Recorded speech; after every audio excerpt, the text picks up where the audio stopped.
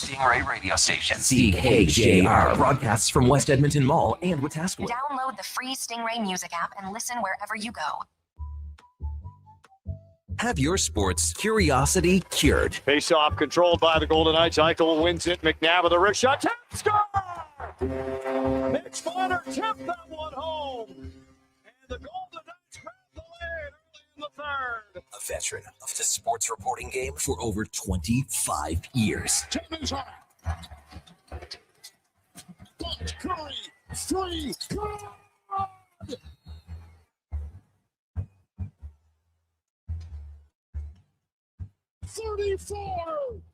34 for Curry. Breaking down Edmonton's favorite teams. Here's Bedard down the wing.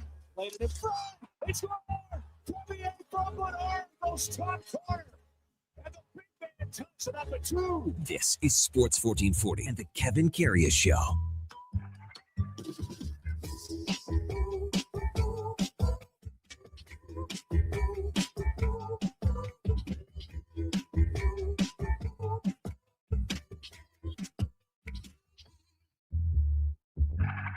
All right, here we go for Saul 646, Thursday, April the 16th. Oh, just yuck.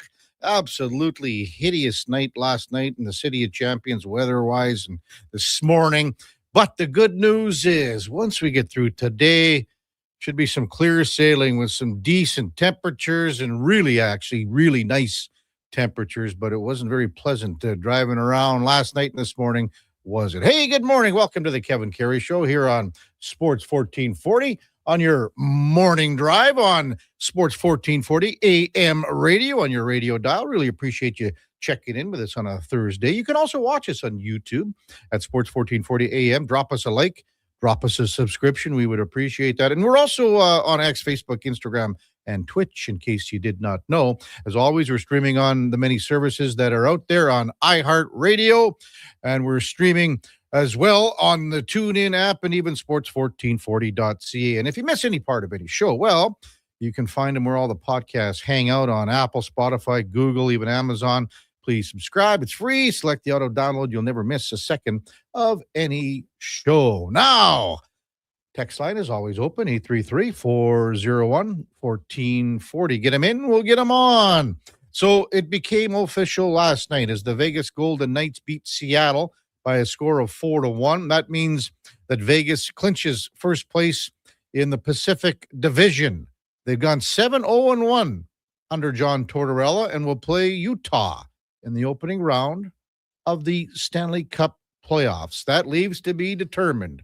Seeds 2 and 3 in the Pacific Division and wild card number 2. So the simplest way of terms, and that's how we put it yesterday, if the Oilers can snag 1 point, just 1 point tonight against the Vancouver Canucks, the Oilers will clinch second place in the Pacific Division and open up on home ice against either Anaheim or the LA Kings. Both those two teams are in action tonight as well. Anaheim takes on the Nashville Predators. LA is in Calgary to play the Calgary Flames. So it's quite simple. Depending on what the Oilers do, and if they get that 1 point, they get second. If Anaheim gets 2 points and wins tonight, and LA gets 2 points and wins tonight, Anaheim is the 3 seed, and will be the Oilers' opponent in the first round. If somehow the LA Kings get 2 points and maybe Anaheim just gets 1, well, the Kings would flop over Anaheim and play the Oilers for the 5th time in the Stanley Cup playoffs, and the Anaheim Ducks would get the honor of going to Colorado to play the Avalanche in the opening round of the Stanley Cup playoffs. So text rolling in 833-401-1440. The Schwackhammer texted in and wanted to know exactly what the situation was. Well, I think that's explained it as well as it possibly can there, Schwack. So some other texts sliding in too as well. We'll get to those as the morning progresses. So we knew the dance partners for the Eastern Conference yesterday, but just to go over them one more time, Ottawa will take on Carolina. The Sens, by the way, beat the Toronto Maple Leafs by a score of 3-1 last night. So with that loss, the Leafs as far as a draft lottery situation goes, will have 41% chance to get in the top 5. So a 41% chance to be in the top 5. Now, if that happens, they don't have to give up their first-round draft pick to Boston that was traded in the Brandon Carlo deal. So that's a big, big thing. That's the thing that everyone will be watching on lottery draw night. So if the Leafs get into, say they get 6th, that means that pick goes to Boston. If they stay in the number 5 hole, they can keep the pick. Also, again, so it'll be Philadelphia and Pittsburgh. That's been known for some time now. It'll be Boston taking on the Buffalo Sabres, and Montreal visits Tampa Bay. So just awaiting what's going on in the Pacific.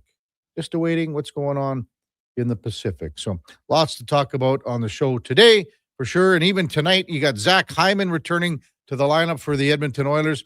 At practice yesterday, he was playing with Connor McDavid and Matthew Savoy. Could very well be that's how the Stanley Cup playoffs start for the Oilers, with that line intact. Everyone wondering about Leon Draisaitl. How close is he? How far is he? We will know more in the days to come, but he will return to the Oilers lineup at some point in this series against whoever their opponent is. So, Hyman's back in. You've got some possibilities for some milestone nights for the Oilers here against the Vancouver Canucks tonight. Connor McDavid, he's at 48 goals. Vasily Podkolzin's at 19 goals. Ryan Nugent-Hopkins is at 19 goals. The one thing that we do know about Connor McDavid is he's going to be, he will be a finalist for the Hart Trophy. I think it would be between Connor McDavid and Nikita Kucherov who gets this award this year. And I think the way McDavid has played down the stretch here, I would think he would be a little bit of a favorite. Maybe there is voter fatigue, but he deserves the Hart Trophy this year. So does Nikita Kucherov. Both had fabulous, fabulous seasons. But last night, Connor had a healthy lead on the scoring race, the Art Ross Trophy over Kucherov. And obviously, I think he needed a 5-point night, didn't get it. So Connor McDavid woke up today winning his 6th Art Ross Trophy. That is an amazing accomplishment to tie Gordie Howe, Mario Lemieux for 6 such awards. Only Wayne Gretzky has more at 10. And Connor McDavid, he's still got a half dozen good years ahead of him. He could pass Wayne Gretzky for Art Ross trophies. In the NBA last night, oh boy, the Orlando Magic, Duke's Magic, lose to Philadelphia 109-97. So that means Philadelphia moves in to the dance and will take on the Boston Celtics. Orlando, so it'll be with that loss, it's the Hornets and Magic to continue on in the final play-in game. Also out west, Golden State, man. We talked about it yesterday. They've got some experience. They've got their battle tested, and it came to the forefront yesterday and last night. Golden State beat the LA Clippers 126-121. So the Clippers are out. Golden State will take on Phoenix with the winner moving on and the loser out. 7:09 in Edmonton. Hey, let's welcome in the Duke of Delburne on a Thursday morning. Duke, did you just cuddle up under your big blankie last night? I was out and about. We had a little get together arranged by Mark Spector. Really? For the retirement of Dan Barnes. Okay. So there was about 10, 12 members of the media that met at Kelly's Pub. Sounds like a good time. Yeah, I left earlier. Smart. Well, some guys in the media have to be responsible, Duke. Of course. Unfortunately, for 30 years, I was not one of those guys. Well, you just got to take your turn, right? You put in your shift as being the irresponsible guy, and now it's your turn to maybe call it a night a little bit earlier. You got early mornings. There's Cam Tate was there last night too, Duke. Some guys I hadn't seen for years. Norm Cowley used to be at the Journal. Con Grakowski was at the Sun for many years. So I hadn't seen those two guys for a long time. But Mark Connolly from CBC was there, and Jim Matheson. I had to grease Maddie. I come in as soon as I get in. Everyone's got a beer in front of him. Maddie's got an entire bottle of white wine in a pail of ice. And I said, Maddie, and he goes, "Hey, it's cheaper. It's half price wine Wednesday." So anyway, a lot of chuckles, a lot of laughs. Getting downtown, Duke. with the conditions and the construction. Really good, I bet. It is a total waste of time. It took me a half an hour to get downtown and a half an hour to get out. Took me an hour to get back here to the west side from Argyle Arena at granted, it's at 5 o'clock. So you're kind of peak rush hour, but still unreal. It was preposterous. I did not have an enjoyable time. I don't do very well in that stop and go type traffic inside the city. It just drives me absolutely bonkers. I had to take a couple deep breaths yesterday. But no, I was on the couch once I did get home around 6 o'clock or so by the time I finally made my way back home. Right at time to kind of dip into the Jays game, obviously. Game number 2 of the set in Milwaukee. A little bit of a disappointing result there as they can hold on to a lead that they had cultivated for themselves. So that wasn't very good. Caught a little bit of the basketball game. I didn't watch all of them by any stretch of the imagination. And yeah, pretty chill night. I know these next couple weeks, couple months are going to be pretty much full throttle from an NHL playoff and NBA playoff perspective. So sometimes you got to take the I don't know if you call it a night off from the screen to that extent a little bit, and maybe just watch something a little light, get a few laughs in, call it an early night in bed by I think it was 10:15 or so for me, which was a welcome change. So we had the basketball game on at Kelly's there for in the background, also the Jays game because it was just near the end, and man, the Jays so losing 2-1, and what did you make of the end of the game? So Rogers came in, and Duke, I'll be honest, because it's just in the background and it was hard to tell, but that swinging bunt that Valenzuela, that was a tough play. And they gave him an error on it, I think. There's only one charge there to the Jays in the game. I'm trying to think back if there's anything else that would stand out. I'm looking at the box score now. The full box score, yeah. I don't know. I didn't really have a good replay look at it. I don't know if you remember the play. Oh, yeah.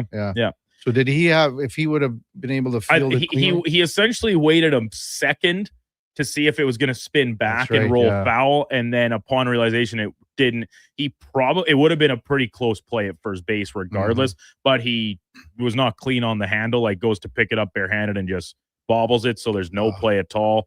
And that kind of sets up the little bit of dink and dunk for the rest of the inning. The continuation of the inning, a matter of fact.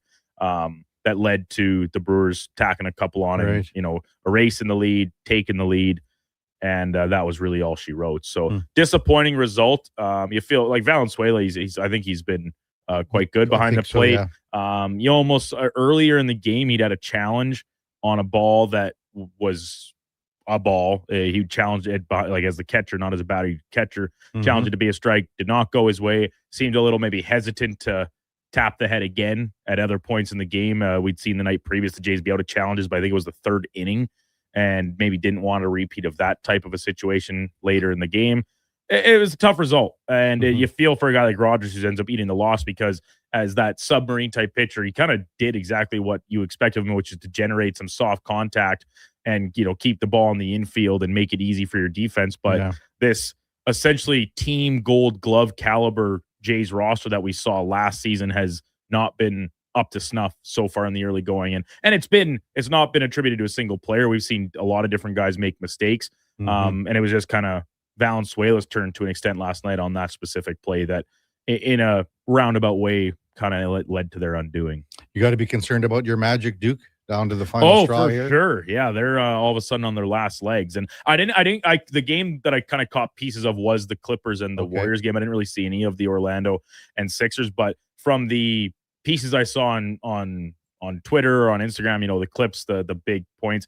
I mean, you got to give credit to Philly in a game where you're without Joel Embiid, who is still your best player. Tyrese Maxey's not a bad guy to go to all of a sudden as your new number one without Embiid in the lineup. He had 31 points, was excellent. The Magic, hey, they're going to be in tough. Charlotte is as hot as any team in basketball right now, and they'll duel it out for the 8 seed tomorrow night. I still got to hold out faith. I like Charlotte. I like what they do. We saw LaMelo Ball get a fine for that trip that he had on Bam Adebayo from the game the night previous. So we talk about fines you can get in the NHL, Kevin. It's like always maxes out at $5,000 because it's just whatever percentage of the CBA. $35,000. See, that's what LaMelo Ball was fined for this play, and in retroactively, It's upgraded to a flagrant. I don't really know if that matters in any way, shape, or form in the grand scheme of things. I'm sure the Heat probably feel like they are done a little bit of a wrong here because you lose your best player pretty early in the game. He's not going to be suspended, but yeah, $35,000 is what his fine shakes out to be. If the players in the NHL want to take responsibility for their actions and talk about player safety and everything like that, they have to be on board with that amount of fines in the NHL moving forward, like the NBA. Yeah. They have to. One of those things. Good stuff, Duke. Coming up on the big program, Sean Hutchinson from the fourth period covers the Boston Bruins. He'll be with us right after the break. So we'll preview that Boston-Buffalo series. And, how about Victor Arvidsson, man? What a year for the Bruins. 25 goals is simply amazing after, the Oilers sent him that way to Boston here. Holy cow. That was an amazing season for him. And we'll get Sean's thoughts on Arvidsson and other things Bruins-wise. Mark Spector, Frank Seravalli, our double-barrel shotgun hockey insiders at 8 o'clock and 8:20. Patrick Johnston from Post Media covers the Vancouver Canucks. We'll slide in at 9 to see the direction of this franchise, where it's going, how disappointing the season was, how long it's going to take for this team to get back on track out in Vancouver. The Caminator, Cam Tate, another edition of Cam and Eggs. Oh, he was pounding him back last night. I made fun of him because he was just drinking Pepsi. He says he can't drink much anymore, so he was just drinking Pepsi. I said, yeah, whatever. There's a triple rum and Coke in there, isn't there? Never mind, he said. And Zach Lang from Oilers Nation will be by at 10:20. When we come back, Sean Hutchinson from the fourth period covers the Boston Bruins. It's Kevin Karius Show with the Duke of Delburne, Josh Fenwick on Sports 1440 AM radio. We're streaming on YouTube, X, Facebook, Instagram, and Twitch. Who's sad working on it?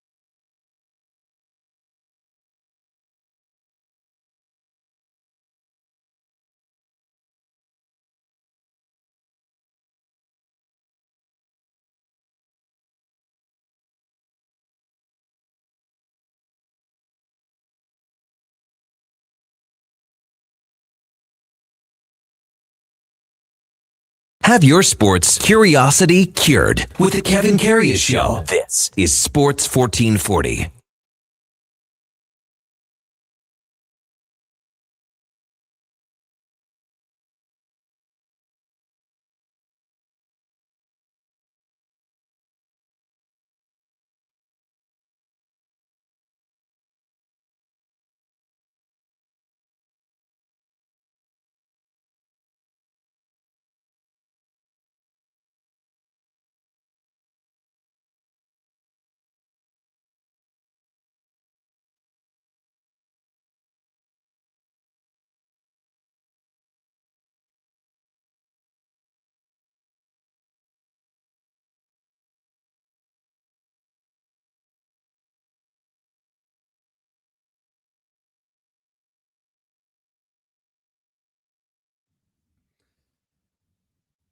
All right, welcome back to the big program. 7:21 in Edmonton, and time now for the Puck Report. Brought to you by Fountain Tire, and at Fountain Tire, we take care of your vehicle and your vehicle only. It's our focus, and your focus is to enjoy the spring driving worry-free. Book your appointment at fountaintire.com today as we welcome back Sean Hutchinson from the fourth period. Good morning, Sean. You're with Kevin Karius. Thanks for jumping on Sports 1440. Again, really appreciate it.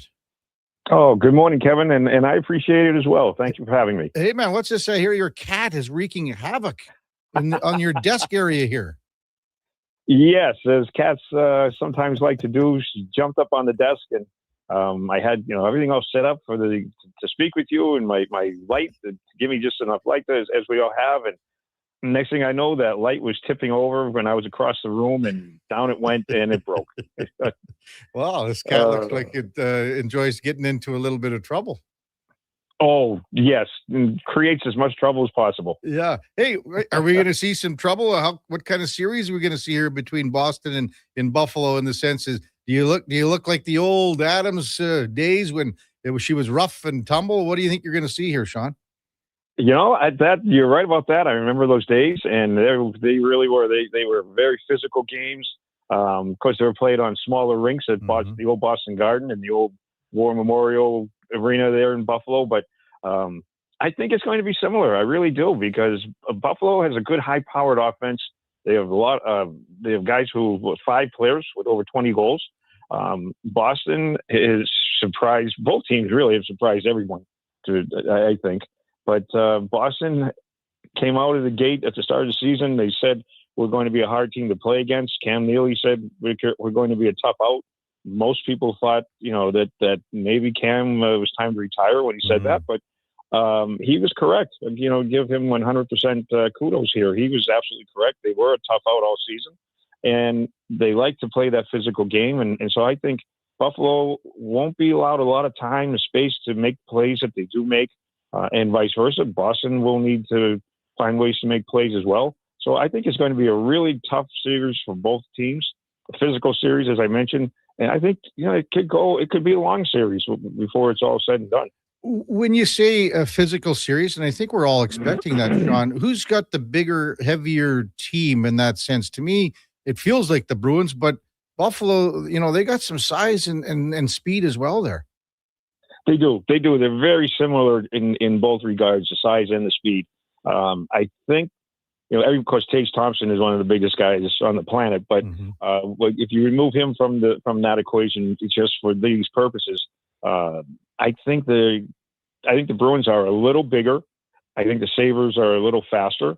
So that's going to be really interesting to watch. Can the Bruins slow them down with the physicality? Can the Sabres avoid being slowed down? So, again, going back to that physical, what we all expect to be a physical series, I think it will be coming down to those two things: that can Buffalo maintain their speed, fight through the checks, and can the Bruins, vice versa, really slow them down? Sean Hutchinson from the fourth period with us on the Kevin Karius Show here in Sports 1440. What about Victor Arvidsson and the season he had here, Sean?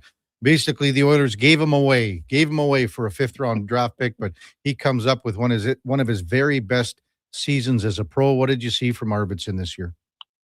Well, yeah, you're right. They did give him away, and on the Bruins end, one of the best trades that Don Sweeney has made, I think, in his career, bringing in Arvidsson. Of course, when he did make the trade, many people, myself included, thought, Arvidsson's a nice piece, and he'll be probably a good 10, 15 goal scorer and provide speed and make plays and set up teammates for scoring chances.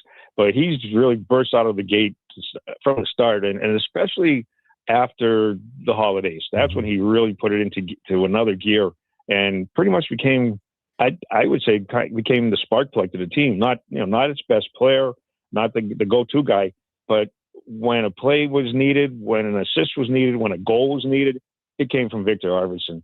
And, he played 69 games on the season, 25 goals, 29 assists, 54 points, a plus 20. I know that plus minus that's a debatable stat these days, but it still does carry some weight. So having a plus 20, he also was tied for the team lead in game-winning goals this year with 6 goals. So he, like I say, especially since Christmas time, he really burst out of the gate, and he's been one of the Bruins' go-to guys. Sean, did he play with Pavel Zacha for the most amount of timeshare? Would you say for his centerman?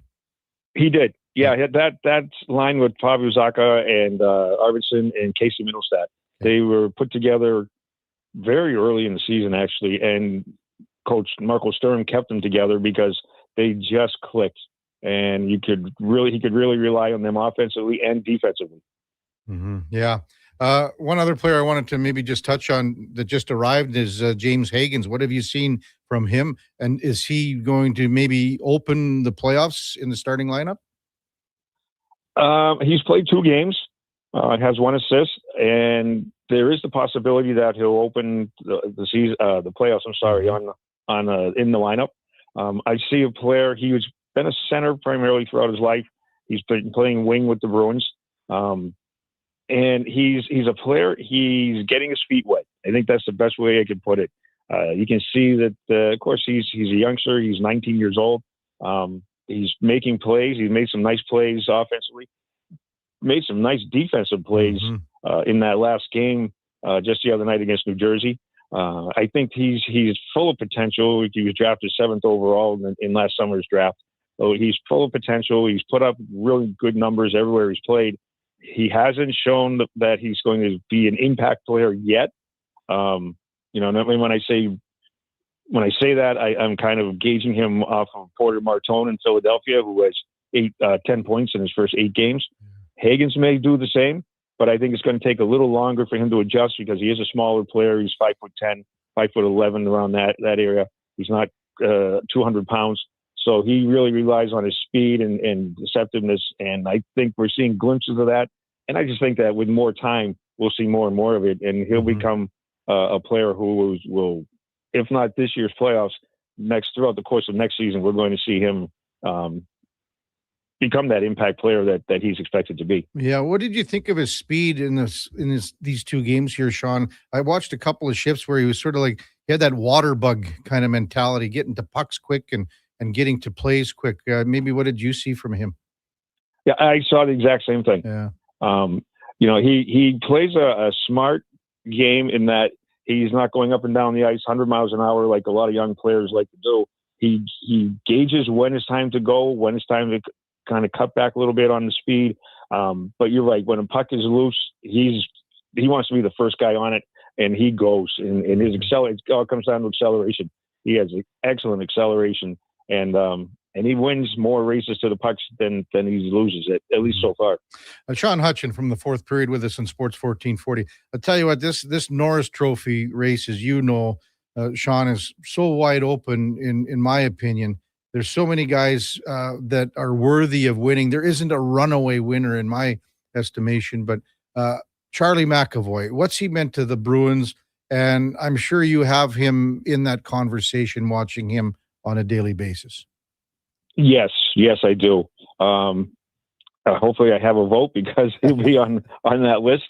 But yeah, he's in fact, I was talking about this with just a couple of the people in the press box at the New Jersey game, and this has been his best season as a Bruin.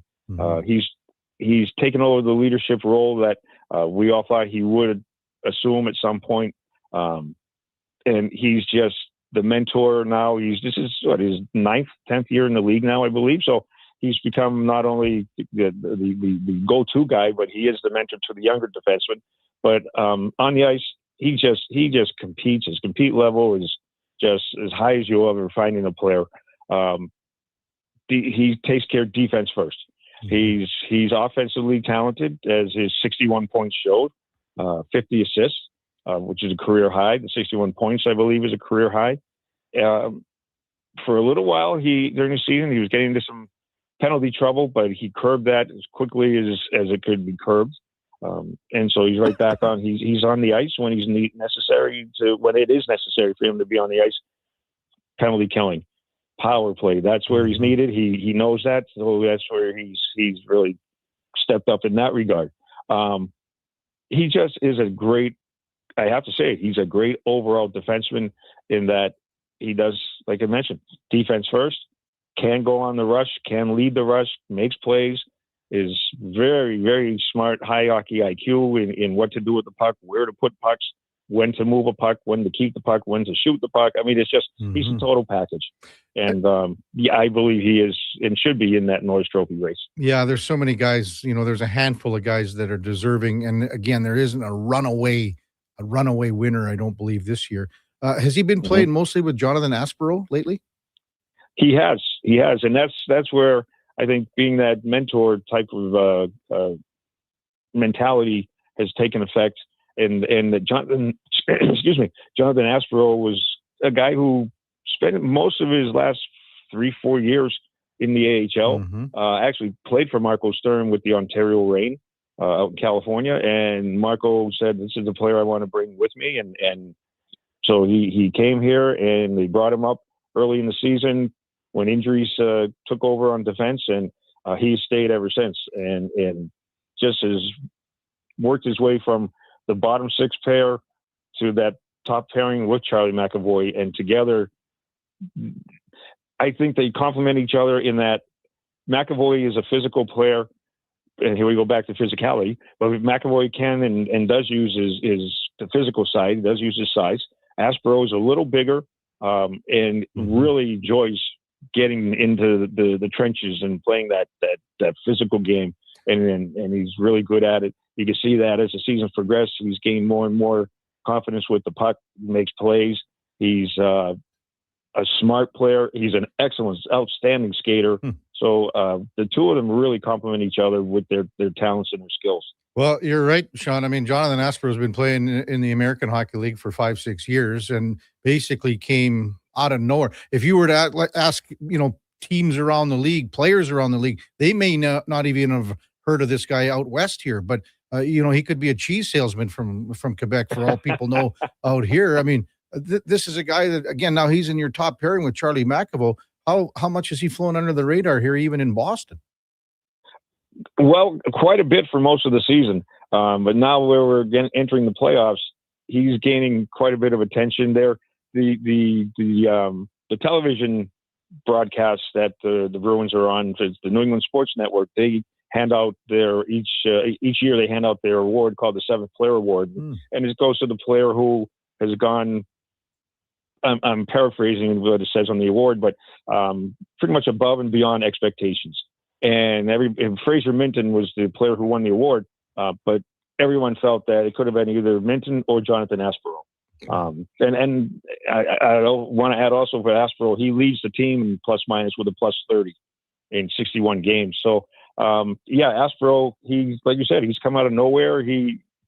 Most people around the league, I talk with people, of course, from around the league at other cities in the media, and I'll mention the names of different players, and I'll say Jonathan Aspero, and sometimes I get that look, and followed by, I'm not familiar with him. Exactly. Yeah. And I'll say, that's okay. Join the crowd. Yeah. I know, like, he was in the Flames organization as well. He played for the Wranglers in Calgary and stuff like that. Sean Hutchinson with us on the Kevin Carey Show from the fourth period. David Pastrnak. So just looking at his goal totals, and if you look at him from several years and going back, a little lower this year than normal. He had 61, as you know, as a career high a few years ago. Sean, was he not shooting as much this year, or was he deferring because teams were focusing and keying on him?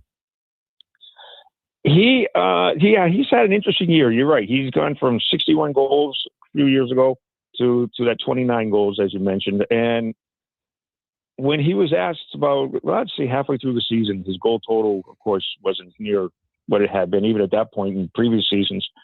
He said that all the way coming up through even his years as a 14-year-old, 15, 16-year-old, he was more of a playmaker. He enjoyed getting the assists more than the goals. And he said, with this team, I think I'm more suited to help this team win by making plays and gaining assists than just shooting the puck all the time and scoring and trying to score 50, 60 goals every year. And I think a real good example of that is Morgan Geekie. I mean, Morgan Geekie is a guy who he was another player. Maybe 2-3 years ago, a lot of people probably looked at his name, had the same response as Jonathan Aspero, and saying, I don't know this player. Who is he? What has he done? And this year, 39 goals. And I think a lot of that I know a lot of that has come with playing on the line with Elias Lindholm and David Pastrnak, two players who can thread the needle when it comes to passing the puck. And they do that, and Geekie has the powerful shot, and he's benefited from playing with Pasta in that, again, Pasta said he likes to set up goals just as much as scoring them, and with 71 assists, it's been working for him. Well, everyone knows the series comes down to goaltending. It's one of the key things. We know it's going to probably be first and foremost in this series. I'm looking at Jeremy Swayman and thinking about how well he played this year. And to me, that's the X factor over what Buffalo can offer. Maybe just give us your opinion of how you thought Swayman had, what kind of season he had, and how you would kind of categorize and break down this goaltending matchup in this series with Buffalo. It will really, I really do believe it's going to come down to goaltending, aside from the physical part. But Jeremy Swayman, I believe, should be in the talk and in the mix for the Vezina Trophy. This was as a total opposite season from last season, and I hesitate thinking about how I should say that, because last season was just not a good season for him, and he'd be the first one to say that. So. And has said that, and he's bounced back this year. He 54 starts, 31 wins, a 2.71 goals against average, a 9.08 save percentage. He's as I say, he's really does deserve to be mentioned with the other goaltenders who are being mentioned for the Vezina Trophy, and his partner in Joonas Korpisalo. He's had a really solid year. The numbers aren't exactly where all goaltenders and observers would like to see them, with a 3.15 goals against average and 8.94 save percentage. But in 28 starts, he's won 14. So he's 14-9. He comes up with just great saves, huge saves when it's necessary. He's won a handful of games when the team maybe didn't have, that the energy level wasn't there on say back-to-backs, 3 and 4 nights, and he's come in and he's really, really helped put this team on his back, and just has played some outstanding hockey as well. When you compare the two teams in the goaltending, with the Sabres in Luukkonen, another outstanding goaltender in the league, 34 starts, 22 wins. He's again, I'm hesitating in that. Is there an advantage? Does one team have an advantage over the other? I think I would put Swayman. I would give him the advantage over Luukkonen, but it's a very slight advantage because Luukkonen has won some games on his own for the Sabres this year. So, you add it all up, and I think, like I say, it's going to be a fun series to watch. It's going to be very intense. And it could go 7 games. Yeah, it could very well. One last one for you, Sean. And how has Marco Sturm been able to pull this all together in Boston as a rookie head coach? That's a great question. And the other night after New Jersey, he was talking about how much he appreciates the assistant coaches and everything they've put into it. And he said that he knew he had his work cut out for him when he came here. And he again, going back to that saying of we're going to be a hard team to play against. That was one thing that he said at the start of the season. And it took a while because he brought in brand new systems, as some coaches do when they're first starting out with a new team. But he brought in a brand new system where the defensive zone, they had to go from playing that almost like a zone defense to man on man. And players struggled with it, and players just kept with it, and he wouldn't change. Marco Sturm wouldn't change a thing. It was just, you guys are going to get it. He was encouraging. You're going to get this. It's going to work. You'll see. And as time progressed, they did get it, and it has been working. They can shut down the neutral zone better than the Bruins team has in a long time, and that's all because of what Marco Sturm has brought to the equation. And the players believe in him. He has an outstanding way of working with the players. He's a coach. He's kind of almost like a new generation of coach in that he's not afraid to put the young players on the ice. He's not worried about, well, if they make a mistake, it may cost a goal. No, go out and play your game. And if you make a mistake, don't worry about it. Forget about it. Get ready for the next shift. And the players have all gelled around him, and they want to play for him. They really enjoy playing for him. They believe in him, and it's a really good mix between coach and players, because he believes in his players as well, and he is very effusive in praising them, not only in the room but in public. And you can see that everybody is pulling on that rope in the same direction, from the head coach on down to the players, and it's worked. It's really worked. And someone asked me just the other day, is he the MVP of the team? And I said, if there was an MVP award that included the coaches, he'd be in the running for it for sure. Great insight, Sean. Really appreciate you coming on. Enjoy this series. Congrats to a great season of covering the Bruins once again, and hopefully you can get that cat under control here, Sean. Well, yeah, I believe the cat is all tired and has just decided to take a nap, so we're good for a few minutes anyway. I'm picturing that scene from that movie Babe with the pig and the cat in the house and going bananas here. So, oh yes. Thanks, Sean. Have a good one. Thanks for coming on. Really appreciate it. Thank you, Kevin. I appreciate it as well. That's Sean Hutchinson from the Fourth Period in Boston. Covers the Bruins, does a great job of it. And the Puck Report brought to you by Fountain Tire. Check him out at fountaintire.com today to book your appointment.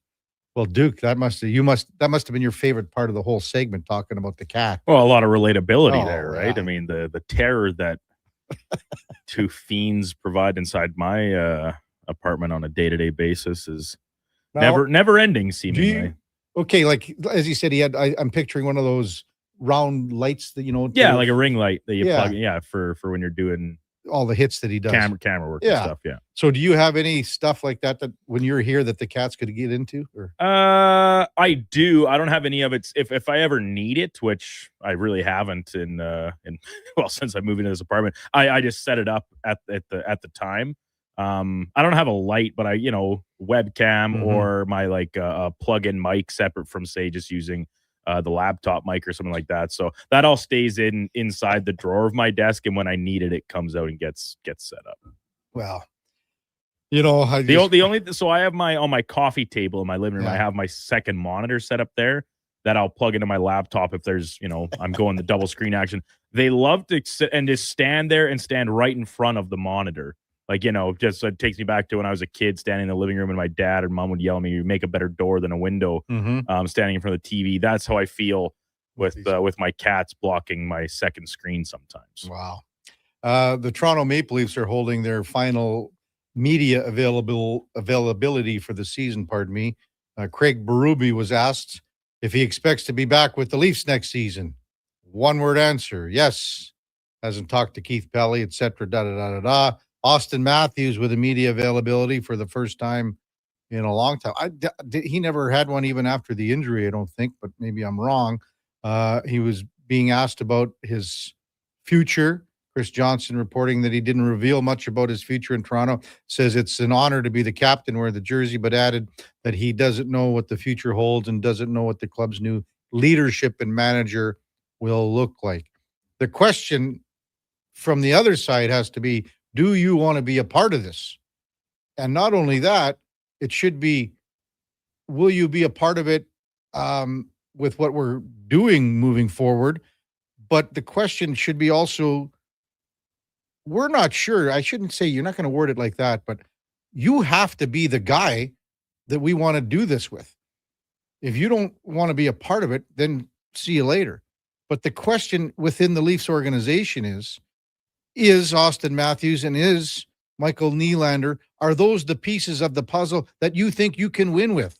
If you don't think that those are guys that are going to go to the wall for you night in, night out, well, why do you want them there anyway? A lot of problems in the big smoke. When we come back, maybe we'll hear for some. I mean, Zach Hyman spoke yesterday. We got a lot of options moving forward, but we also got Mark Spector.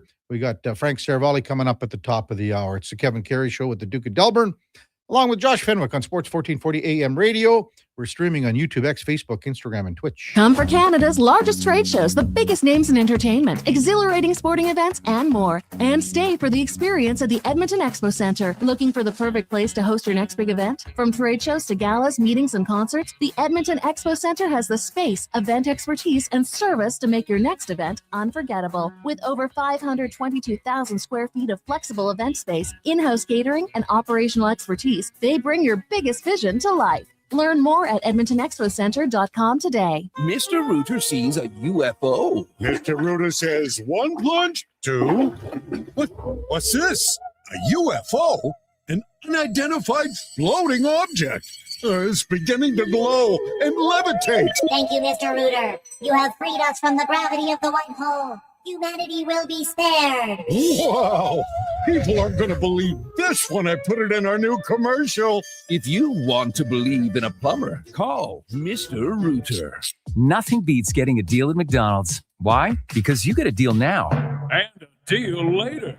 Redeem an offer from the latest mailer or the McDonald's app and dig into instant savings. Plus, you earn points towards Free McDonald's. Now that's what I call A double whammy of deals. Why does that keep happening? Deals sent right to your door.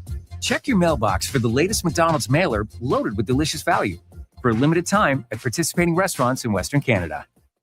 This hockey season, before every game, check out the pregame show with Andrew Walker on Sports 1440. It's brought to you by Titan Supply, your only source for rigging, lifting, and hauling products. Visit titansupply.ca.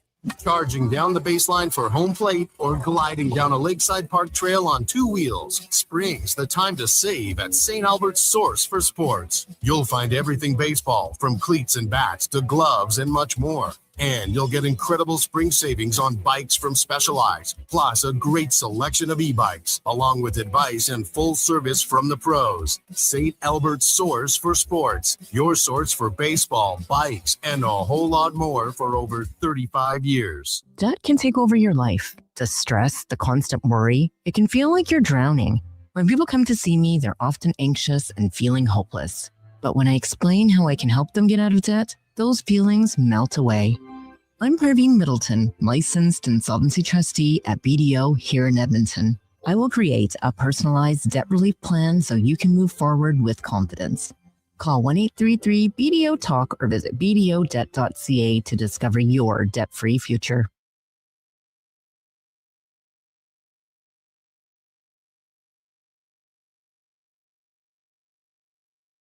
Sports 1440. All sports, all day. On YouTube, Facebook, and X. Thanks for listening to Edmonton's sports leader.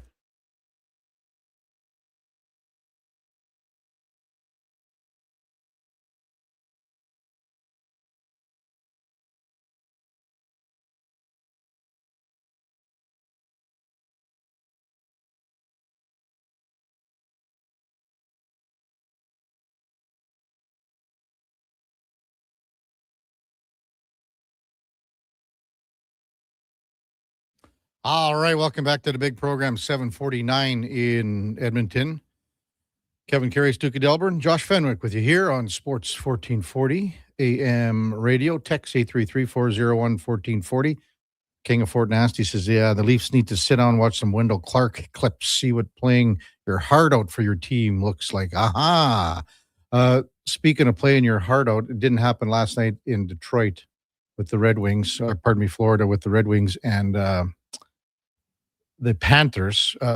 Got a bit, hey, credit to Michael Benning. Shout out to Michael Benning. We had the dad, Benji, Brian, on a little while ago when Michael was playing in town for the Florida Panthers. He picked up, 2 assists that game. Was really good on the blue line. Looked just fine with injuries. He's been playing regularly in Florida, and Michael Benning scored his first 2 NHL goals last night. So congrats to Michael Benning. Hey, we were talking about Rick Bowness and how he went off after that last Columbus loss. Well, if you watched Todd McClellan after that loss last night, you would have thought his head was going to pop off. he was so close to losing his mind like Bonus did and going total whack jobby on his team because they lost 8-1. But you could see him trying to pull back the reins because, as a coach, you have to pick and choose your spots. The difference between those two coaches, again, like Rick Bonus is playing with house money, as I said yesterday. He's a coach that can say that kind of stuff to the media, that gets posted everywhere, gets put on every sport highlight show, gets put on every radio talk show. Because, again, he's playing with house money. He doesn't have to come back. He might not want to come back. Maybe he wants, as a 71, 72-year-old guy next year, not to coach in the NHL and go through the daily rigors of how tough the grind can be and how stressful every loss is and how it eats away at you and every player that turns into a coach will tell you this. When you lose as a player, you lose the game and you might forget about most of them sooner than later. It might be overnight. You might get home and put on something and watch something with your wife or whatever, and you might forget about that loss. As a coach and a coaching staff, those losses eat at you. They tear you up. And it just rips you apart. And that's why you look at all these coaches and they look like they're 1,000 years old. You think about how coaches age because it just the amount of worry that you put into every little single detail, it drives them nuts. And again, players forget about losses way sooner than coaches. Text 833-401-1440. Dallas is 8. There's zero player leadership in Detroit. You think Patrick Kane wants to play hard hockey into May and June? Not a chance. They've been constructed on that team very well. Who does that fall on? Well, I guess you're talking about Steve Yzerman. We were talking about 3 days ago, we had John Michael Lyles on. His teammate, former Oiler when they were playing in Michigan, Sean Horkoff. Sean Horkoff's the assistant GM in Detroit. This is a guy that no one brings up. No one brings up as a guy that would be a general manager right now. Maybe he's not ready. Maybe he isn't ready. But he's got to be pretty damn close. He's been grooming himself, like John Michael Lyles has said this, for a management position in this league for 25 years when they were back in Michigan. And then when Horkoff came here, you could see it already.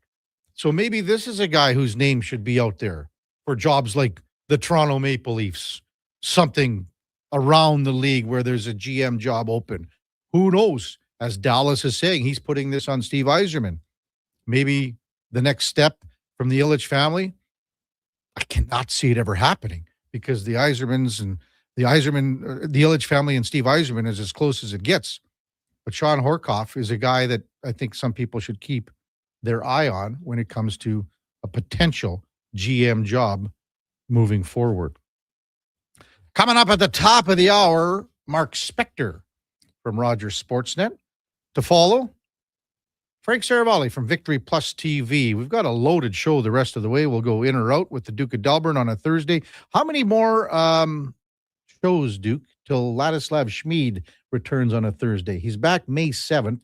So we got probably 2 to 3 more shows after today. Mm-hmm. So sometime in that area, there'll be 2 more after 23, 30, and then the 7th would be the Thursday thereafter. Yes. So sometime Ladislav Schmid will be back with us on a Thursday. And again, Laddie will slide in for May and then June, and then he's back to the Czech to coach Sparta Prague. So we'll have Laddie for about, half dozen more shows moving forward. Time now for a Sports 1440 update brought to you by Sean Cunningham of Remax Real Estate. Get the home team advantage for your next move in the Edmonton area. If you are thinking about buying or selling a home, call or text Sean directly at 780-265-0165. Here is the Duke. This is a Sports 1440 update.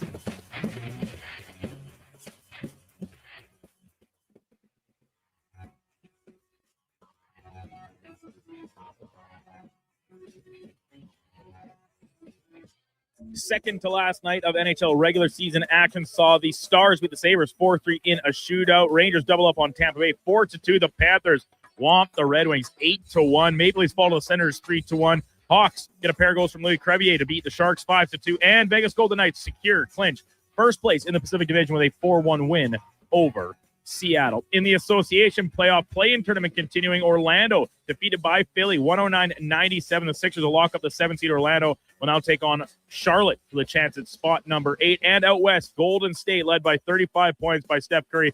They complete the comeback in the second half to beat the Clippers 126-121. Golden State will now take on Phoenix for a chance at the 8th seed in the Western Conference. Over in the majors, the Blue Jays led for most of the night before falling back in inning number 8. They lose to the Brewers 2-1. And around the rest of the league, it was Jackie Robinson Day where we saw some finals, including D-backs over the Orioles 8-5. Red Sox top the Twins 9-5. The Yankees get past the Angels 5-4. Cubbies, they beat up on the Phillies 11-2. And in the nightcap, the Dodgers top the Mets 8-2. Coming up in hour 2 of the Kevin Karius Show, we'll be joined by Sportsnet's Mark Spector and Frank Seravalli from Victory Plus TV. I'm Brandon Douglas at your Sports 1440 update.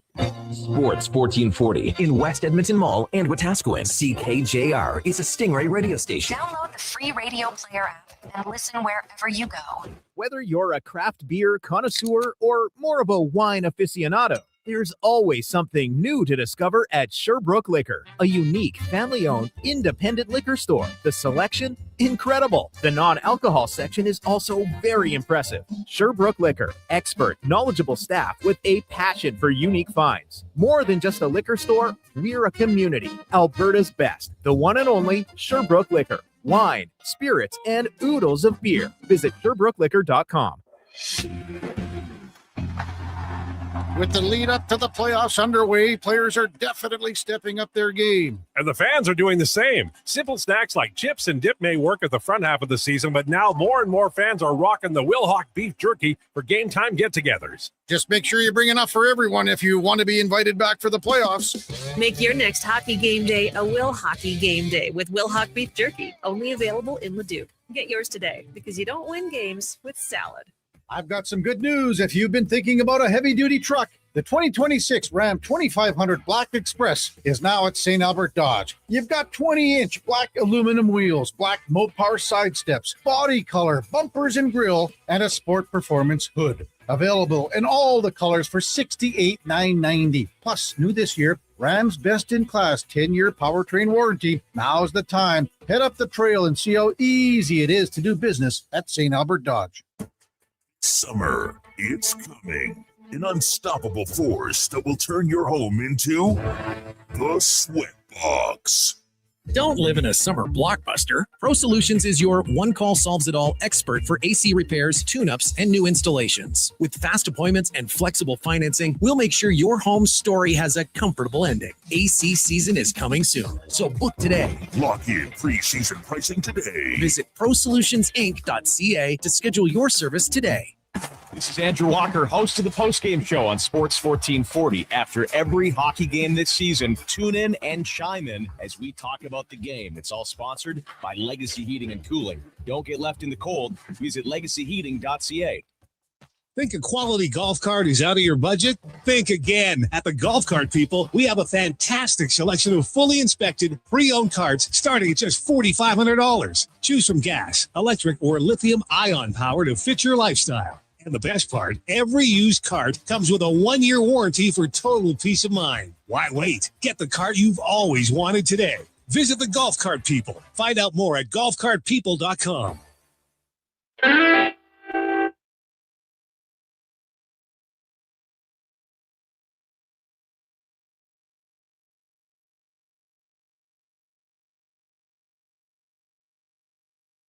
Just in time for the morning skate. This is the Kevin Karius Show on Sports 1440.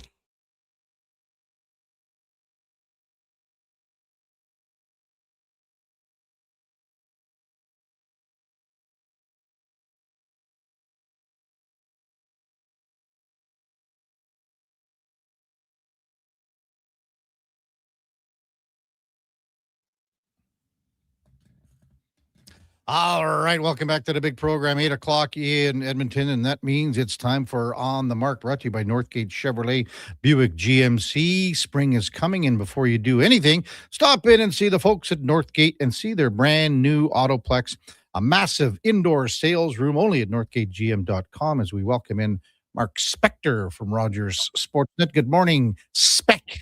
A little heavy head this morning, Kev. A little heavy head. I figured you would, Spec. That's funny. I was telling Duke that I was the first to leave the little soiree last night for Dan Barnes. I wasn't the first to leave, that's for sure. I know that. You know, there's an old story. Don't be the last to leave either. So, did McIntyre show up? Yeah. Ian McIntyre from Vancouver showed up. Wow. Had a couple of pints of Guinness, as I saw, and yeah, it was a fun night. Nice to see old Danny Barnes into retirement. Well, it's funny. You know, the two things that I'll remember the most about last night is most people saying, I thought he retired 3 years ago. When's his last byline? And then the other thing I'll remember, Spec, is Derek Van Diest when he walks in, and we were at Kelly's, and it was basically like Norm Peterson from Cheers. Hey, Derek, hey, Derek, hey. And I said, well, I said to DVD, I said, because I was sitting beside him, I said, so, like, I guess this is your haunt. And he said, yeah. And I said, well, how many times a week do you come here? And he goes, oh, I don't know, a couple times. Well, actually, this week I was here Monday. I came here last night, and I'm here tonight. Probably be here on Thursday after the game. He said, oh, yeah. It ain't a couple nights a week at Kelly's for Derek, for sure. There's no, when you walk in, and 10 people know your name, that's minimum 5 nights a week right there. Yeah. It was good, though. And I mean, I give Maddie the gears right off the hop. Everyone's got a beer. Maddie's got a full bottle of white wine, chilled in a bucket of ice, you know? Yeah, there you go. So the old guy's getting after it. Yeah, but it was good. You had fun, I assume. It was a lot of good stories, old stories. Yeah, you know what? I hate to say it, but a few of the boys are starting to call her quits our age there. Karius. Yeah, and I mean, they're like we having one of those for you or me. I was thinking, you know, I hadn't seen Norm Cowley for years, and same with Con Grokowski for a long time, you know. So right, sure, a couple of scribes, and all of our listeners out there, whoever read the Eskimos, read both those guys. Yeah, for a long time. How about Norm? He's like in his 70s. He's a yogi. He teaches yoga classes. I says, how often have you taught? He goes, the other day, I think I taught my 1700th class. Like, tell you what, I wish I was a 1/20th as flexible as he probably is. Well, and, you know, Norm used to have that old Sam Elliott cookie duster, you know? And he did, he did. You know? And he doesn't, and I had to I did a double take, you know, because I always expected him to have that big white stash. So, yeah, good fun for sure. Yeah, anyway, so we know what happened after last night. Vegas beat Seattle. So, Golden Knights have first place in the Pacific. As we mentioned, Oilers just need the 1 point, and they get second place. They still don't know who their opponent would be in the first round of the Stanley Cup playoffs, but we're getting closer here, Spec, to figuring things out. Yeah, like I'm just looking at the start time of the games tonight. The Anaheim game starts at 6 p.m. our time, and the Calgary game starts at LA at Calgary starts at 7, as does the Oilers game. So it's in Anaheim's hands. So after 2 periods, we'll know if Anaheim wins their game. They're in at least in third. Yeah, and we'll be watching the Oilers to see if they could grab second place. And I don't know. There's just no reason not to get your point or 2 points. Not a point. No. Get 2 points tonight. You got the 32nd place team in town. It's a meaningful game for you. Hyman's back. You're ramping up for playoffs. This is not a time to do. You're not the Detroit Red Wings who played a meaningless game last night and lost 8-1 in Florida.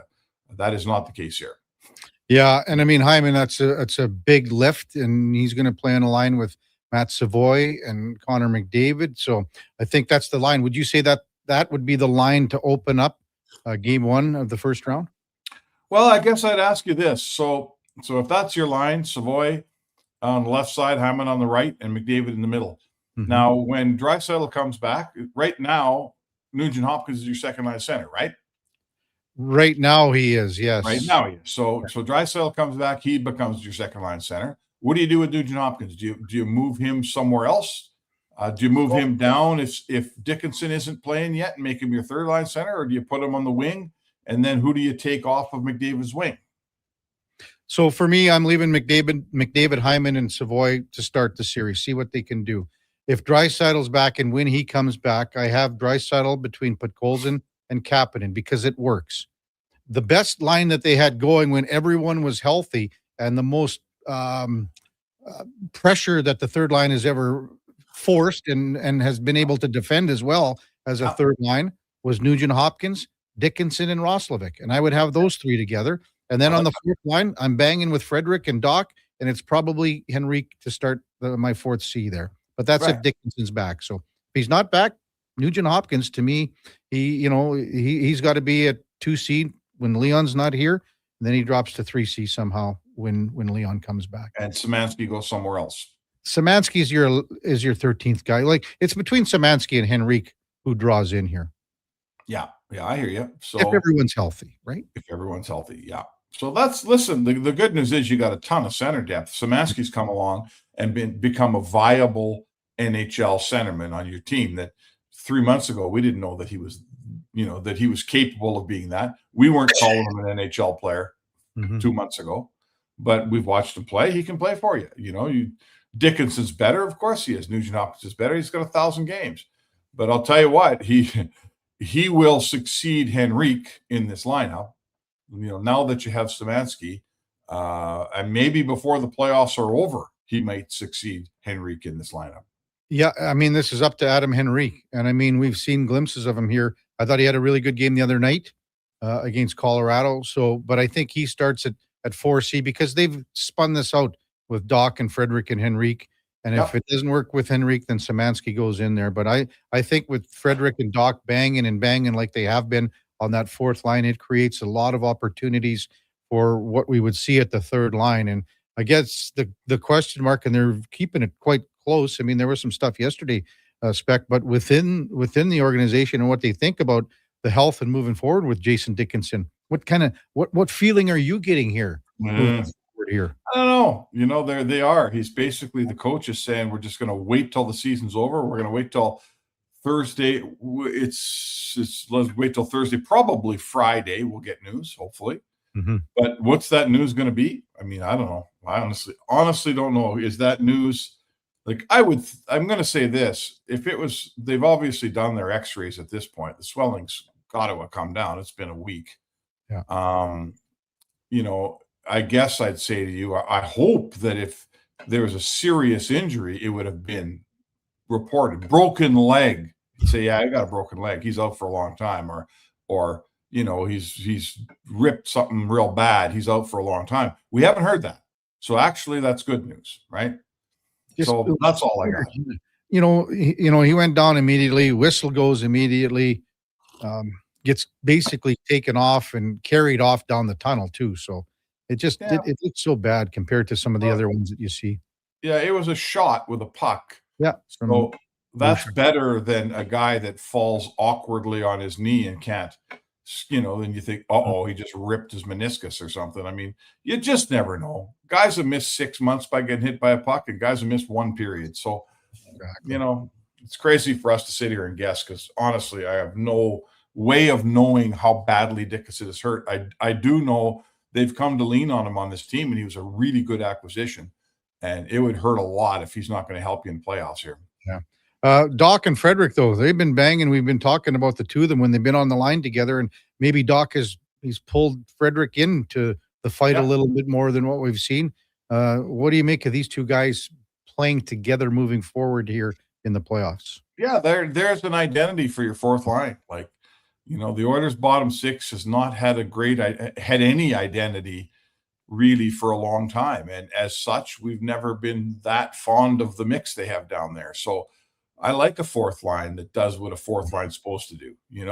They're like, Doc is young and fast and he wants to get in there and pound you. And Frederick's doing the same thing on the other wing. And, and you got a responsible centerman in Henrique that's going to make sure that, we can't get scored on here. and you knock some pucks loose and you create some havoc. And, they always talk about hits in the playoffs being an investment. Well, you get that line out. Let's say you're playing Anaheim and you get that line out against Jackson Lacombe and those guys start burying them behind the Ducks net time or two. That's what you want out of your fourth line, isn't it? Isn't it like, am I antiquated here, or do we still want that out of our fourth line here in 2026? The size is a big thing here. I mean, both, Frederick's moving.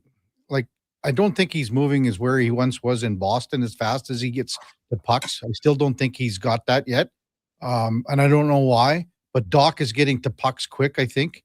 And now I think Frederick's got to get it to that level where they get in so fast and so hard that all of a sudden, whatever defense pairing, and again, it's about investing that physicality spec in a playoff series. You hit guys in game one, you're going to feel it in game 5, 6, 7. That's what it's all about for those two guys. And it does, if it's Szymanski, he compliments them well, and Henrique compliments him well.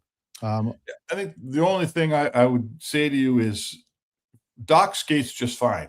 Gets there, no problem. I'm not crazy about Frederick's foot speed at this point. Maybe is it getting? I don't know. I'm not sure. What I just said, it's not. It seems like he's lost a little bit of a step.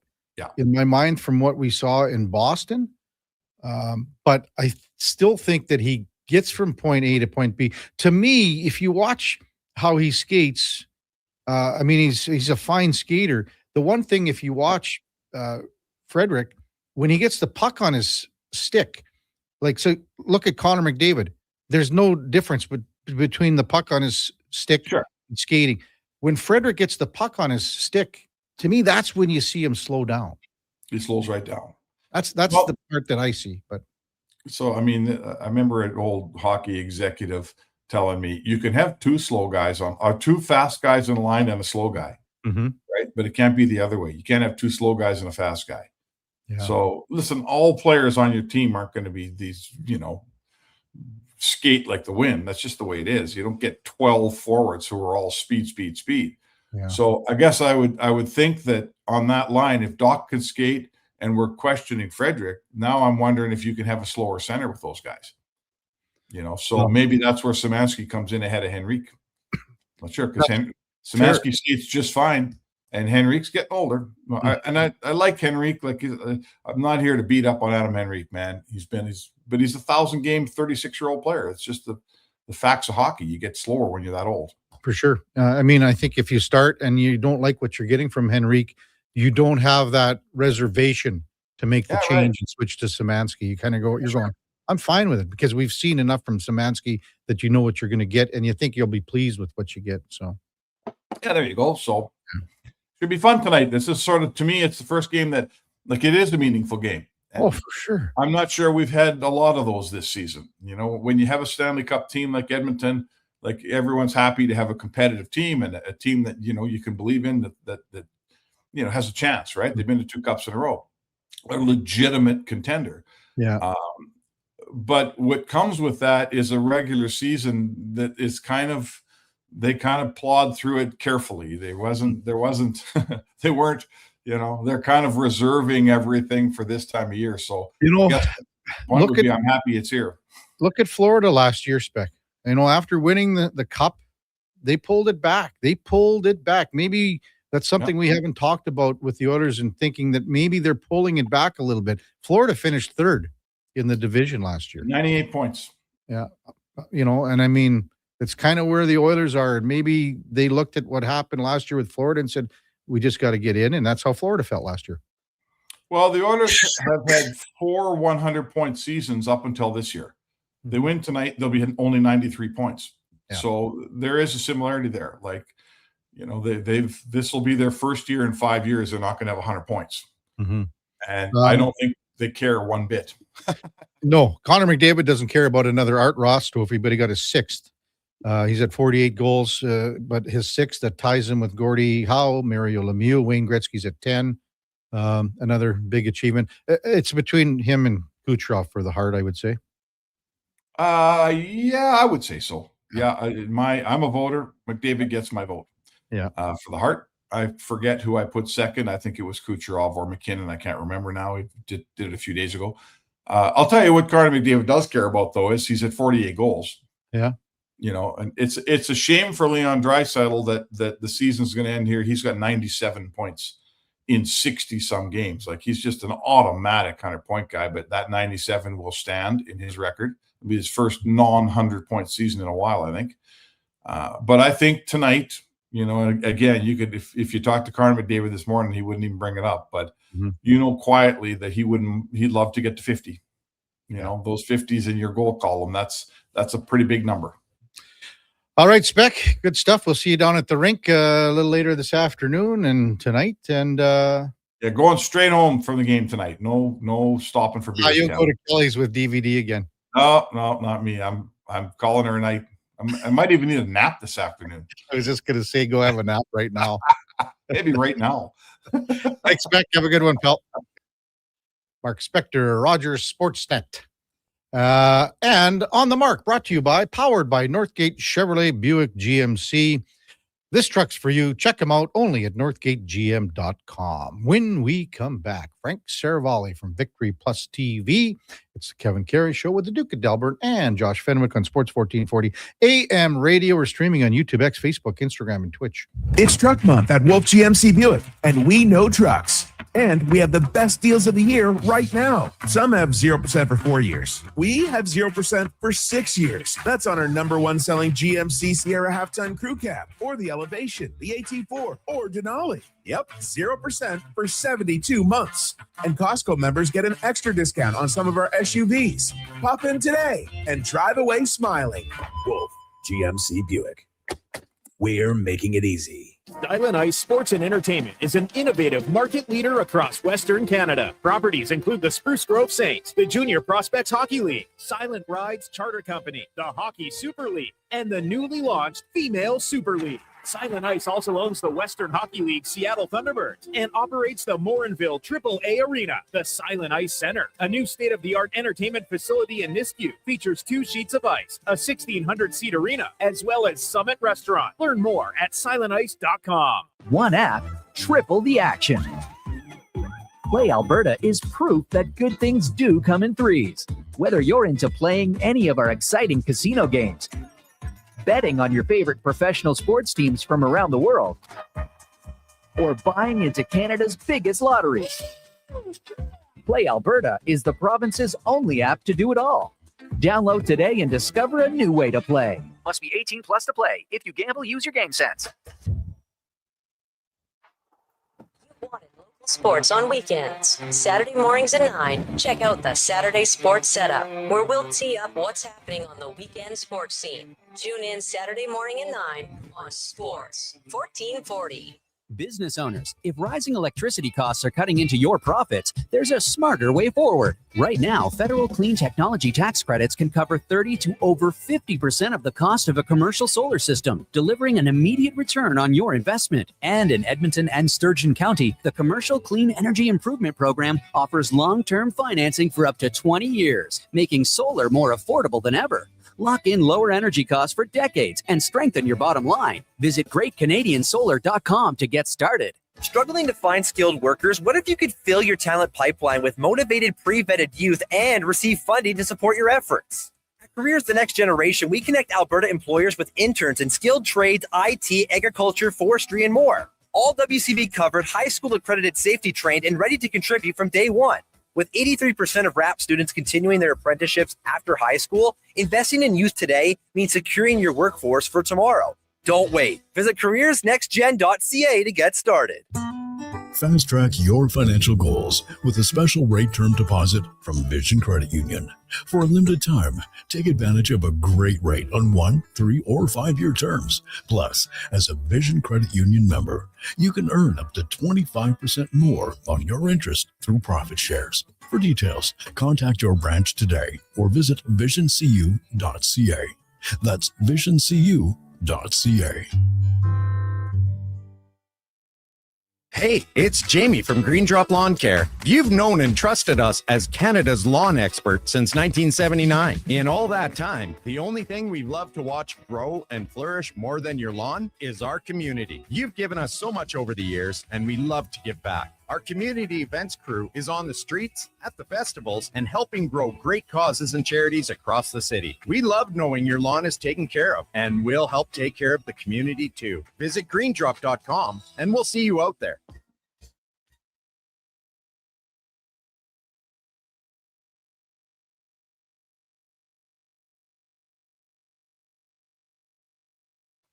Stories, guests, and insights. This is Sports 1440 and the Kevin Karius Show.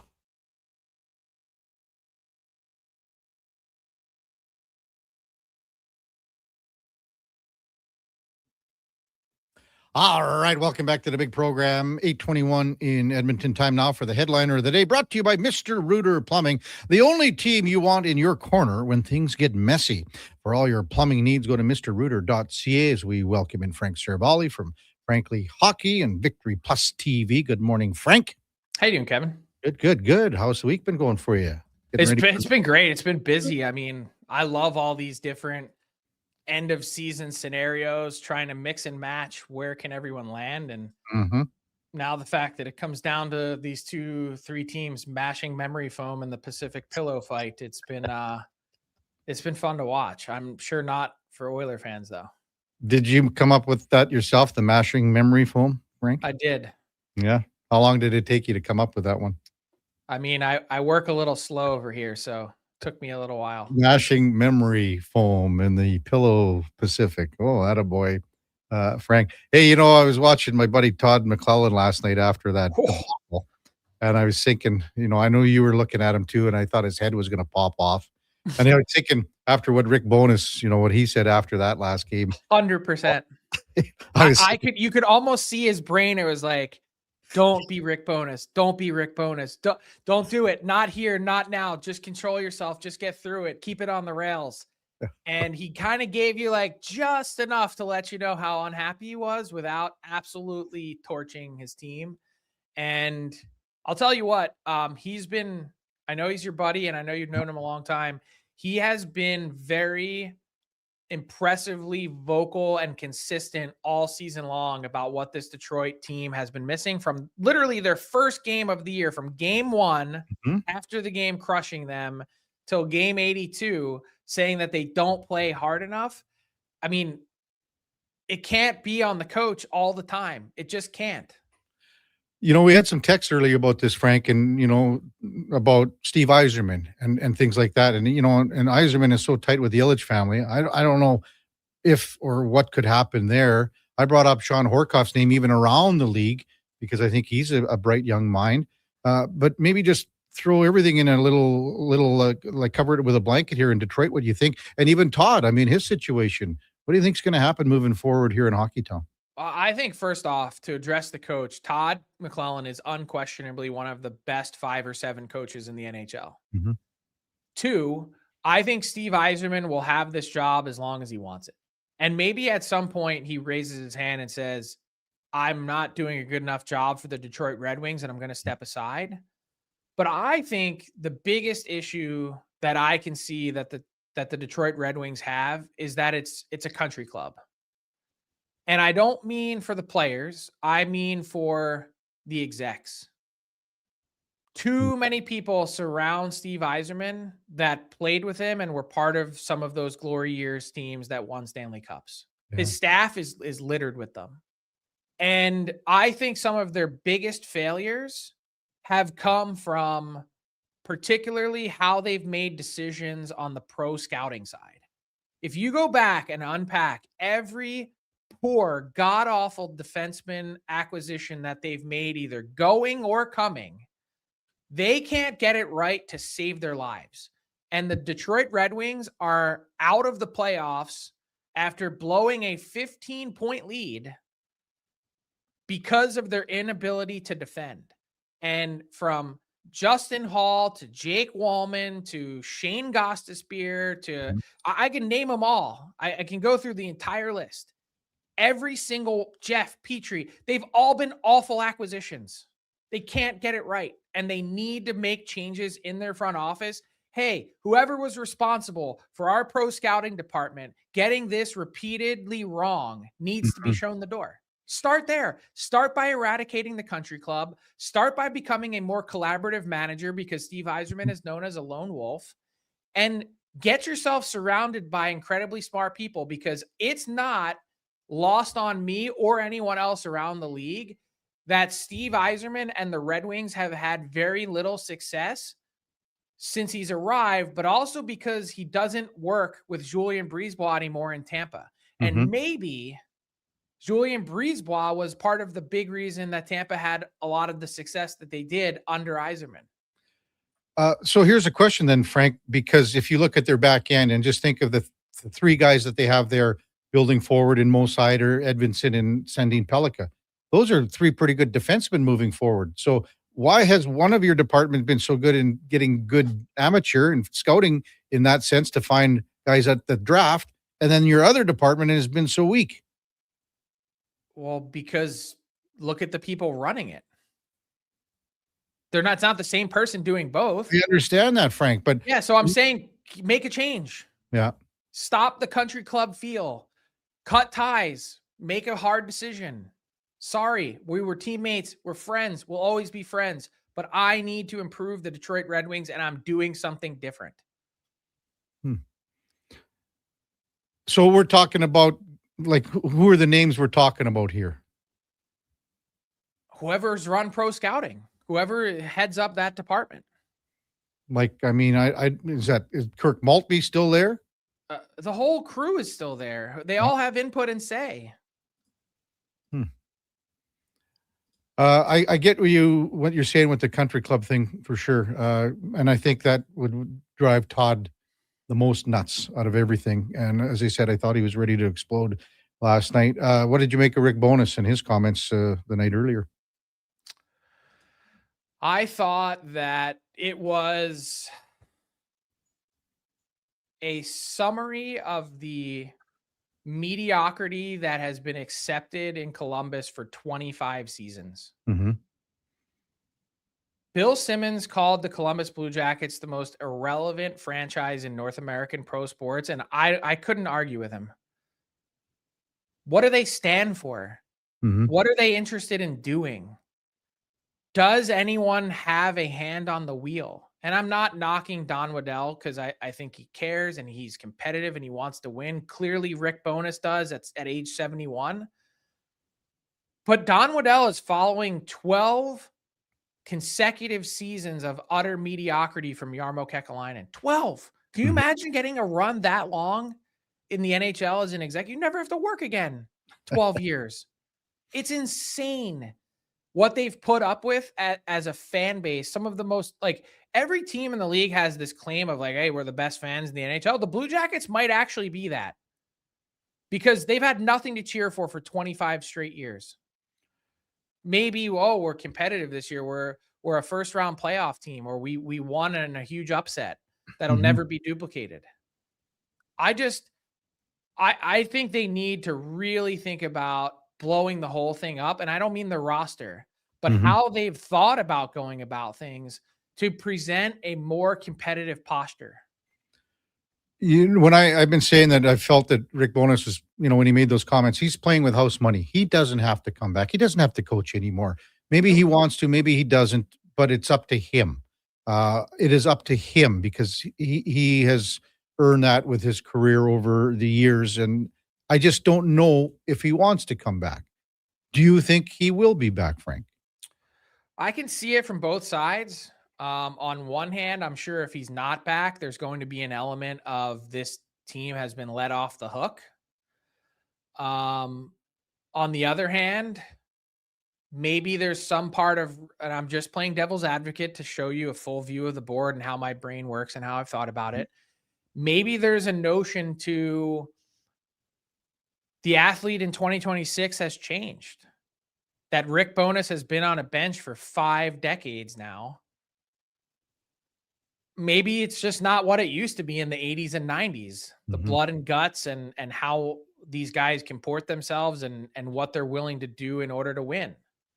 Maybe the business-like nature, maybe the amount of money, all these things that go into it. Maybe it's just not the same, and this is old man yelling at cloud. Yeah. Frank Seravalli with us on Sports 1440. Wondering if you want to kind of wade into the Chris Pronger stuff that was been said in his excerpt, in his new book, talking about his transition to Edmonton. Kevin Lowe had a rebuttal, and then actually, I assume you may have heard or seen it with Pronger being on Jason Greger's show yesterday, Frank, saying that wasn't the case. I don't know if you've got a comment or you want to weigh in on it. Go ahead. So I've seen the Kevin Lowe post on LinkedIn. I've seen the excerpt from Pronger's book.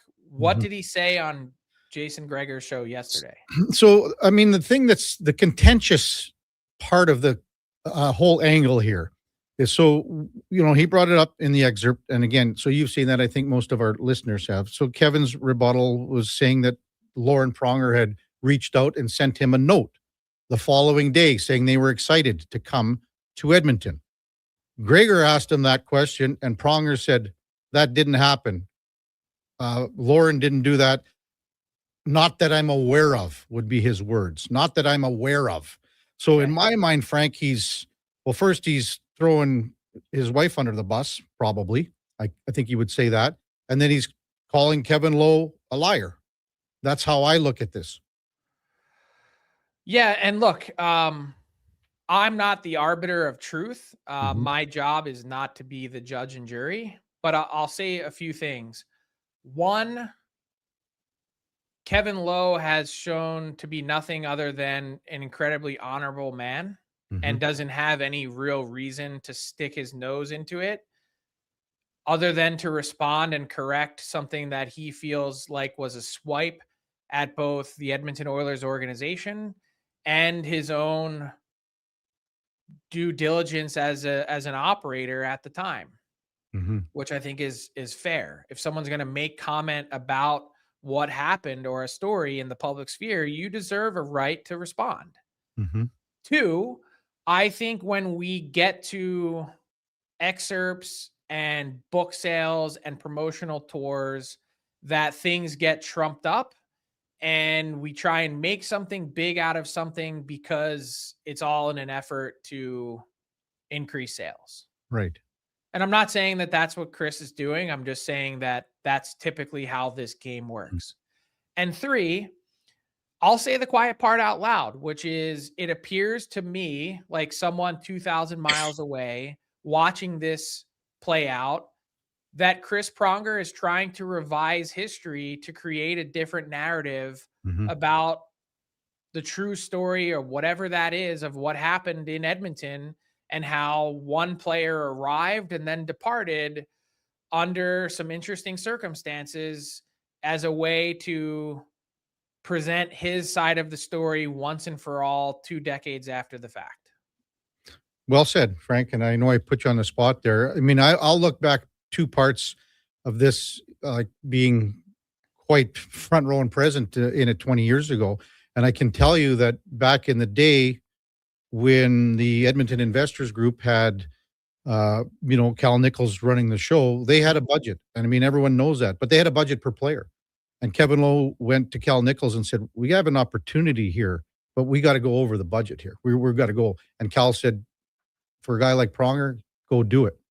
Now, the second thing that makes no sense that people would be talking about on Chris Pronger's end, and again, talking about the qualifying offer, and then also the fact that then it turned into a longer term deal. Kevin Lowe would never have made that deal, never have given up the assets that he did if he felt that it was just going to be a 1-year deal here. I agree. So those are 2 things that really haven't been maybe addressed when you talk about everything here. But I think the truth is that in the end, regardless of how this all played out, the collateral damage is the Edmonton Oilers franchise and reputation, which at the time, 20 years ago, took a material hit. It did. And it became a place that, Chris Pronger doesn't like it here and got out in a hurry. Why would anyone want to go there? And it took a while. It took some years. There was an initial bump from the Cup final run, but then from like 2008-9 to really until Connor McDavid arrived and then Milan Lucic became the first guy, it was seen as the far-flung outpost that no one wanted to play in. And I think this correction that we've had since then, I think the big question I would ask is like, Chris, wouldn't you have been better off letting sleeping dogs lie? Mm-hmm. I totally agree. As I said, when Kevin did his rebuttal, he had a better editor than what Chris had when he had that excerpt. Well, you know what? When I read it, that was pure Kevin Lowe. Mm-hmm. It was classy and it was well thought out. It didn't have hyperbole in it. And it was a very well-reasoned, sober, hey, this is just exactly how it was, and I take issue with it. I love that he's willing to take umbrage and to even do it in such a forum as odd as LinkedIn. In today's social media world, like I give Kevin Lowe tons of stick taps. You're going to come out and slag me in a book 2 decades later? Think again. There's no one that I know of that has more pride for this team, organization, city, when it comes to hockey than Kevin Lowe. Is there a more upstanding guy in the game? Like, I'm telling you, like, A+++ reputation. Yeah, no question. Hey, Frank, it's just as we close out here, and I asked this question to a lot of our insiders or guests regarding the Oilers and their first round playoff opponent. So, you know, we had, I guess, Utah, you know, taken out of the mix and Vegas taken out of the mix and the possibility there just because of what happened here. But I guess between the Kings and Ducks, and everyone says the same answer, I'm assuming you're going to say the same, the better opponent that the Oilers could face in the first round here. I think that the Oilers are better off, oddly enough, facing the Ducks. Yeah. It's kind of no, I think a lot of people believe it to be the Kings. A lot of people would say the consensus would be that of the 16 playoff teams that the Kings are the 16th. But I think it's the Ducks for a number of different reasons. They've defended poorly. Yes, they've got scoring punch and they can skate, and they do actually have some size up front. And you might say, hey, they have a goalie that can steal a game in Lucas Dostal, and that's correct too. This Ducks team, I've watched them incredibly closely. I think I've done almost every first intermission for their games this season. There's something about their lack of completeness that I just think it's going to be problematic as this team wades into the playoffs for the first time. You know, it's funny you say that, Frank, because I would say everyone has been saying the Ducks. And I know when you threw the Kings out there saying being their number 16, and I'm not disagreeing with that at all. But most people that we've asked say the Ducks is the best opponent that the Oilers could face in the first round. In a lineup perspective, it's absolutely the Kings. Yeah. I think the Ducks have some really scary elements. And I think, look, the Kings goaltending has been a mess until Forsberg has stepped in and righted it. Like, there's a million things that I could see you creating a list of pros and cons on either side. Yeah. I think this inconsistent nature of the Ducks has been problematic. Well, we're going to know in about 12, 13, 14 hours here, Frank. And then when we talk to you next, there'll be a couple of games in the books already in the Stanley Cup playoffs in a few series. So, yeah. Amazing how fast it happens. No kidding. Thanks, Frank. We'll talk to you on Tuesday. Have a good weekend, big guy. You too. See you, Kevin. Thanks. It's Frank Seravalli, Victory Plus TV. And our headliner of the day brought to you by Mr. Rooter. Batting 1,000 against clogs. That's mrrooter.ca. When we come back, we'll get to some of your texts at 833-401-1440. We got Patrick Johnston from Post Media. We'll put a wrap on the Canucks season and where this team is moving forward, because there's a lot of work to do out on the West Coast. Also, Zach Lang from Oilers Nation coming up at 10:20. It's the Kevin Karius Show with the Duke of Delburne. Josh Fenwick on Sports 1440 AM radio. We're streaming on YouTube, X, Facebook, and Instagram.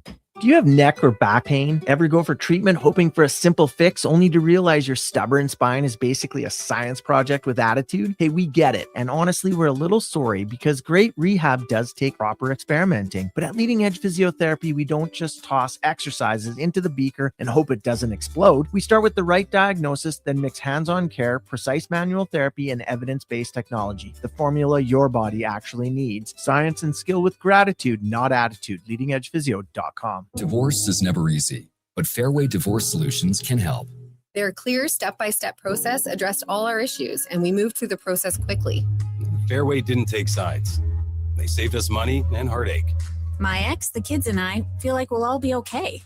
At Fairway Divorce Solutions, trained mediators and in-house lawyers will move your divorce process forward in a professional and efficient manner to achieve a fair resolution and separation agreement. Visit fairwaydivorce.com. Don't let equipment failure stop you cold. At AWS Welding in Nisku, our factory-trained service techs are on hand for all welding equipment repairs. We're a fully warranted center for Miller, Lincoln, and ESAB. And we service all makes and models. Proper, regular service extends the life of your gear and keeps it running at peak capacity. Don't wait for a breakdown. Book your service appointment today at 780-979-0470. AWS Welding. We make it happen.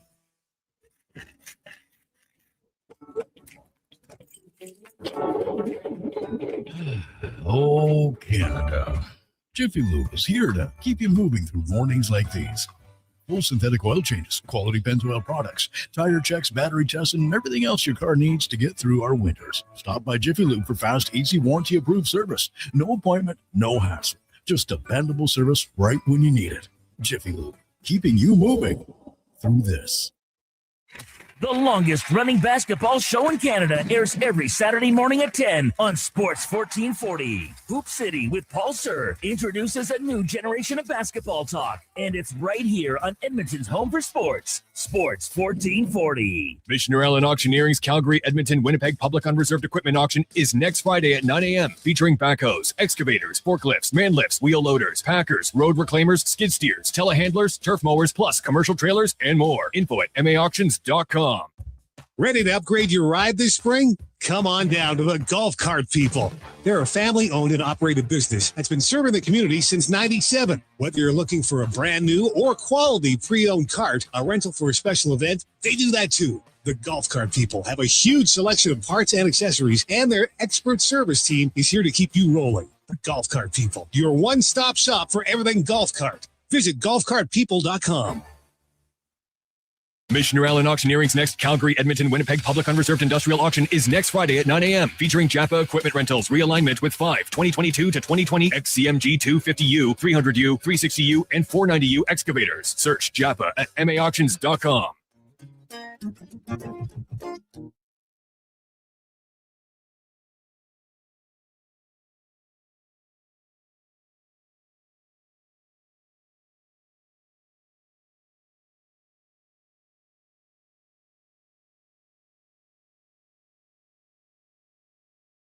You're listening to Sports 1440 and watch us on YouTube, Facebook, and X. Sports 24/7. We are Sports 1440.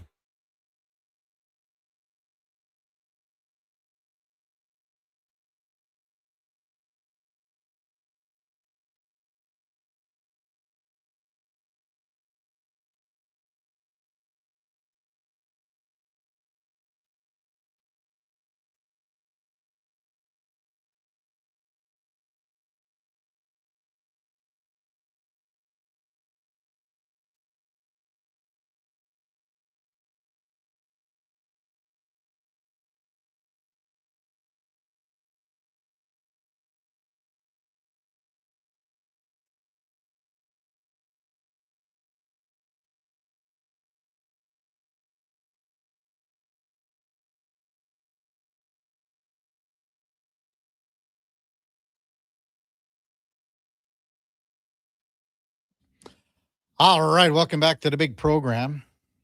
8:44 in Edmonton. Kevin Karius, Duke of Delburne, Josh Fenwick with you here on Sports 1440. I was going to bring in old Fenwick here for a moment to talk about the basketball last night, because I know, Duke, you're getting ready for the big update. But in the NBA last night, we touched off the top of the show with it, that Philadelphia beat Orlando 109-97. So it'll be the Sixers taking on Boston in the opening round of the playoffs. Orlando losing that game, so it's the Hornets and Magic. Winner take all, get in, loser go home. Out west, Golden State beat the Clippers 126-121. So the Clippers are out, and Golden State will now play Phoenix. Well, we had resident expert Josh Fenwick on most of the week talking about this, except for Monday when he was in Calgary. But yesterday we also had Julian Edlow from DraftKings.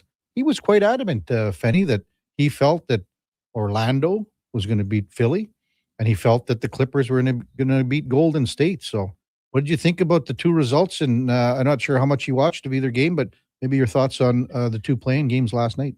I was not shocked by the Magic game at all. Okay. The Magic are terrible.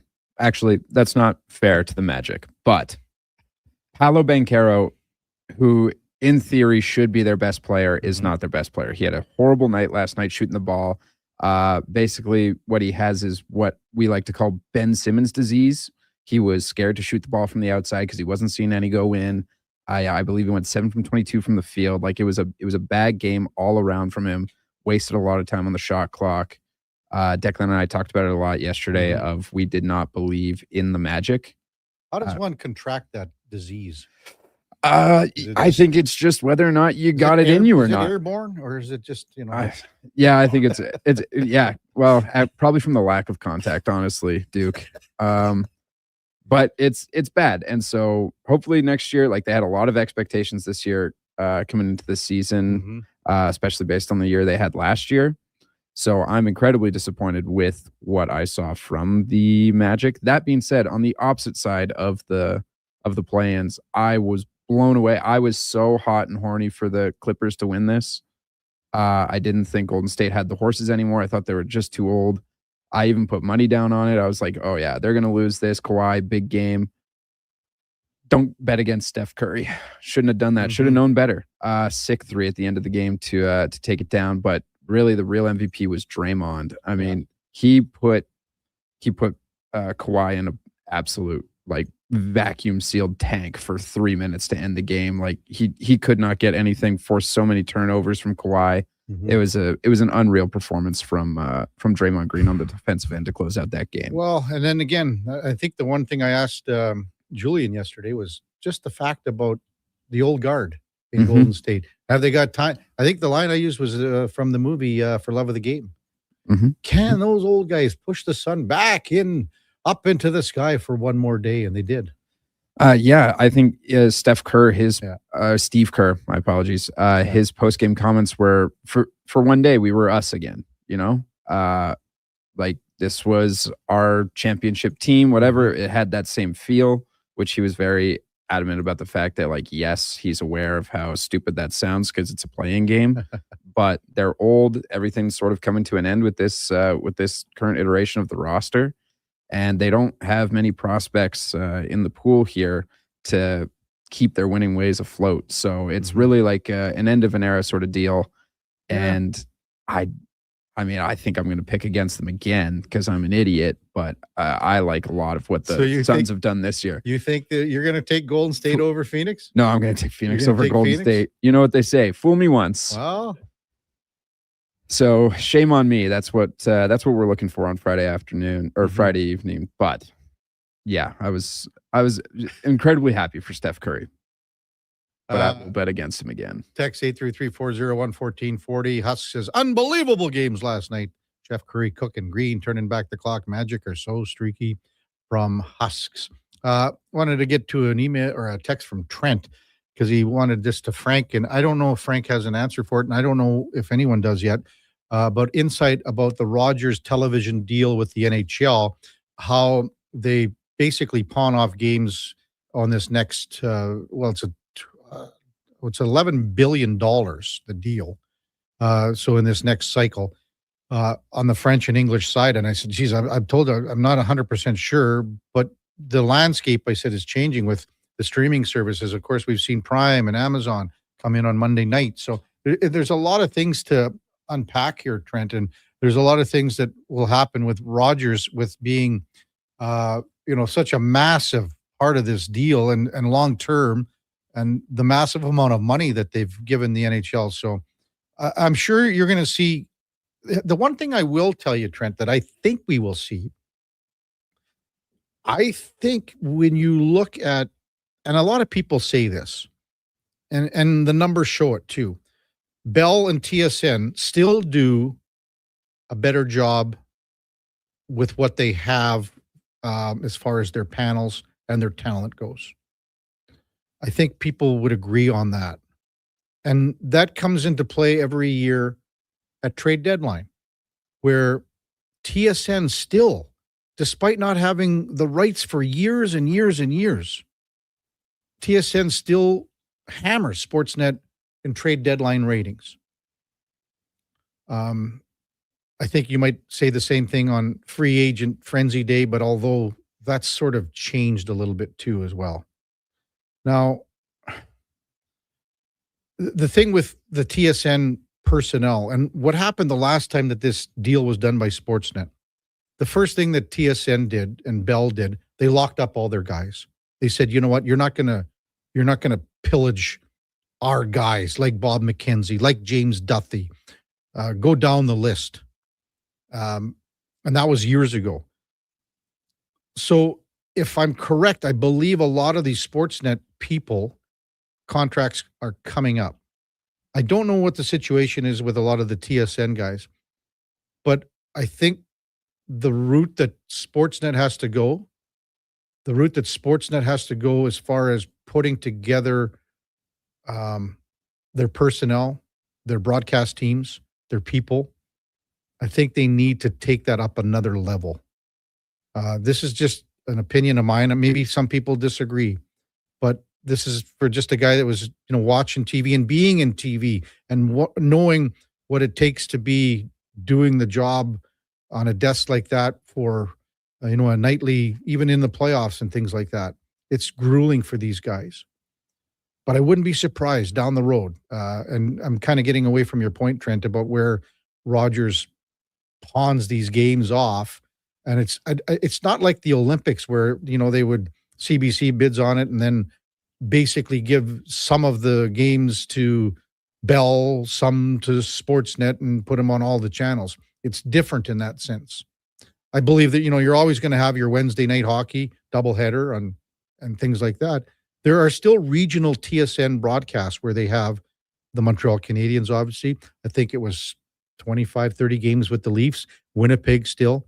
But on the other markets, and Ottawa's got some too, the Western markets, it's all Sportsnet. They have the full regional rights in Vancouver, full regional rights in Edmonton and in Calgary. It's different with the other teams when you look out east. It also tells you what TSN feels about Western Canada. They don't care. So lots to unpack there. It would be a good thing to do a deeper dive, but I don't know who or how they sell off. I mean, always, you got TVA and you have RDS from the French side doing games. And to be honest with you, a lot of these double headers fall on the, they're basically decided on what TNT or ESPN wants to do. When those two organizations and broadcast networks want to do back-to-back games, well, the Canadian network, they have to follow. They follow those two games. So good question. Lots to unpack. I hope I kind of answered some, but I think a lot of people would go and similarly think about the what TSN offers to the broadcast industry and how they connect with their viewers, and how the same thing is said about Sportsnet. I just think that it's just different, where people still are attracted to what the desk, the personnel, and what Bell and TSN offers over Rogers and Sportsnet. So hopefully I answered something to that, Trent. Coming up at the top of the hour, we are going to talk a little bit more hockey with Patrick Johnston from Post Media, covers the Vancouver Canucks. Again, Vancouver here tonight. The Oilers need 1 point. They get 1 point, and they got second place in the Pacific Division. Their first round opponent will be decided tonight as well. Will it be Anaheim? Will it be LA? That is what it's come down to here. But 1 point for the Oilers, get some second place. Do not want a regulation loss. I mean, they got to win this game. Just win the game. It's Vancouver here. Come on now. Also coming up, Zach Lang from Oilers Nation at 10:20. Before that, time now for a Sports 1440 update brought to you by All Star Construction. They shape and build Edmonton communities, specializing in underground utilities like power, gas, telecommunications, and street lighting. That's All Star Construction. Here is the Duke. The Sports 1440 update.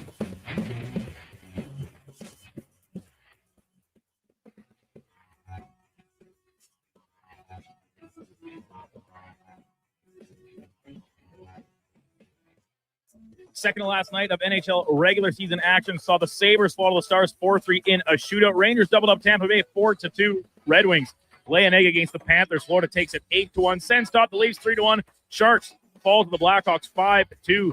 Chicago taking that one in comeback fashion. And the Golden Knights secure first place in the Pacific Division and a first round matchup with the Utah Mammoth with a 4-1 win over the Seattle Kraken. In the association playoff play-in games continuing last night, Orlando falling to Philly 109-97. Sixers secure the 7th seed. Will take on the Boston Celtics. Orlando a chance at the 8th seed tomorrow against Charlotte. And out west, Golden State Warriors led by 35 points by Steph Curry, including the game-winning shot with under a minute to play. Warriors take it 126-121 over the Clippers. Golden State will now have a chance at the 8th seed when they take on Phoenix tomorrow night. Over in the majors, the Blue Jays lead through 8 innings, but in the bottom of 8, Milwaukee rally scores 2 to top the Jays 2-1. Elsewhere around the majors, it was Jackie Robinson Day. Some finals to report on. D-backs over the Orioles 8-5. The Red Sox top the Twins 9-5. Yankees just get past the Angels 5-4. Cubbies beat up on the Pirates 11-2. And in the nightcap, the Mets lose in LA to the Dodgers 8-2. Coming up in hour 3 of the Kevin Karius Show, we'll be joined by Patrick Johnston from Post Media covering the Vancouver Canucks, and we'll hear today's edition of Cam and Eggs. I'm Brandon Douglas at your Sports 1440 update. This is Sports 1440, a Stingray radio station broadcasting on Treaty 6 territory. Download the free iHeartRadio app and listen to CKJR wherever you go. Do you sit around at work listening to sports radio all day? That's right, my friend. There's no shame in it. It's the good life. And we're not here to snitch.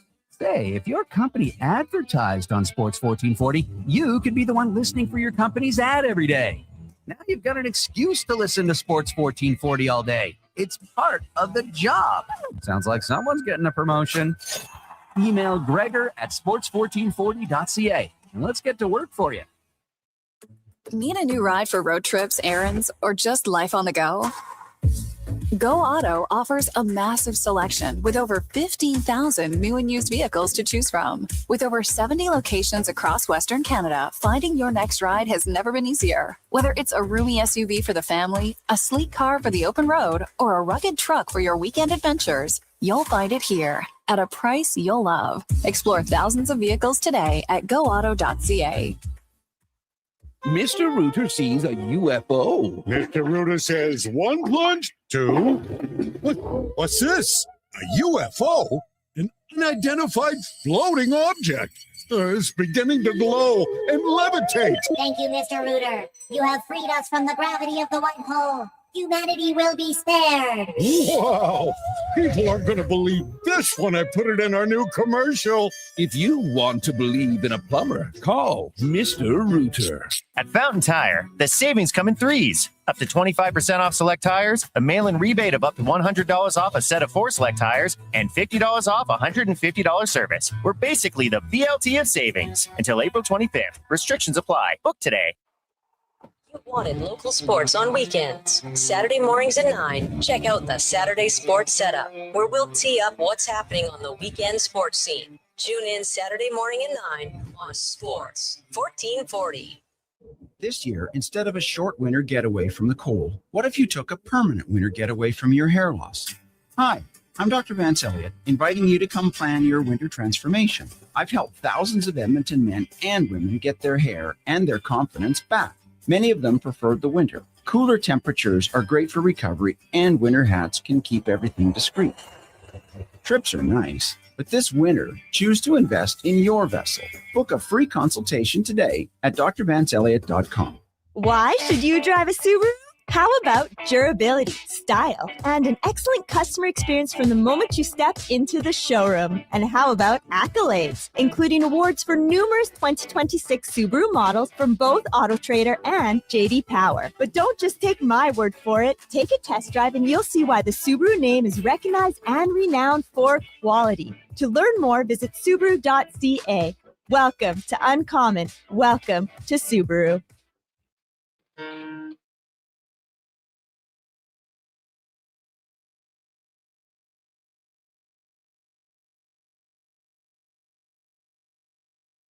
Your game, your station, Sports 1440. and watch us on YouTube, Facebook, and X.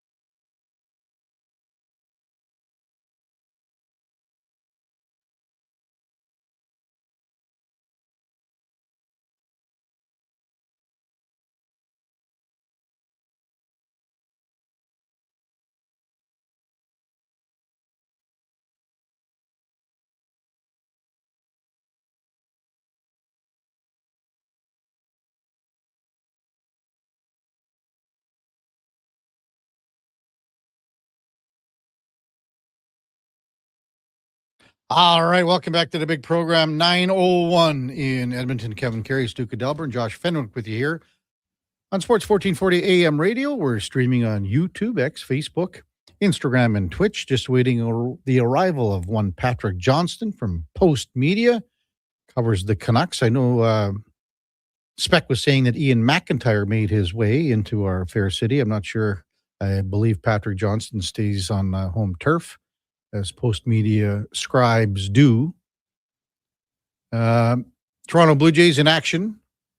Earlier start. It's going to be Patrick Corbin taking on Brandon Sproat on the hill in Milwaukee. So it's an earlier start for the Toronto Blue Jays as they get underway with an 11:40 first pitch.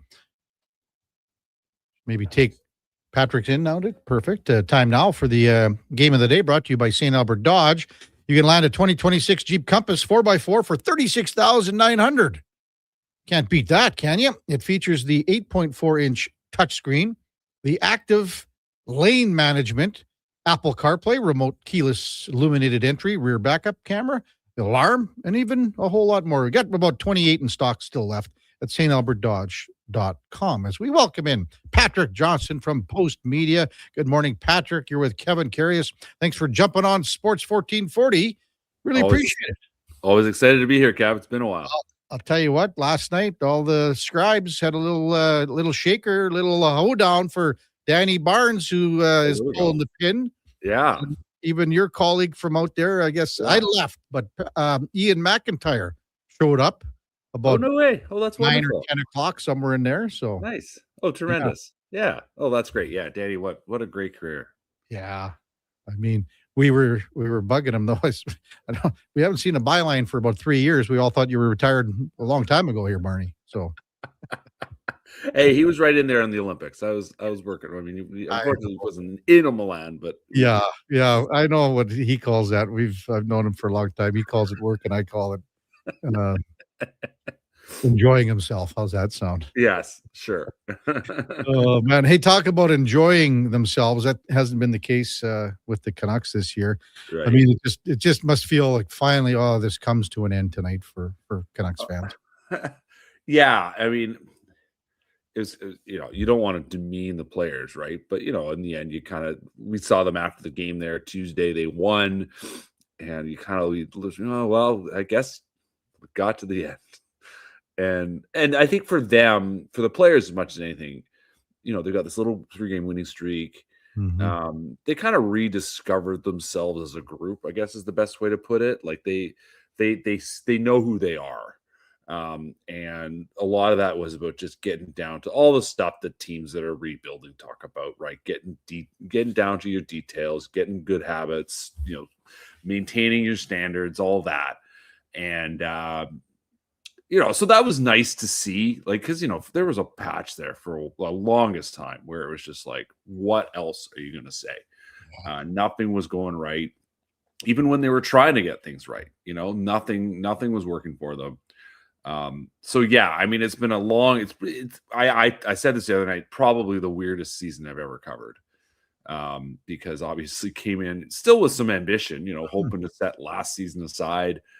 And that quickly went wrong, and coach didn't have a lot of answers, didn't have a lot of options. Then he loses Quinn Hughes. Then it becomes a fire sale. And now it's this sort of new group that obviously still needs a lot. They need a lot of stuff, as I've been saying, but there's some decent guys there. And so, it's finishing on from our perspective, right? For people to talk to, it's finishing on a decent note. But that said, this team has a long way to go. Mm-hmm. So what direction, some people say tear down, rebuild, retool. What's the buzzword that's being used moving forward here? Well, yeah, I mean, rebuild's been the word in Vancouver for so long, just say it. But truthfully, I'm not actually a huge fan of the term, because what does it actually mean? It means you're starting from somewhere that was good. Mm-hmm. It's been a long time since the Canucks were truly good. They obviously had that one season 2 years ago. I mean, Vancouver remembers that playoff series against the Oilers. I don't know if the Oilers and Edmonton does, but so I suppose there's a sense of getting back to that. But more than anything, it's building, and this is the word I keep using, is building a new team, right? And they've got some sort of mid-range pieces. You know, a guy like Zeke Bouillon is an interesting defenseman. Certainly hope he can turn into be a top pair defenseman. He's been asked to play like one. You know, you got some solid veterans like Philip Pronger, like who is a good defenseman, should be in a top pair on a top team. But how long until you're that top team? That's the question, right? You know, they've got dreams, I suppose, of Gavin McKenna. We'll see how the draft lottery shakes out here, right? They're going to get a good player, a young good player, but they need a couple more. So yeah, they're starting almost from scratch here. And it's you know, obviously going to see several years. They hope to avoid what's, you know, maybe gone on in Buffalo, and I suppose to a degree what went on in Edmonton for a long time, that getting that right mix isn't easy. But if you are focused and you really have a sort of diligent laid out plan, you can get there pretty quick. You need a bit of luck, but if you hit your notes, you got a good chance of getting somewhere quick. Patrick Johnston with us from Post Media. So you mentioned the draft and the possibilities and good possibilities of picking number one. Does the fan base go, Patrick, yes, Gavin McKenna is the guy that we want? I think so. I mean, I think there's an element of like the fact that he's really emerged this season. I mean, think back to the beginning of the season. It wasn't clear necessarily. I think there was a bit of shine went off of him for whatever reason, but he's had such a strong year on the ice, at least. But he's had such a strong year as a player that it's just so obvious. I mean, I'm not a guy that looks that closely at the draft. I'll be honest. Tony Gallagher used to say, "Don't ask me about prospects. I don't know anything about any of them until they're here."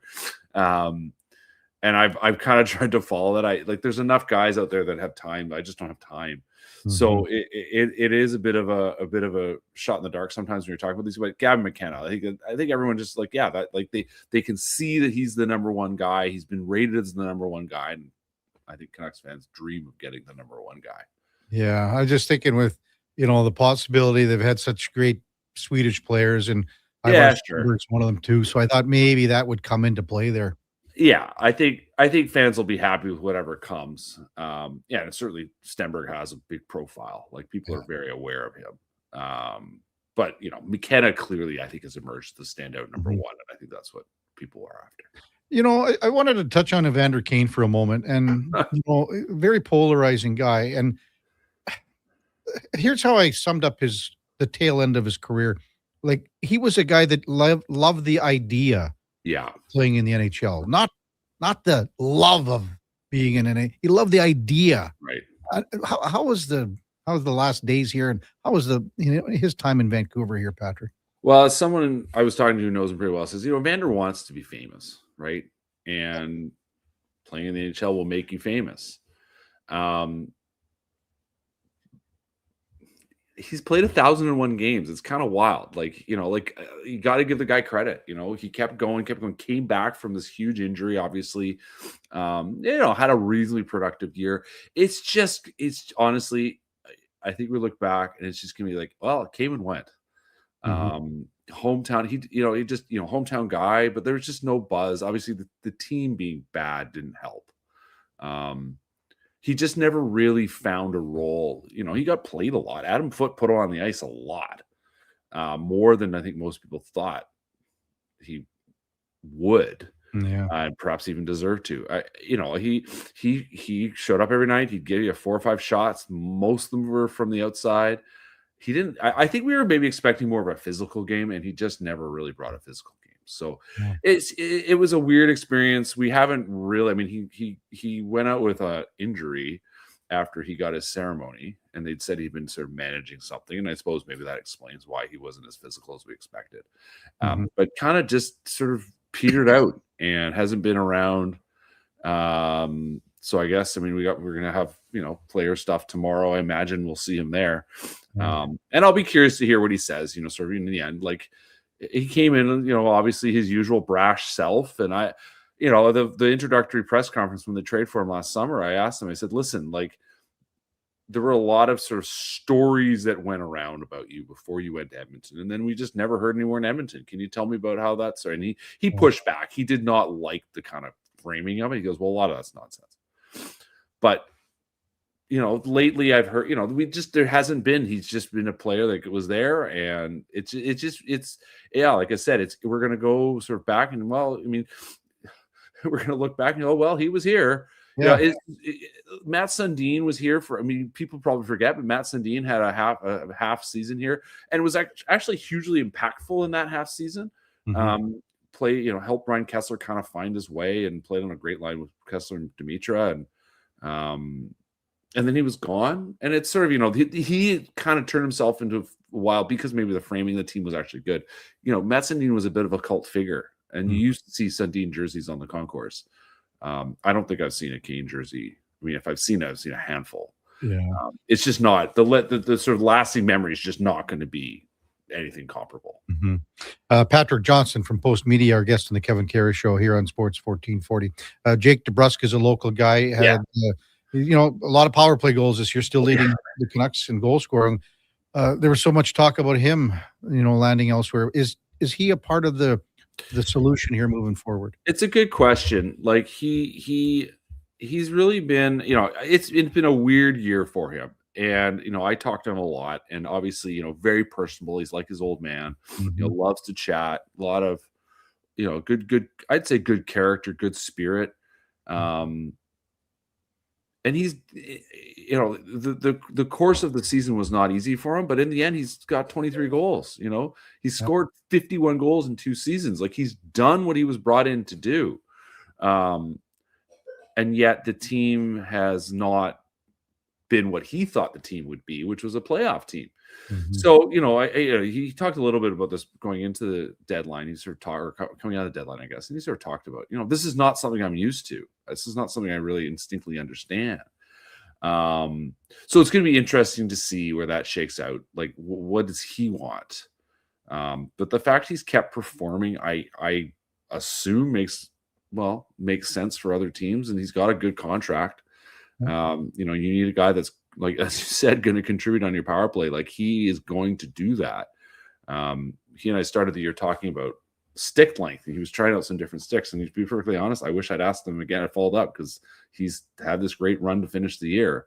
He's a guy who thinks the game, really smart guy. Look at his dad, sharp guy, right? Like, like the apple doesn't fall far from the tree in terms of that. So it's gonna be interesting to see what happens with him. Certainly, I don't think he's a huge value guy. He's a mid-tier player, but he's, again, like I said, 28 goals last year, 23 goals right now this year. Like, that's what you're paid to do, and that's what he's been doing. He should bring out one of Louis' old Sherwood 50-30 PMPs. That's how that goes. Yeah. Break in half, just picking it up. Exactly. Yeah. It's like a workout with dumbbells, those things. The elephant in the room, I guess, would be the contract and the situation with Elias Pettersson. Yeah. He gets brought up all the time. He's still got, till 2032 at 11.6. So, what are they going to do with this guy? And is there a market for him out there, Patrick? Well, I think there are a couple teams that have been interested. There are certainly teams I know that were kicking tires before the deadline. The Canucks, I think if they could get off him at full freight, someone just takes the whole contract, I do think they would go for that, because it's not worked in a way that they definitely did not expect. He's been, he was such a good player. And I've said this so many times. It's kind of amazing. But he goes and he was one of the NHL's 3 stars of the month for January 2024. And then his game fell off a cliff. And whether it's because he had a minor injury or it was something else, like we don't know. But in the end, he's just never found his way back to that guy. And it's been a real, real struggle for him many nights. Now, he works hard.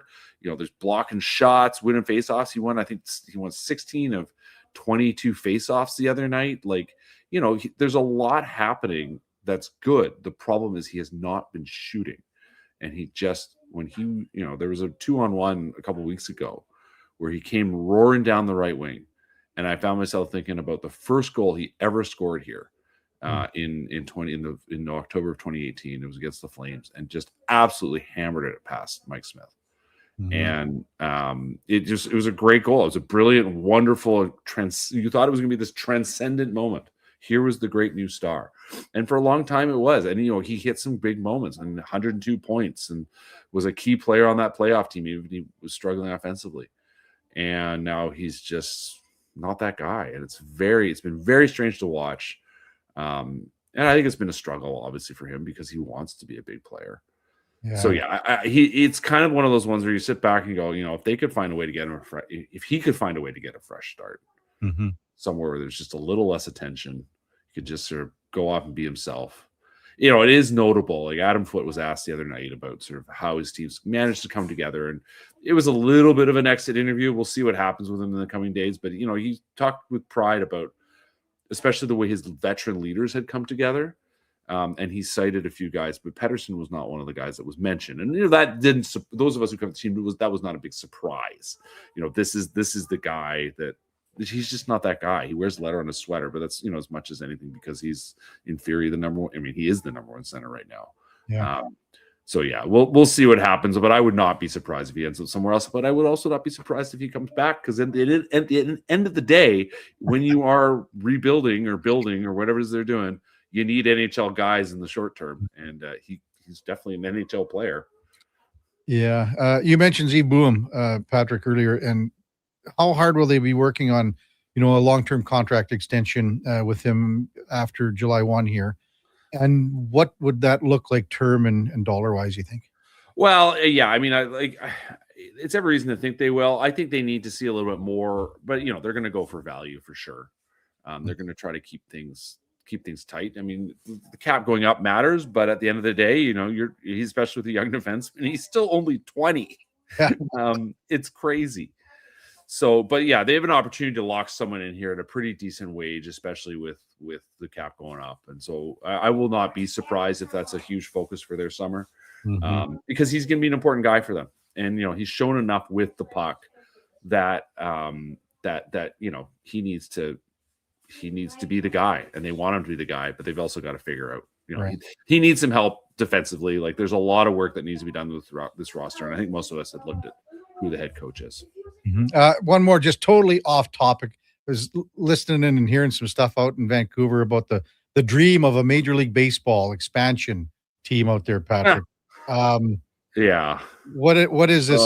Like just a wild, crazy dream, or what are we looking at? Yeah, I mean, if you have to, yes, I think so. I mean, listen, there's a group here that I think has been kicking some tires. My impression is they weren't really ready to go public. We have a mayor here who's obviously in an election year, and he likes talking about fancy big ideas. He was talking about a new Whitecap stadium. I don't know what happened there. I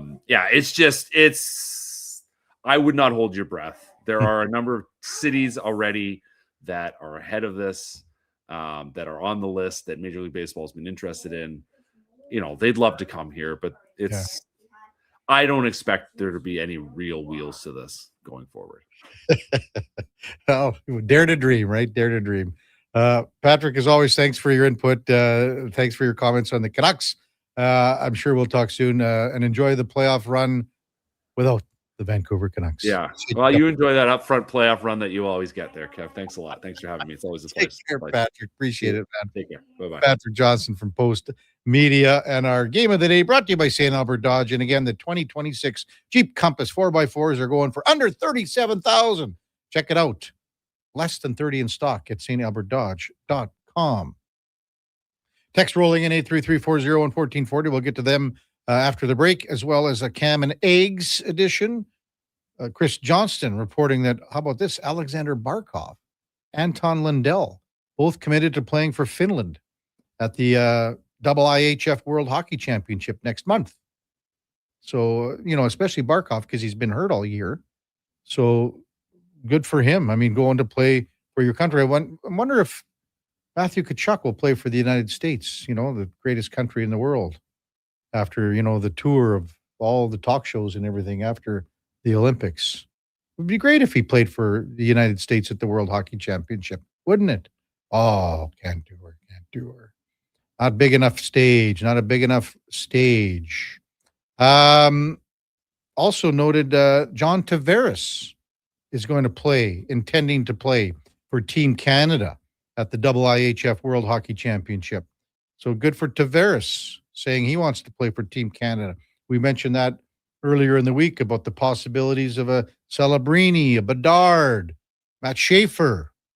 Could be a great young team Canada sends over. And you know what? If John Tavares says he's going to go, he'll probably be captain of the team. When we come back, we'll get to some of your texts. 833-401-1440. Kevin Karius, Duke of Delburne, Josh Fenwick on Sports 1440 AM radio. We're streaming on YouTube, X, Facebook, Instagram, and Twitch. Booster Juice is going crazy for hazelnuts. No, not crazy. Nuts. Booster Juice is going bananas for hazelnuts. I mean, there are bananas in smoothies, but that's not the point. Banana juice is booster for hazelnuts. What? Just stop. Booster Juice is going nuts for hazelnut. Introducing the Nutty Monkey Smoothie, Holy Hazelnut Acai Bowl, and Nutty Booster Ball, all made with rich, creamy hazelnut spread. Try them today, only at Booster Juice. Canadian born, blending since 1999. Fountain Tire, the savings come in threes. Up to 25% off select tires, a mail-in rebate of up to $100 off a set of 4 select tires, and $50 off $150 service. We're basically the VLT of savings until April 25th. Restrictions apply. Book today. As we all try to figure out when winter will actually stop and spring will finally be here for the season, GS Construction moves ahead with their plans for the year. From planning and digging to laying out underground infrastructure, construction season is limited, so we make every day count. And that's why GS Construction counts on our team to get the job done right. Crews are getting back in action across the city, and we'd like you to join us. We're looking for experienced top men, pipe layers, operators, and surveyors. For more, visit gsconstruction.ca. Nothing beats getting a deal at McDonald's. Why? Because you get a deal now. And a deal later. Redeem an offer from the latest mailer or on the McDonald's app and dig into instant savings. Plus, you earn points towards free McDonald's. Now that's what I call a double whammy of deals. Why does that keep happening? Deals sent right to your door. Check your mailbox for the latest McDonald's mailer loaded with delicious value. For a limited time at participating restaurants in Western Canada. This hockey season, before every game, check out the pregame show with Andrew Walker on Sports 1440. It's brought to you by Titan Supply, your only source for rigging, lifting, and hauling products. Visit titansupply.ca. In like a lion or like a lamb, out like a goat. That's greatest offer of all time with Sherwood Honda. While there's plenty of goats on the lot, you can also custom order yours. Pick your Honda model with the color, interior, trim, and technology for the ride you've always wanted. Sherwood Honda can help you build and price your new Honda to make it the greatest order of all time. Pre-ordering sure would be simple and satisfying with help from Sherwood Honda. Professional golf is coming to Blackhawk Golf Club this fall. The ATB Classic, presented by Building Trades of Alberta, brings the stars of PGA Tour Americas to you. Enjoy the ATB Fan Zone, presented by Michelob Ultra, where golf meets festival vibes. Upgrade to VIP-covered terrace seating with premium food and beverage options. September 17th to 20th. Tickets start at just $25, and the first 250 buyers receive a PGA Tour Americas commemorative gift. Get yours at atbclassic.com. I'm wide awake.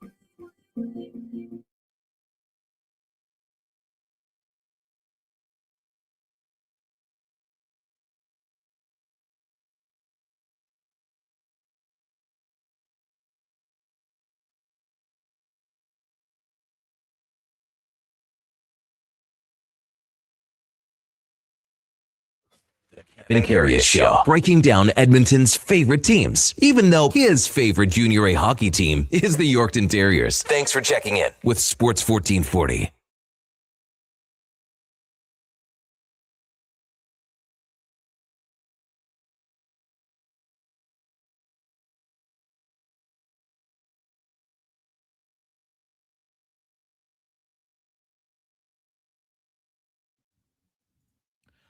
All right, welcome back to the big program, 9:25 in Edmonton.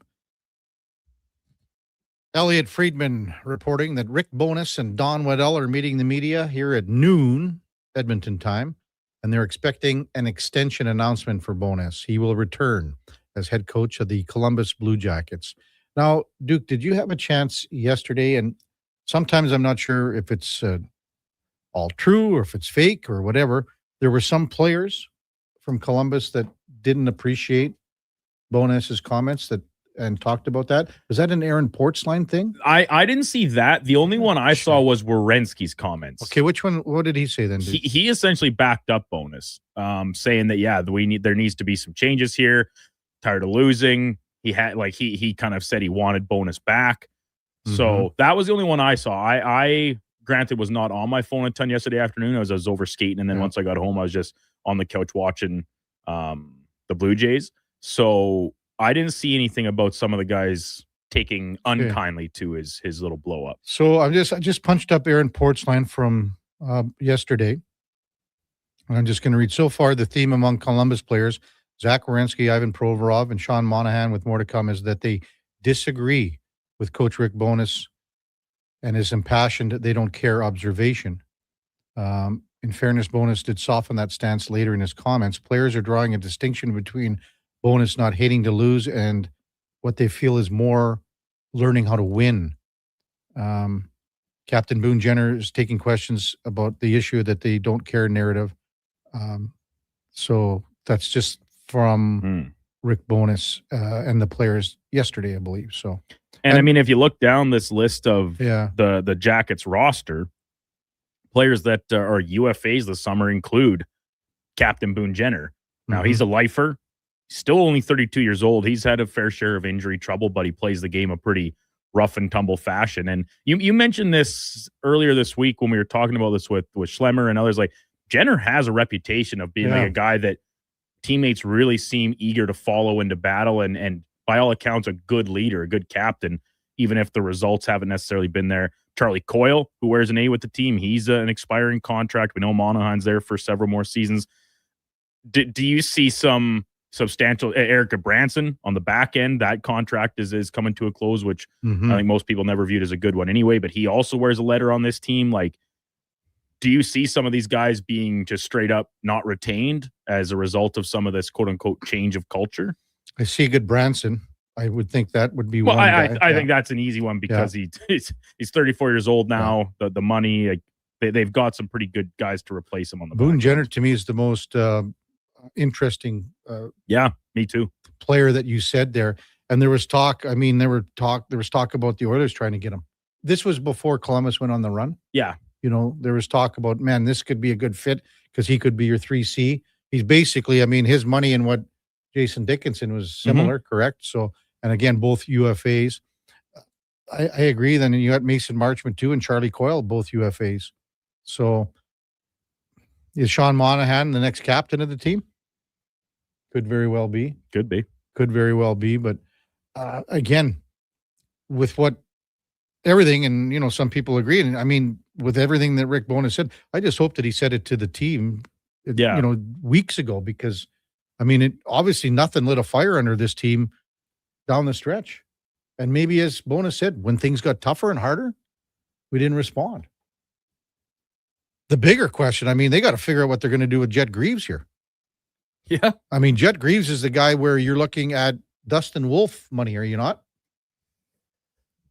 It's tough to say. It's tough to argue against that point. But between Wolf, Lucas Distal, like Greaves has earned himself to be absolutely in that conversation. And as an RFA, he's gonna, hold a little bit of a lower hand and some negotiating power. But if you're the Jackets, do you want to lock him up long term? Do you maybe take err on the side of caution at what you've done with a couple of your past goaltenders and maybe sign them into a bigger money deal for a longer term and then have it fall flat on its face a little bit? Now, there was some extenuating circumstances with that, obviously, an impact of off-ice circumstances and some tragic ones at that, of course. Yes. But I don't know how you don't want to get Greaves locked in to be your goaltender as you try and continue to make this push and, once again, change of culture if that's the in fact direction you do end up taking. I mean, this is a guy that's almost like a Darren Radish or Duke. I'm talking contract wise. He's never been over $1 million.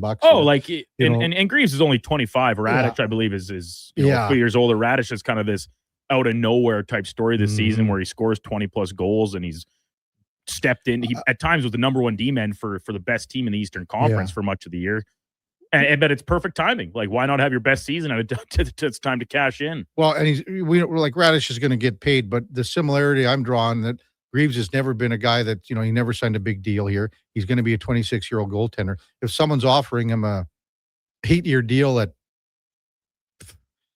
$6.5 to $7 million, like right in that Dostal and Wolf range, I mean, aren't you signing it every day? I think you're for sure you're jumping at it because are we seeing this market soften a little bit on goaltenders where you have your $10 million guys, but those are truly few and far between. Like what goalie are you really comfortable paying that much money to? I would say it's Vasilevsky, it's Sorokin, and maybe Shesterkin still, but the Rangers are a mess all their own.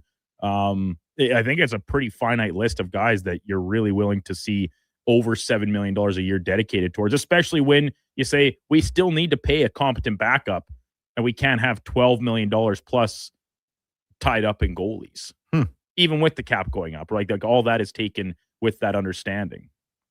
Just got a text from our buddy J-Dog, who we got to go out for dinner with. This is a guy way before your time, Duke, but I knew him quite well. The Fort Sting football team is announcing a new head coach. It's Mike McLean. Now, does that ring a bell for you, Duke, at all? No. So Mike McLean's an old man. Like he's one of the coolest guys ever that I covered and followed. So he was coach of the Edmonton Huskies. He played for the he won a Grey Cup in '87 with the Double E.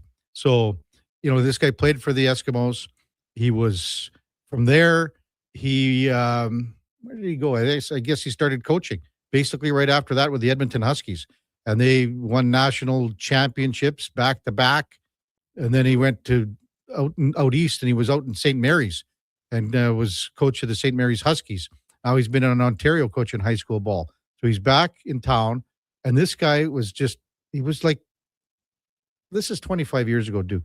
He was just a cool guy. Like you'd go and he had like the soul patch back then. And this was a guy that was just a cool guy. I'm going to have to talk to the J-Dog about him. But hey, anyway, time now for another edition of Cam Tate's Cam and Eggs. And Cam was out last night with the fellas, drinking pop, as he should be. But I said, Cam, get your arse back, get back and start getting this thing ready for today. You don't know what time I received the Cam and Eggs? Midnight. 1:11 in the morning. I sent him the email back once I got in studio. I said, burn of the midnight oil cam. Holy. Oh, anyway, here's another edition of Cam and Eggs.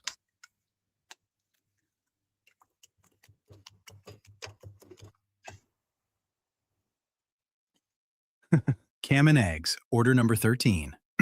And by the sound, Grandma Anderson has scrambled eggs this morning. Just like what you're about to hear, scrambled thoughts. Let's fire 82 to decide where the Oilers will end up in the playoffs. Win tonight, they tell me, over the Vancouvers, and the Oilers will be in second place of the E-determined specific division, like that one. Over there, Kevin, the specific division. Let's call Gary Bettman, shall we, and see if the NHL will rename the Pacific Division the Specific Division. Sorry, okay, sorry, okay. But if the Oilers should blow this game tonight, and we've seen that movie before, right there, Duke? I have no idea what will happen. Might have to call someone from NASA. They're done their space moon flight thing, right? Maybe they could figure this baby out. Or wait till Gregor comes on it too. Good old Mr. Glasses has all the angles on the playoffs.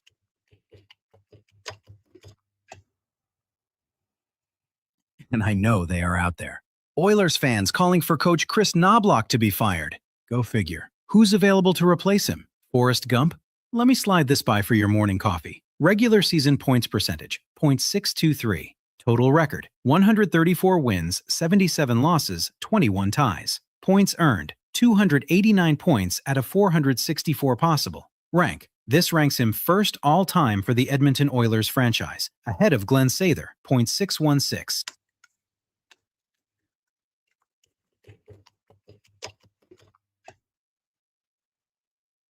Quick reminder now, Canadian Wheelchair Basketball League Finals, 22 teams, Thursday through Sunday at the Saville Centre, and Friday, 7 p.m., Hall of Fame game, with the Alberta Northern Lights 1980s team being inducted into the Wheelchair Basketball Canada Hall of Fame at halftime.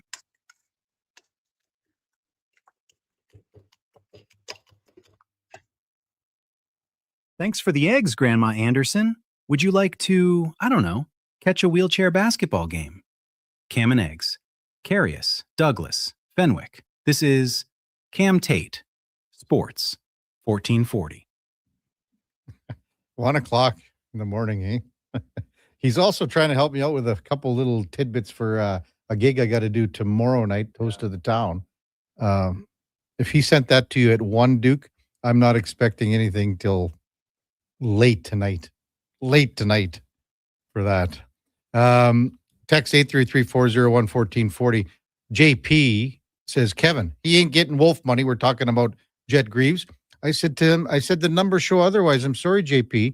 And first what I said he would be between Dostal and Wolf. Those are the comparables. Wolf's at what? 7.5. Dostal's at what? 6.5, Duke? So if Jet Greaves signs for $7 million, JP will have a discussion about it. 833-401-1440. We talked about Mike McLean, the old Huskies coach, returning to coach his team in Fort. Corey says during training camp, he would walk down the stretching line with his Rottweilers to weed out the weak football players. Such a great coach. Well respected.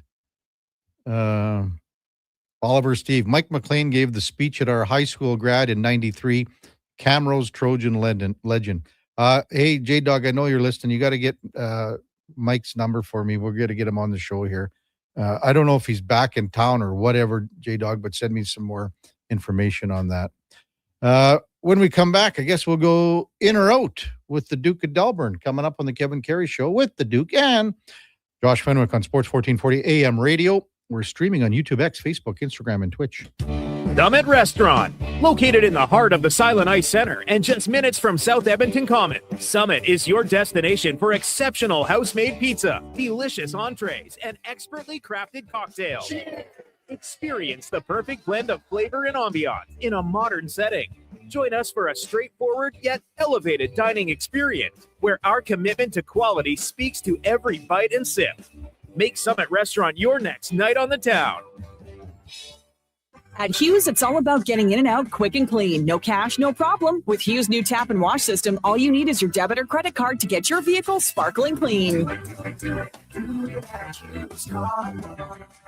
Find us at HughesCarWash.com. Come for Canada's largest trade shows, the biggest names in entertainment, exhilarating sporting events, and more. And stay for the experience at the Edmonton Expo Centre. Looking for the perfect place to host your next big event? From trade shows to galas, meetings, and concerts, the Edmonton Expo Centre has the space, event expertise, and service to make your next event unforgettable. With over 522,000 square feet of flexible event space, in-house catering, and operational expertise, they bring your biggest vision to life. Learn more at EdmontonExpoCenter.com today. Great news for your weekend project. CFI, that's Custom Floors Inc., is now open 6 days a week with Saturday hours from 10 till 2. Get top quality Canadian products from Beaulieu with the convenience you need. For your free estimate, visit CFI at CustomFloorsInc.ca.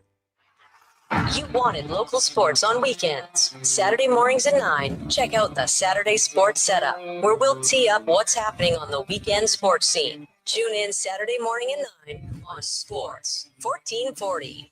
Are you overwhelmed by debt and getting nonstop calls from creditors? It can feel like there's no escape. Debt doesn't have to be a life sentence. A single call can turn things around. My name is Parveen Middleton. I'm a licensed insolvency trustee at BDO right here in Edmonton. I can help you become debt-free with a solution just for you. Let's put an end to those calls from creditors together. Call 1-833-BDO-TALK or visit bdodebt.ca to discover your debt-free future. Welcome back to Nissan Head to Head. Today, we've got the Nissan Rogue Platinum showing up with an unbelievable estimated highway range of up to 800 kilometers per tank. Some of the other guys are stepping up now with yet another fuel stop. Some wins are really obvious. Right now, finance a Nissan Rogue Platinum for 0% for 60 months. Visit Nissan.ca for details. Conditions apply. Visit your local Edmonton and area Nissan dealer for more information.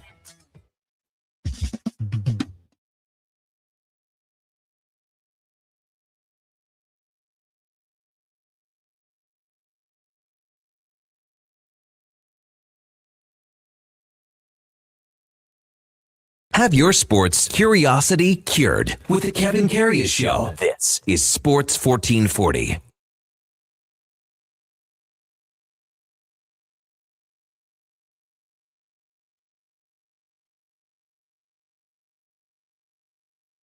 All right, welcome back to the big program. 9:40 in Edmonton. Man, you know what? I've really enjoyed the Brick commercials now with this song. Have you? Does that? You know, just as soon as I hear the music, I start watching the. Great move by the Brick. Great move by the Brick. Just before we get to in or out, text line Montana to Rice says, "Hey Kev, did you ask Josh about his olive story this morning? His olive story this morning. Now, does this have anything to do with your lovely new girlfriend?" It might. Oh, no. It's not important. There was a hot mic situation yesterday. Declan left my mic on. We didn't know. No. And Low Tide had asked me a question about I bought olives, and I do not like olives. And so he said, we got into break, and he said, well, why did you buy olives? And I told him the story, and the mic was on, so everyone got to hear about me buying olives. Again, a food I don't particularly enjoy. That's it? No, well, there's got to be more to this. There is a lot more. There must have been something really racy in what he was using these olives for, describing it in intimate detail with a hot mic on. No, it was just, embarrassing because so I started seeing this girl and she really likes olives. I hate olives. I was driving back from dinner with my mom and I stopped in at a Safeway to get a pot. There you go. Okay. And your first mistake. And so I'm walking back to go pay for this pop that I was about to buy, and I'm walking by the deli aisle. So naturally, I'm like, oh, well, I'll just check for olives. So 2 garlic stuffed jars of olives. There we go. Perfect. The ones that she said she liked. Grab them, buy them, and then without a thought behind my eyes, I just drove to her apartment. I said, hey, I brought you olives. She's like, what are you doing here? It's 9:00 at night. I was like, olives. And then, and then the most embarrassing part, though, is Low Tide said, oh, so you must really like this girl, huh? I said, Low Tide, I really, really like her. Right into the mic, like I'm speaking to you right now. And, so that's where we are. This was yesterday on the show? This was yesterday, going into declinations. Even before that, Kevin, at Dirty Fantasy Frenzy, Mackenzie comes in. I jump around to the other side to go sit across from Connor, and Josh is saying something and I missed it. I was like, what's this? He's like, I'm just talking about his new lady. And I was like, oh, I get it. Josh is one of those guys. He gets a new lady friend for a week and now he just won't shut up about it. This is not the case. I was asking if you guys knew how to do a refund on PayPal just because I don't know how to do it. And if someone knows, then that would have been helpful. I want you to go to the Italian Center and buy your lovely lady. Just go to where they have the olives and the cheese and the deli, the cold cuts. Sure. And buy her some olives that are stuffed with almonds. Okay. Just ask for the almond stuffed olives. Get her a small container of those and give them to her and see her reaction. Is this like a prank when the new guy's working at the mechanic shop and you tell him to get it? Yeah, go get me the jug of headlight fluid. And then he's running around the whole shop looking for the headlight fluid, and it's a prank. Well, luckily, I've never even heard of this, Kevin. I don't have to run around the whole shop. I just have to go up to the deli counter and say, do you have almond or almond stuff olives? They tell you you're an idiot in Italian. Yeah, probably. This is what it's looking like. But I feel like a pretty big idiot already, so, Well, there you go. There you go. Some whispers about Alex Ovechkin saying he's coming back here. A few people have texted in. Duke, have you seen anything out there as far as the insiders have said anything? Anything from Alex Ovechkin saying? Yes, he commented saying the quote is, I'm pretty sure it's not my last game. Okay, wow. If it were his last game, then it would be news, I guess. Right. More news. Bigger news. Time now for In or Out, brought to you by Pro Solutions. You need fast air conditioning service. Pro Solutions offers expert repairs, tune-ups, and installs with flexible financing. Book your appointment now at prosolutionsinc.ca. Okay, you know what? Moving too fast. Bottom line, are you in or you out? In or out of what? No time for questions, just action. In or out? Well, then I'm out. I'm sorry, Jet. Actually, you're already in. Are you in or are you out? On Sports 1440. I thought you would go, I'm in, Bob. We would have had a really cool moment, but you kind of ruined the whole thing. All right, Duke, Letterbuck. Game day number 82 for the Edmonton Oilers, wrapping up the regular season tonight against the last place Vancouver Canucks. Zach Hyman expected to make his return to the lineup and could not come at a more opportune moment ahead of the playoffs getting underway over the weekend. Listen, I get it. The Oilers have a lot of really good players. None, of course, more so than Connor McDavid, Leon Draisaitl very shortly behind. But I think Zach Hyman's absence from a playoff lineup is felt just as much as any other forward on the team not named Connor McDavid. It's a tough one. I mean, you know my allegiance to Zach Hyman, Duke. Yeah. And my favorite Oiler since he got here. Having said that, I think you got to put Connor and then Leon and then Zach. So, I mean, you think about this. How many teams going into the Stanley Cup playoffs that have missed guys, down the stretch? And, in Zach's case, 19, 20 games to start the year. Mm-hmm. And now he's coming back after, a couple of weeks off, and Leon's coming back eventually after what will be 5 weeks off. And you're getting 250 goal scorers. You're getting 2 proven playoff performers. And who knows what would have happened with the Oilers in the final last year had Hyman not been hurt against the Dallas Stars. It's a tough one for me to say, but I think I would have to put, Leon just ahead of Zach. But and it's, I think it's so close. And Leon, obviously, the way he can touch the game in a number of different elements, when he's on his game from a defensive standpoint, we haven't seen that maybe to quite the same extent this season. But as a passer, his ability to score, the power play, his impact there, absence has been so noted since he fell to injury. But I did like Zach Hyman. I genuinely believe, and you've talked about this extensively, Kevin, is the emotional leader of this team, right? He will never wear the C on an Oilers jersey. But when it comes to dragging teammates into the fight and doing it in a way that, like, Connor McDavid can score an end-to-end goal, and he's like, wow, Connor's really buzzing tonight, boys. Let's get going. That's one thing, but it's a different thing when your top-line player goes out there and throws 3 giant hits in one shift and blocks a shot and is killing your penalty. Like, he's just such an all-around player. And then whether it be speaking up in the room, and I think I'm not putting him above Leon in terms of impact from being out of the lineup, because I think that's just purely, crazy to say when you're talking about maybe the second, third best player in the entire NHL of Leon Draisaitl. But man, Zach Hyman, you say the finals last year, it was evident that he was not playing and the way it impacted the rest of the team. Yeah, for sure. With the season set to wrap, 14 teams turn their attention to some off-season decisions in Toronto in particular, hunt for a GM. Nashville's going to be doing the same. We've already seen 4 teams make in-season coaching changes, a couple of which are actually in the playoffs still, but we might have more to come, including Toronto and some others. But playoff teams, the most likely one that would make a coaching change if a meager, really underwhelming first-round performance is delivered. I hate to say it, and I'm not saying I agree with it, but I think it's the Oilers and head coach Chris Knobloch.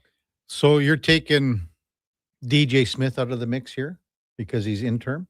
Are you taking John Tortorella out of the mix too? What if they lose in the first round? I was very critical of the Tortorella hire, right? If we rewind a couple weeks here. They've gone 7-0-1. They get the Mammoth in the first round. We're going to touch more on that series here later in the segment. I think he's probably got himself a contract. Yeah. Maybe unless they get swept in the first round or something. But I think DJ Smith, maybe you can say the same, the way he's kind of rallied the Kings a little bit. I think he will be back too at this point.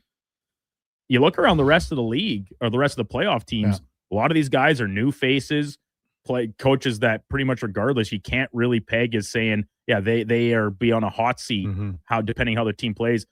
I'm not sure that same thing can be said for Chris Knobloch. He's faced a lot of scrutiny this year.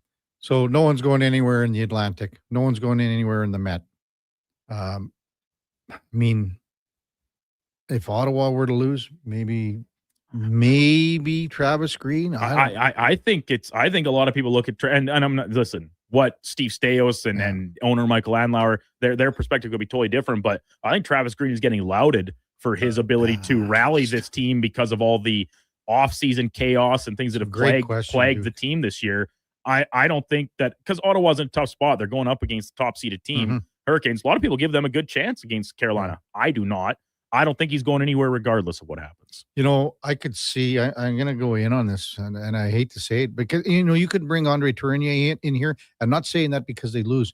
Maybe they just don't think he's the right guy to take this team to the next level where they want to be in Utah. Yeah. So that's, and I love him as a coach. I think maybe that's the perspective there. But the expectations here are so high. Yeah. So high. Like, that matters, right? You can say, like, and Cam, it's funny enough that this was not planned out, but Cam had a Chris Knobloch note in Cam and Eggs here last segment, talking about all the numbers and the point percentage and the win number. They're all spectacular, but so were Jay Woodcroft's, right, before he got fired. I just think when a team has expectations like Edmonton does, you kind of have to deliver. And this is very much contingent on the fact that, say, the Oilers fall flat in the first round. Yeah, I'm going to be in if they for were no reason other than lack of other options to fit the category. Only if they get pumped in the first round. Sticking with the coaching field, however, it's still NHL award prediction time with the season at its conclusion. Today, let's focus on the Jack Adams Trophy for the best coach in the league. And the actual definition here, Kevin, the coach, a judge, to have contributed the most to his team's success. That is the definition of the Jack Adams Award. And with that in mind, I'm viewing the three finalists as Dan Muse, Marco Sturm, and Rick Tocchet. Can't disagree with anything here. I mean, the only other name that I would throw out there, to be honest with you, Duke, is Marty St. Louis. Fabulous season there.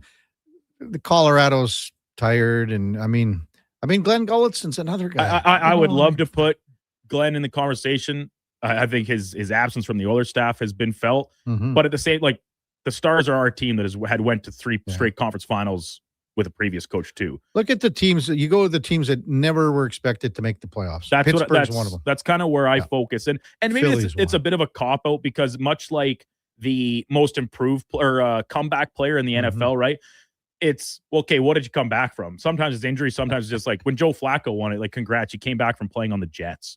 Like, what, does that really earn you the award? And the Jack Adams, I feel we often fall into this narrative of teams that were bad last year and were good this year. That is true for each of these three clubs, but it's also to the point that, look at their rosters. Look at the players they have. They all have good players, sure, but were any of these three teams really genuinely predicted as being a playoff club this year? And I don't think the answer is yes. I'm fine with I'm okay with those three for sure. Last night, Vegas clinched the Pacific Division. The rest of the seeding to be determined with tonight's conclusion for LA, Anaheim, and Edmonton, of course. But Vegas will take on Utah in the first round. That much is determined. In the Western Conference, I think this will be the longest series that we see, the most games played for an opening round matchup. I thought a lot of people would probably say Minnesota and Dallas, no? I think most people would say that. Yeah. I think Dallas wins that series, not easily, but easier than maybe people are giving it credit for. Okay. Ooh, the longest series. I mean, does it depend on who the other matchups are too, though, Duke? I guess, right? Maybe you think a little bit. Colorado runs over. I think Colorado. I think if the Oilers somehow fall into that spot, they can absolutely take Colorado to 6 or 7 games, and then at that point, coin toss. I don't love their chances against the Colorado team, but if Edmonton faces LA or Anaheim, I to be honest, if I'm setting my bias aside of growing up a Ducks fan, I think Edmonton wins the series regardless of those two spots. And like I said, I like Dallas a lot more than I like Minnesota, even with the Wild's defense. I think the Mammoth and the Knights should make for a great first round bout. Utah, to me, is almost one of the more intriguing teams. Like a real wild card. Yeah. I mean, they're fast. They're speedy. They shored up, their defense with Uyghur there, and Sergachev is really good. Marino's had a hell of a year. Nate Schmidt keeps plugging along. Their goaltending has been good this year. They're as you said, the wild card, the the unknown factor. Dylan Guenther could get hot. Who knows? Yeah, sure. I'll go with you, Duke. Just because I want to see Vegas go play 7 games too. Tough to wear a few more bruises and get beat up a little bit more. There's nothing wrong. I know no one's rooting for injuries, but if you're a specific team, you want your potential future opponents to have to go through some real trials and tribulations before you potentially meet up with them. Yeah. Finally, listen, Laddie, he's still abroad. He's still doing his thing over in the homeland with the U18 team. That tournament's getting underway next week, I believe, right? Stephen Ellis told us. But we'll stick with a food theme in honor of Thursday and Laddie. National Eggs Benedict Day, Kevin. This is probably my number one favorite breakfast. If I'm out somewhere to eat for breakfast, I will order it near every time. I've never made it at home because I just fear that I simply cannot replicate what's done in a good establishment. If you had to pick one other breakfast item, and I'll leave that as open-ended as you want, a breakfast item to put hollandaise sauce on. Why do we only put hollandaise sauce on Eggs Benedict? We should be putting it on everything. It's awesome. I'm going with waffles. Hollandaise sauce on waffles, Kevin. I don't know, man. Start your day right with as much butter and fat and sugar. One other, like, there's got to be, like, who Toasty would put toast, right? Well, of course. Liam would have toast. Liam would be like, yeah, just smear a nice big gob of hollandaise sauce on my perfectly toasted bread. Speaking of that, I don't know. Connor, when I had to do Rod Peterson's show the other day. Yeah. Connor asked me, well, so do you know Rod quite well? I said, well, yeah. I mean, forever. And Rod used to put the soy sauce on his bread. What? Yeah, he would go to bed, like when he'd come home drunk in college and in Prince Albert, he'd walk to the cupboard, bring out the soy sauce and one slice of Wonder Bread, white, and pour the soy sauce on and eat it. Would the Wonder Bread even soak it up, or just like sit on top like a pool? Know. We were all throwing just up. Really quick tangent, Kevin. Yeah. I was talking about this past weekend when I was at home building some fence at the farm, and I got in the tractor and I found my sunglasses that I thought I'd lost. They've been there since the fall when I was doing some baling. Yeah. I also found, it wasn't my lunch. It was not my lunch, but someone's sack lunch left over from earlier in the winter, last fall, whatever. But no, it gets worse. There's a sandwich in there. The bread was just green. Nope. What? It looked just like it came out of the bag.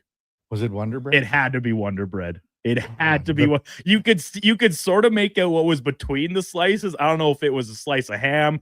I couldn't tell if it was ham, if it was peanut butter, what, because the inside was just a gray, grotesque looking. I didn't take it out of the bag, but the bread, not a spot of mold on it. There's also a bag of Oreos. I ate those. I wouldn't have doubted that. Was it frozen at point in the shed? It must have been. Obviously, the tractor, like we have a shed, but it's not a heated or it has a door. But this tractor would have been outside most of the winter, and it still would have froze even if it was in the shed. So even still, that's insane. I'm surprised you didn't eat the sandwich too. No, the inside, the filling of the sandwich was not fit for consumption. The Oreos were fine though. Little stale. They were in a Ziploc bag. I also found a bag of Skittles and some little Starburst packets, and those are good little treats as we were fencing for the afternoon. Well, okay, for this hollandaise sauce, I wouldn't put it on anything else. To the topic at hand. You wouldn't put it on anything else? No. Not even try it? Nothing. It has to go because it has to mix in with the egg yolk, Duke. That is a good factor for sure, an important factor. Yeah. So you're getting that egg yolk and mixing it with the hollandaise sauce, and then it's the crispiness sort of the English muffin. I see where you're getting the waffles could have that crisp too, but I don't think the taste is there without the egg yolk. It's a valid point. It really is. Yeah. I like this text from Steve from Drumheller on cubed hash browns. That too would be really good. Cubed hash browns. Yeah, Josh says the same thing. I'm just really intrigued by the notion of like the waffle, and then you don't need much syrup, but just a little sweetness to go with that savoriness of the hollandaise sauce. I think that'd be a real treat.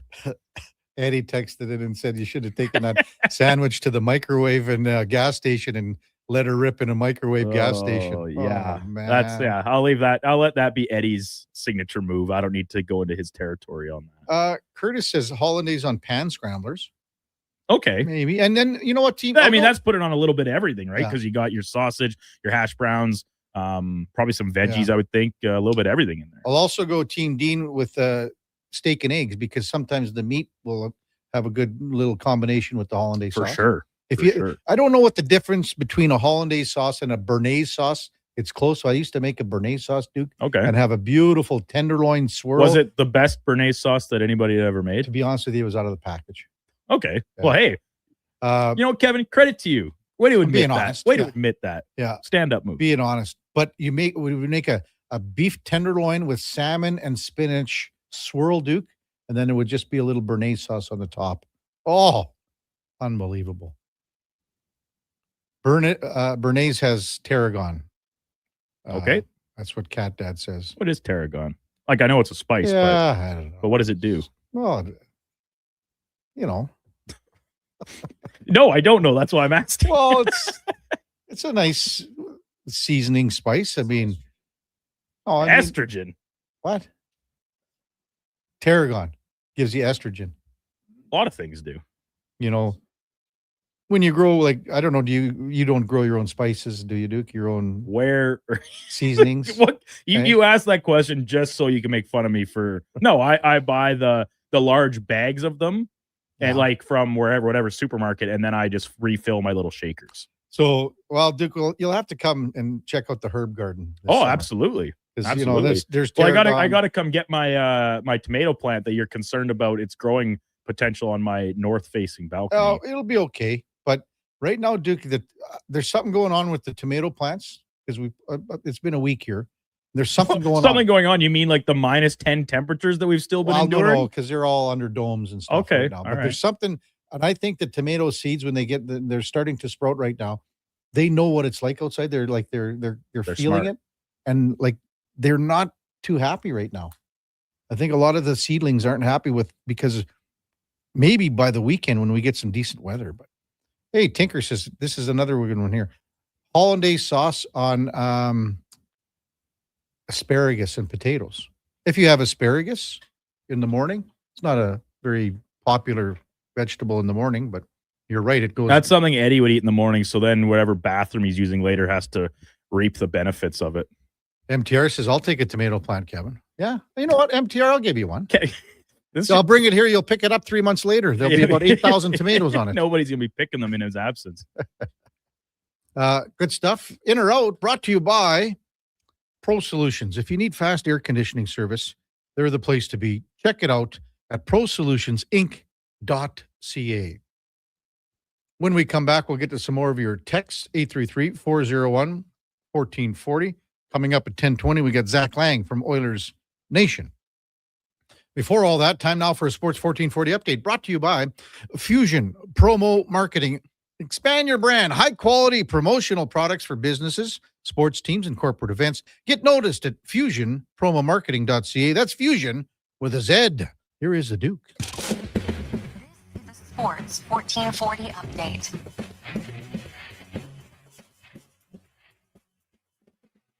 Game day for the Edmonton Oilers as it is the final night of regular season action across the NHL. They host the Canucks for a puck drop just after 7 o'clock from downtown Edmonton. Zach Hyman expected to make his return to the Oilers lineup. Pre-game coverage starting right here on Sports 1440 at 6. Around the rest of the NHL, Mammoth hosting the Blues. The Ducks will try and keep themselves out of the wildcard spot when they take on the Predators. Jets hosting the Sharks. Kings, they take on the Flames for a chance to reassert their position inside the Pacific. And in the evening's season finale, Kraken in Colorado against the Avalanche. From Columbus this morning, Rick Bowness has agreed to a contract extension to stay on as the head coach of the club. Columbus went 21-11-5 under Bowness to replace Dean Evison back in January. However, 2-7-1 down the stretch to slip out of the playoff picture. Full set of games again today in the majors, 10 total, including the Blue Jays wrapping up their set in Milwaukee for the rubber match. First pitch just after 11:40 Mountain Time. It'll be Patrick Corbin on the hill for Toronto. Elsewhere, Reds hosting the Giants. Royals are in Detroit. Yankees complete their series against the Angels. Orioles are in Cleveland, and Mariners take on San Diego, in the nightcap. And from the association, before tomorrow's play-in finales, Lakers star Luka Doncic and Pistons standout Cade Cunningham both ruled eligible for all 25-26 season honors, MVP, and All-NBA teams after the league ruled in their favor of extraordinary circumstances to challenge the 65-game award rule. Coming up in hour 4 of the Kevin Karius Show, we'll be joined by Zach Lang from Oilers Nation. I'm Brandon Douglas at your Sports 1440 update. Sports 1440, the Stingray radio station. CKJR broadcasts from West Edmonton Mall and Wetaskiwin. Download the free Stingray music app and listen wherever you go. Booster Juice is going crazy for hazelnuts. No, not crazy. Nuts. Booster Juice is going bananas for hazelnuts. I mean, there are bananas in smoothies, but that's not the point. Banana juice is booster for hazelnuts. What? Just stop. Booster Juice is going nuts for hazelnut. Introducing the Nutty Monkey Smoothie, Holy Hazelnut Acai Bowl, and Nutty Booster Ball, all made with rich, creamy hazelnut spread. Try them today, only at Booster Juice. Canadian born, blending since 1999. Hey, sports fans, we've got a clear choice for you. At Crystal Glass, we provide customers with the perfect glass for any job. From home to auto and even commercial, installation or repairs, we're your team. Call 310 Glass or visit crystalglass.ca. Crystal Glass. Good to go. Good to go. With Mortgages to Go, you'll be good to go. Mortgagestogo.ca says yes when the banks say no. That's why Alberta has trusted Mortgages to Go for over 23 years. If you need cash and have equity in your home, you're approved instantly, guaranteed. Call 1-888-888-5998. That's 1-888-888-5998. With Mortgages to Go, you'll say, I'm good to go. It's time to hit the greens. Elevate your golf game with Country Club Tour Golf Academy. No matter your experience, our PGA of Canada teaching pros are here to help. Enjoy lessons year-round between our 7 CCT golf courses and 2 state-of-the-art indoor facilities. Choose the location convenient for you. We offer private lessons, group lessons, expert club fittings, and junior camps. Visit our website to learn more and get ready to take your game to the next level. Booking is easy. Go to countryclubtour.com/golf academy and schedule your lesson today. Missioner Allen Auctioneering's Calgary, Edmonton, Winnipeg Public Unreserved Equipment Auction is next Friday at 9 a.m. featuring backhoes, excavators, forklifts, man lifts, wheel loaders, packers, road reclaimers, skid steers, telehandlers, turf mowers, plus commercial trailers and more. Info at maauctions.com. At GS Construction, we're multitaskers. We've got lots of projects going on all around Edmonton and area. Different teams across the city working towards the same outcome. Installing today what will serve generations to come. It's a rewarding career and the work never stops. That's why GS Construction is always on the lookout for great people to join us. Right now, we're looking for experienced topmen, pipe layers, operators, and surveyors. So if you want to feel valued, empowered, and engaged in your work, visit gsconstruction.ca today. Missioner Allen Auctioneering's next Calgary, Edmonton, Winnipeg Public Unreserved Industrial Auction is next Friday at 9 a.m. featuring Japa Equipment Rentals realignment with 5 2022 to 2020 XCMG 250U, 300U, 360U, and 490U excavators. Search Japa at maauctions.com.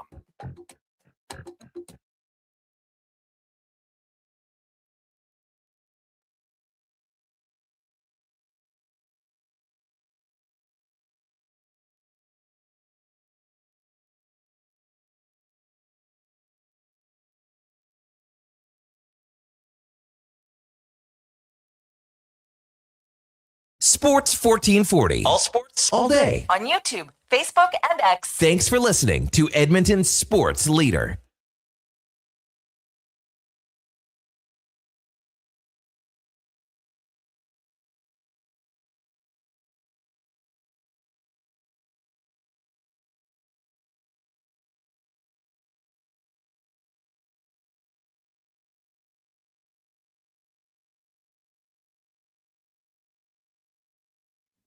All right, welcome back to the big program. 10:09 in Edmonton. Duke playing a song to honor himself, the rubber band man, because Dr. Willen Gibbons texted in a little while ago, hey, Brandon, nice save yesterday going lateral and sprawling out with that big stretching save. Oh, it was a real dandy, Kev. You would have loved. You would have gone back to the bench after I stoned you and been like, that's 100% luck. That's 100% luck. Goalies never make any saves on purpose. Which in my case is usually true. Stop it. No. Sometimes you just get lucky.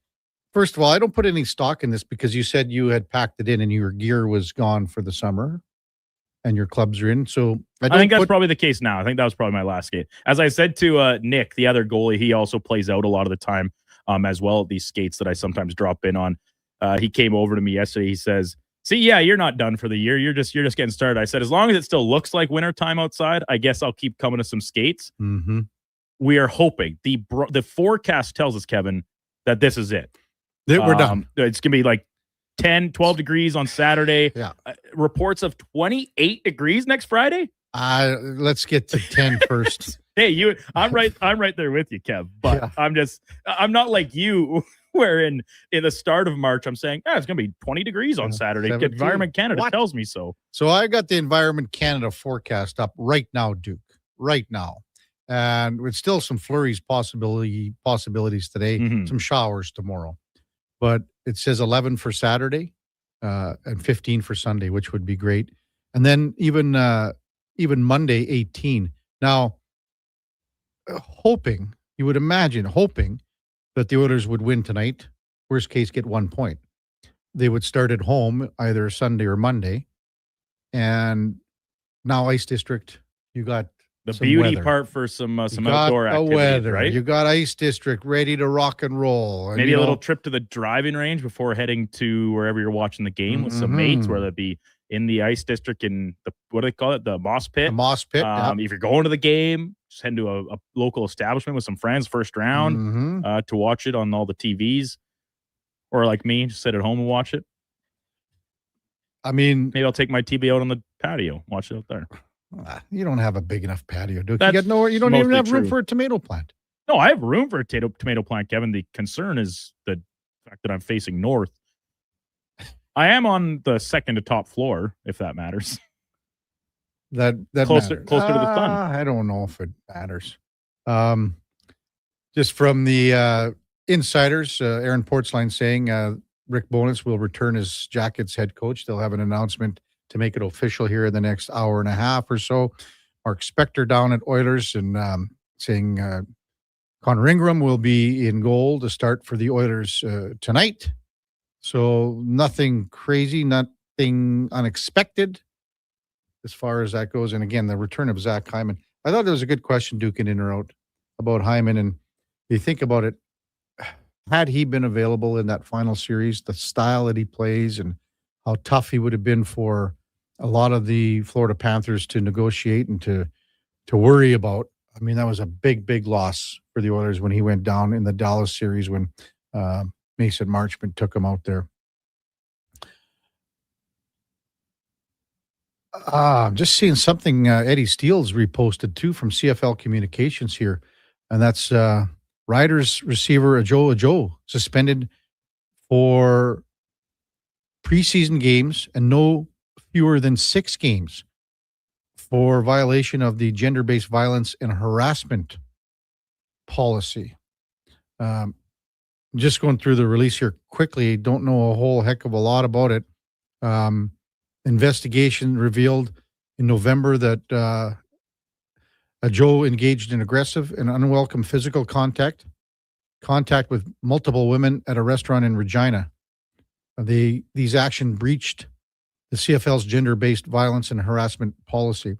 Now, Joe, like he's a local guy, not from Edmonton, played his high school ball at Harry Ainley, came from Southern Alberta to play, but to be suspended for, well, I mean, a third of the season, that's a big suspension here. So I'm sure that investigation was quite thorough and things like that. So something to discuss with Eddie Steele tomorrow morning for sure.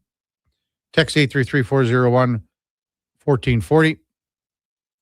Mike from Kindersley just sent in this. I mean, Mike, we got her here too, buddy. Just the snow-covered roads. You see stubble in the fields. He's driving near Kindersley, some farm, and he says we're in a full blizzard right now. But yeah, man, we had her last night. And hopefully she's done. The rig says, Duke, you don't have room on your patio due to all your hockey, ball, golf equipment. Maybe you need to do a little renovation there, Duke, an add-on. Extension. Yeah.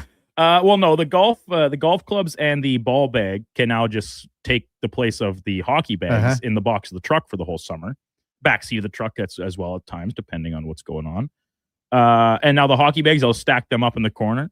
Maybe even turn them vertical and like stack them like Jenga blocks. I hope those cats rip everything to shreds. How would they do that if it's and actually I am interested to see if my cats have any interest on going on the patio. They've ventured out there very briefly here in the wintertime on some of the nicer days we had. But do you think you and Sean Hutchinson are going to be like text pals now? Maybe I will. I'll text Sean. Sean, what did your cats do today? Here's what my cats did today. Kevin, I don't have to do that with Sean because I already have a more local avenue for that outlet, and it's our own Andrew Walker. Nobody gives Walker the same type of trouble they give me. Like, Walker's a cat guy. He's got 2 cats at home. Mm-hmm. He also has a wife. Not sure if that matters or not, but I think you and Sean need to have, maybe you can start some sort of a podcast with your cats or something. Yeah, okay, Kev. You know, get something going. You're reaching here. Why don't you just film your cats? Get one of those cameras. People love that. People have Instagram accounts with millions of followers that all it is just things of their cats. Duke, this is like you could generate revenue here. That's a good point. You got, what are the cats' names? Eddie Steele, Little Eddie Steele? Well, that's their legal names, but they're more colloquially referred to as just Orange Kitty and Black Kitty. Wow, unbelievable. When we come back, we're going to talk a little hockey, a little more Oilers with Zach Lang from Oilers Nation. We'll tee up tonight's Oilers and Canucks game, talk about the return of Zach Hyman and where this team is heading into the playoffs, who they're going to play, what's the better matchup, etc. with Zach Lang from Oilers Nation on the Kevin Carey Show. With the Duke of Delburne and Josh Fenwick on Sports 1440 AM Radio. We're streaming on YouTube, X, Facebook, Instagram, and Twitch. Hi, Mike here from Northgate Chevrolet Buick GMC. Would you like to be a part of history for the month of April? I'm kidding. Or as the kids say, bro, I'm joking. Would you like to help us set a record in April? Chill. Still kidding. At Northgate, we aren't trying to set any records or tell you how many vehicles we sell, and we really don't think you'd care. But what you will care about is this. Every dealer has the same costs. Trust me. GM does not have a favorite kid. You get to decide where you buy. 0% financing, a great selection, and of course, great people. Stop in and see us today, 13215 97th Street, or visit us online at northgategm.com. You're in Northgate country. At Fountain Tire, the savings come in threes. Up to 25% off select tires, a mail-in rebate of up to $100 off a set of 4 select tires, and $50 off $150 service. We're basically the BLT of savings. Until April 25th. Restrictions apply. Book today. Spring into savings at The Brick. Refresh your home with huge discounts. Save up to $1,800 on sofas and sectionals. And buy more, save more. Up to 25% off bedroom and dining furniture. Dreaming of better sleep? Upgrade your mattress game and save up to 40% off select mattresses and score free delivery when you use your Flexity card. Plus, save 15% when you buy 2 or more select major kitchen appliances. Some exclusions apply. See in-store for details. The Brick, proudly Canadian since 1971. Everything is going to be okay. If your debt has you feeling like you're in a free fall, you have options. I'm Dan McDicken, a licensed insolvency trustee with Faber. Becoming debt-free is possible, and a personal bankruptcy or a consumer proposal will get you there. Schedule your free Faber Focus session at faber.ca today. You'll learn how a consumer proposal allows you to eliminate your debt by paying a percentage of the amount owed without interest. At Faber, we'll tackle your debt. The longest running basketball show in Canada airs every Saturday morning at 10 on Sports 1440. Hoop City with Paul Sir introduces a new generation of basketball talk, and it's right here on Edmonton's home for sports, Sports 1440. Wondering what you can afford?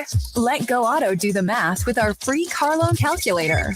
No pressure, no awkward convos, just quick answers on your budget and payments. Bad credit? No credit? We got you. Text CHECK to 780-777-7777. That's CHECK to 780 all 7. Find out what you qualify for and start shopping with confidence. Go Auto. Drive what you love with payments that make sense. For over 60 years, the folks at Diablo Boots have been selling the best Canadian-made boots. Handcrafted in Winnipeg, Canada West makes the best quality cowboy, biker, and work boots for Diablo Boots with replaceable soles and heels. Why buy cheaper quality like Ariat, Justin, and Red Wing made in China when Canadian-made is better? Support Canada's workers and Diablo Boots for the best boots. So save on boots by Save On Foods. That's Diablo Boots, 3340 Gateway Boulevard on the east side of Save On Foods. Canada West and Diablo Boots, the 2 best names in the boots business. From the local rinks to homes and businesses across the province, Alberta's rural natural gas utilities are here to fuel life affordably, reliably, and safely. We're members of the Federation of Alberta Gas Co-ops, providing natural gas to keep our rural neighborhoods warm and connected every day. It's local, dependable, and it's ours. To learn more about the Federation of Alberta Gas Co-ops and our members, and how natural gas fuels your community, visit fedgas.com. Alberta's energy. Game on. It's happened again, and construction season is coming soon. Job delayed, money lost, and clients disappointed because your rigging failed and it wasn't inspected. Don't let this happen to you. Have your lifting slings, fittings, hoisting tools, and safety harnesses checked with Titan Supply. Titan Supply offers certified on-site and in-house rigging inspections and service, so they can repair it, replace it, and recertify it. Titan Supply in Edmonton, Grand Prairie, Red Deer, and Calgary, and at titansupply.ca. Lift, dig, haul.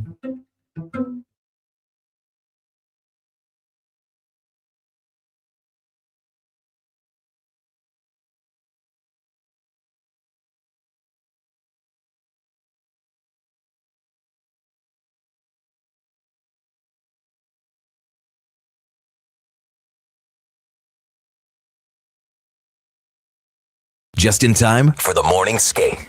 This is the Kevin Karius Show on Sports 1440.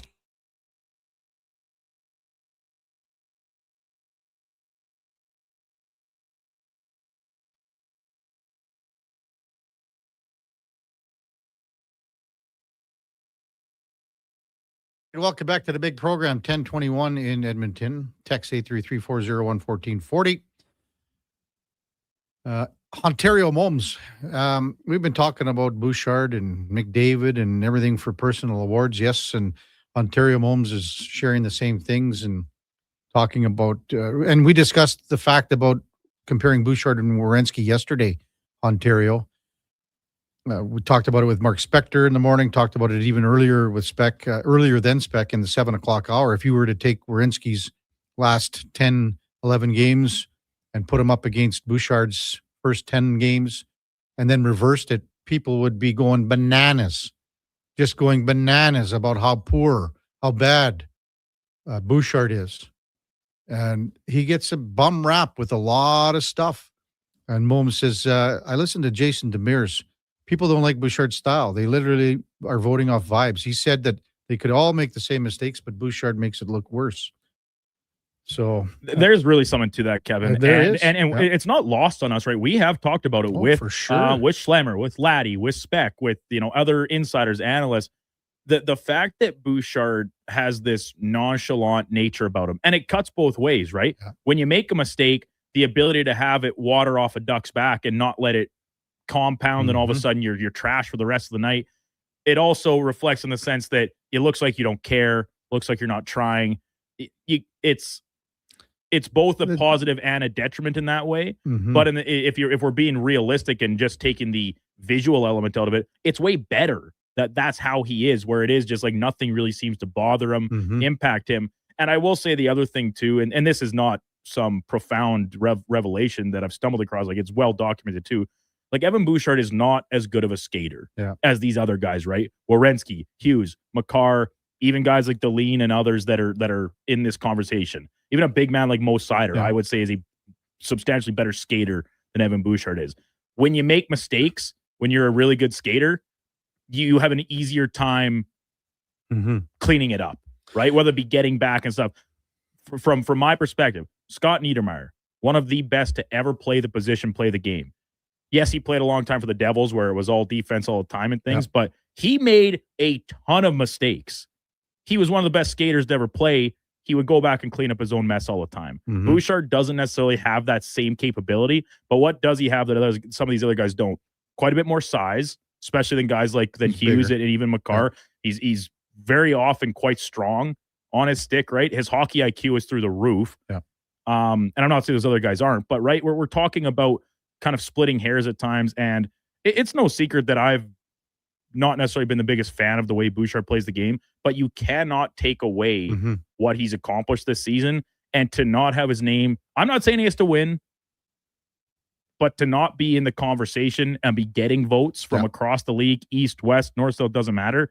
That's silly. That's wrong. He absolutely deserves to be in the conversation, full stop. So here's the one thing I want to see Duke in the next bit, because for me, Werenski comes out of the mix now, because if you liken it to a Hart Trophy, he comes out of the mix because Columbus didn't make the playoffs. Yep. So I want to see every stat with Rasmus Dahlin. I want to see absolutely, because you know that board that came out from Sports Logic, Duke? That one. Someone sent the screenshot to us yesterday. We were talking about this. And it had all the stats about turnover turnovers, rate, giveaways, turnovers that lead to goals, leads to goals, the amount, percentage, everything. Then I want to see all of those numbers with Dahlin. I want to see all the numbers of Dahlin penalty killing. I want to see him 5 versus 5. I want to see all of those numbers. And then I want to see exactly where they stack up with Rasmus Dahlin to Bouchard and Makar. So I don't know if someone can put that all together. Maybe Fenny can do it in his spare time. He's got lots of spare time. So he's over here playing solitaire. Yeah. What's that in the if this is more of a not necessarily for you reference, Kevin, but in the Avengers movie, Tony Stark's like on the control room of the mothership. He's like, that guy's playing Galaga. He thought we wouldn't see, but I see it. That's what Josh Fenwick's control panel over here looks like. I just saw when you say that phrase, I always think to Seinfeld in the episode when Kramer's making all the pasta statues. Oh yeah, and so he makes Silly Jerry. Yeah, and Jerry goes, "Where do you have time for this? When did you do this? Oh, in my spare time. In my spare time." Oh. So if there's a stat out there that compares Cale Makar, Evan Bouchard, and Rasmus Dahlin to everything that we've talked about, shorthanded minutes on the ice, goals for 5v5. Again, the shorthanded minutes, turnovers, giveaways, the amount that resulted in goals, the percentages, all of those stats. That's the one where I want to see. I want to compare these three guys. So Bouchard, Dahlin, and Makar, because those are my 3 finalists for the Norris Trophy. Duke, I don't know where you stand on that, but yeah, I'll be honest. Like I think a guy like Mo Seider should get a lot more credit. And we talk so much about, are you a playoff team? And I don't know if you had a chance, Kevin, to read Gregor's article, the long piece he wrote at Oilers Nation the other day about the history of the award and the impact of points versus not. And for the most part, it doesn't always go to the highest scoring player, but production does matter, right? It's not a best defensive defenseman award, even if Rod Langway did win it twice when he put up like 30 points in back-to-back years, right? Like the history tells us, the trends tell us that points matter, but it's not the end-all be-all. It's a strong factor in consideration. Now, all these other things, and Gregor had a little graph in his article about some of those things that you're talking about, from percentage of penalty kill minutes on your own team. Yeah. A lot of different advanced analytics. But so to me, I kind of look at a guy like Bouchard. I absolutely still can put Cale Makar into the equation. I still think he's the best defenseman. Did he have the best season? Was he the best defenseman this year? I'm not sold on that. I think that was Zach Werenski. Wow. Even if his last 10 games were not the same stalwart level. The games matter just as I'm sorry, you can't convince me otherwise that games matter the same all year. They're worth 2 points every single night if they're played in October, if they're played in January, if they're played in April. Derek says, hey, boys, and this is directed at me, the Norris Trophy doesn't hold the weight of the MVP. Making the playoffs doesn't count against the D-man from Columbus. That's a brutal take. Do better, please, from Derek. You know what's funny, Derek? I don't know what you think of Chris Pronger as a player. Chris Pronger is one of the best defensemen that played the game. Won the Hart, won the Norris. His take yesterday, Derek, was that he doesn't think Werenski should be in either because he didn't make the playoffs. He didn't lead Columbus to the playoffs. So I guess you would argue with a Hall of Famer as well. Triple C in a truck. Good skating isn't just speed. It's deceptiveness and the way you carry yourself around the ice. Todd says us Oiler fans are biased, but it doesn't finish it. But if he doesn't finish at least seconds, it's a travesty. I'll be honest. I think Cale Makar is going to win the award. I think that's the direction that it's going to go. I honestly think Dahlin is in there.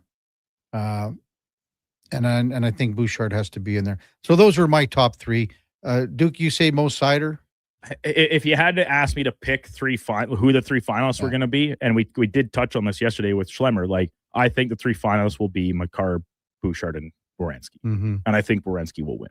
You think Werenski's going to win? I do. Okay. I really, I understand. And we talked with Owen Newkirk yesterday, and he, like, you know, being a Dallas guy, he's seen firsthand how good Quinn Hughes has been in Minnesota. I do not put Quinn Hughes in the same category as these other players. I don't. He does a lot of things really well, but in terms of impact in the game at every single category, I don't put him there. Billy says Bouchard has 7 game winners. How many does Makar have, Duke? Do you know offhand or? No, I don't have that stat memorized. Sorry. Atman says, the way I see it, if you can't will your team into at least round 1 of the playoffs, you're not one of the best D-men in the league. That's just me. See, I do, and I get it, Kevin, what you're saying. Pronger says that he thinks you have to be a playoff. So do you have to be a playoff team to win any award? Is that what we're saying here? I don't know. Like, is that the caveat we're putting on award Except for season? the Lady Bing. Yeah, except the Bing. Makar is 4 game winner, says Josh. Good work. Good. Look at Josh. Unbelievable work. We have our best man on it. Unbelievable. Yeah, I absolutely believe, and you can call me a hypocrite, double standard.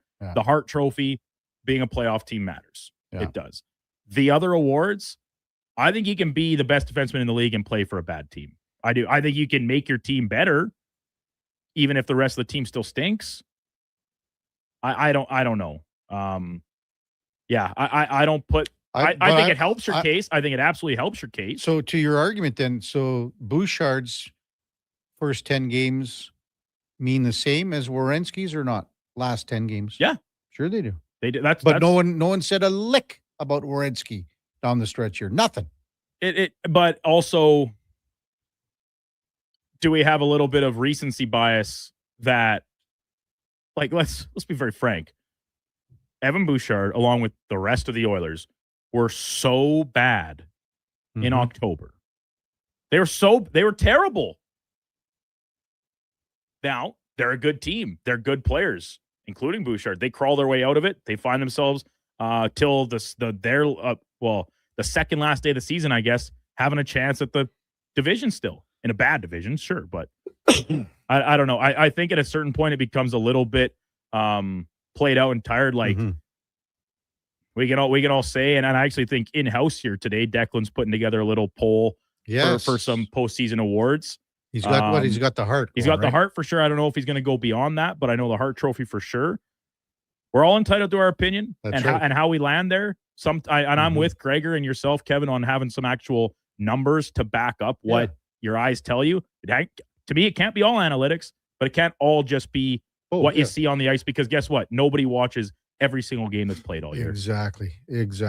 I don't have Bouchard winning the Norris Trophy, but I want to see those numbers. I want to see where Darlene stacks up with every number that everyone's been posting about Werenski and Makar and Bouchard and where it comes out. So, how are we making out? Zach is in. Should we go to break first, Duke, then? Okay. Hey, let's bring in our resident expert from Oilers Nation, Zach Lang, who had to take care of a little business. Good morning, Zach. You're with Kevin Karius. Thanks for jumping on Sports 1440, big fella. Good morning, Kevin. Yeah, sorry for the slight delay here. We got some new writers coming to OilersNation.com here, so I was actually just been chatting with one of them this morning. So excited. What do you like, taking them under your wing and doing like what Duke does to all the interns here? What's going on? Yeah, that's right. Gotta mold them into something special. So excited to do that. Well, just do the old KISS, right? Keep it simple, stupid. Yeah, that's right. Pucks in deep, elbows up. Throw out all the cliches you want, right?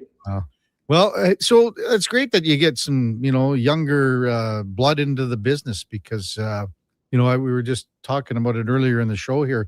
We were out last night with Dan Barnes, who just retired from a great, great career with Post Media. And, he started out at like Innisfail and things like that, went to St. Albert to the Gazette. And there weren't many hanging around. There weren't many people last night, Zach, like only like 10 or 11, 12. And there were a lot of them were retired as well. So it's sort of a dying breed in business. And it's good that you guys are bringing more younger blood into the fold here. Yeah, it is. It's crazy. I mean, like even for my start, I cut my teeth in the journalism industry working at papers. I worked at the Airdrie Echo for a year covering, city council and, planning and zoning meetings. And, worked in Calgary for the Herald Sun, covering cops and crime stuff before I, broke into the sports world and stuff. So it's crazy the journey that a lot of people in this industry go on. I think Barty was saying, and he came in the studio a couple of weeks ago too, Zach, that when he was in Innisfail, he was on the crime beat, news beat, as well as doing sports, and there were 2 murders when he was covering, and someone said last night at the table, were the murders in sports? Sort of kind of got a chuckle at that, but anyway, Zach Lang from Oilers Nation with us on the Kevin Carey Show here on Sports 1440. Final game of the regular season here. Zach Hyman comes back. How big of a lift do you think this gives this team moving forward into the playoffs with one of their better playoff performing guys moving forward here? Yeah, I mean, we've seen what Zach Hyman can do in the postseason. He can go out there and score a bunch of goals for you, or he can go out there and, be well on pace to break the NHL hits record in the postseason like he was last year. He's such an energy kind of player for the Edmonton Oilers, and it's kind of felt like the team's been lacking that a little bit here, for much of the season, to be honest, right? But you look at guys like Colton Dach and Trent Frederick, the way they're playing right now, they've been really helping to kind of supplement that in a pretty big way, and I anticipate that from Hyman as well. Really curious to see what the lines are going to look like come playoffs. I know Hyman was up there with Savoy and McDavid at practice yesterday. I really like the idea of those 3 guys playing together. I'm really excited for what Hyman can do here. It's getting to that time of year where he kind of peaks as a player, and no mistake there. 50, 55, 56 NHL games this season that he played, and he still got 30 few goals. I mean, and he's even been playing away from McDavid for stretches of this season as well. So he's been having a really good year for the Edmonton Oilers. And I think above all else, it shows that, his wrist is doing well. And that's, something that's obviously going to be really important here come the playoffs. Well, he would have been a 40-goal guy easily, if he hadn't played just 57 games. He might have knocked on the door of 50 once again. And that's how important he is. They've played together at stretches. Again, Connor McDavid and Zach Hyman. And Matt Savoy. Those 3 have played together at stretches. What are your expectations, I guess, if they start the playoffs with these 3 on the top line here? I mean, I think probably much of the same that we've been seeing, right? I mean, I've been really impressed with Savoy's game. Yeah. He's really kind of come around as an NHLer throughout the course of the season, and the Oilers have done so well by him in terms of his development as well, right? Like, they were really patient with him last year, and even this season. Like, I think they probably had it in mind that he could be a top 6 guy for the Oilers, at some point this season, but they really kind of, quote unquote, buried him down the roster and made him play some of those tougher matchup minutes on the third line and cut his teeth there. And, now look at him. He's a guy who's a threat out there every single night. And it's not just offensively either. He's such a smart, cerebral player defensively. He plays so much on the penalty kill as well and has been really efficient there too. So he's really rounded into a great, all around kind of player. Maybe a Nugent Hopkins super light of sorts, right? Like, just a guy who can touch so many areas of the game for the Oilers. And, I think it's going to be a bit of a learning curve for him here again, coming into the playoffs. We all know it. It's a completely different game in the postseason. It's a completely different style of hockey. So for him, it's going to be probably a little bit of a wake-up call, especially that first period or 2 of the playoffs, whoever the Oilers end up playing in the first round. But I'm excited for it. I'm excited to see what they can do.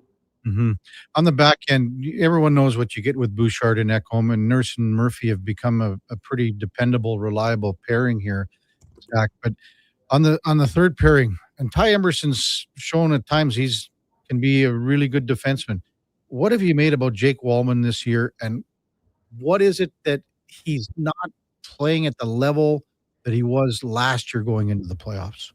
Yeah, I mean, it's a great question. And, I hate to kind of use this as a quote unquote excuse or something like that, but like, he's missed significant time this season with injury. Like, we can't lose sight of that. He missed this first 6 games of the regular season, much of the preseason. He missed a good chunk between late November and early January. And it's felt like it's really kind of taken him some time to kind of find his game here this season because of that. It's felt like he's always kind of been chasing it. And I think that's where some of these issues that we've seen in his game, have kind of come out. And I think in the same breath, when you look at this Oilers team over the last, 6 to 8 weeks here, it feels like his game has kind of started to stabilize a little bit for the Edmonton Oilers, really since the NHL trade deadline, right? So, hopefully he can kind of keep that up here. And we've got a special guest in the studio today. Oh, so no, I thought they were applauding us. I thought. I thought so too, but no, they got a special guest here in Edmonton. So didn't you lose my train of thought? But I do like the way that third pairing has started to look here. I like Ty Emberson a lot. I like what he brings to the table. I think he's a solid, sturdy, stay-at-home defenseman. And, on the other hand, Wallman obviously has that offensive upside. So, in the same breath, I wouldn't be shocked if they mixed up these pairings at some point in the first round, depending on how they go. But they do seem pretty locked in with this, this group of 6 right now. These guys have played a lot of minutes together since the deadline. Yeah, I don't know if they mix things up. And for me, Zach, it's all about the decision-making process for Wallman. If he can clear his head and make the better decisions, we all know he can skate like the wind, and he's got a great shot, and he can skate the puck out of his own end, and he can pass the puck out of his own end. For me, it's just the decision-making process for him. Zach Lang with us from Oilers Nation on the Kevin Carey Show. Jason Greger down at the Oilers Morning Skate, and they just finished up, and I think Chris Knobloch talking about things, saying that we anticipate Leon Draisaitl or sometime in this series, either game 1, game 4, game 5, whatever it is. It's just day to day right now. And Draisaitl, Gregor says, was on the ice for optional this morning for over 30 minutes, moving very well laterally. What's your gut tell you? How Leon played against the Kings and that high ankle sprain here, Zach? Does your gut say, you know what, we're going to see him in game 1, or does your gut tell you maybe a little later in the series? My gut says game 1. Yeah, me too. I mean, you said it best. This guy's played through a lot over his time in the playoffs. Obviously, the high ankle sprain, in 2024 in the Cup Finals, he was playing through a broken rib, a broken finger. Like, injuries aren't a huge issue for him. And, listen, I'm no expert here, but I mean, he looks like he's moving around pretty good from these video clips that we've seen of him and stuff like that, right? So he's a guy that, the Oilers need in the lineup, make no mistake. Like, I don't think that the Oilers can go without him here, really. He's such an important piece of this team. And, in the same breath, it has been nice to see the power play feeling like they're gelling a little bit better here in this last little stretch. But the Oilers are going to need Draisaitl at his best here come the playoffs, and it wouldn't surprise me if he was in game 1. Yeah, Zach Lang with us from Oilers Nation. It looks like Connor Ingram is going to get the start tonight. Oilers need the 1 point. But obviously want to win and go into the playoffs after beating, the last place team in Vancouver here. We've asked this question to quite a few, experts, insiders, guests on the show about what's the better matchup for the Oilers and why. So when you look forward here, it's either going to be LA or it's going to be the Kings. If they were to lose tonight and then both those teams win, obviously they go over and play Colorado. Just your thoughts on what you think is the best matchup and why for the Oilers here in the first round? Yeah, I mean, it's a good question. We've seen the Oilers be able to handle the Kings pretty easily over the last number of years. Yeah, they've got Artemi Panarin here, but they're still missing Kevin Fiala, who has been a huge piece of that team over the last couple of years as well, right? So I think, the Kings are probably the easier matchup. The Ducks, I don't think the Oilers would have a ton of issues with them in the same breath too. This is a team that's very unexperienced when it comes to the NHL playoffs. They're a green team on that front. So it wouldn't surprise me to see the Oilers be able to handle them pretty easily. And, for all of the offense that they have, defensively, boy, they've been a bit of a mess here. So that's something that the Oilers could certainly pick apart in this first round of the playoffs. Gregor also just sending out a post saying the Oilers will open up the playoffs on Monday, providing they are in the 2-3. So if they host, they'll open Monday.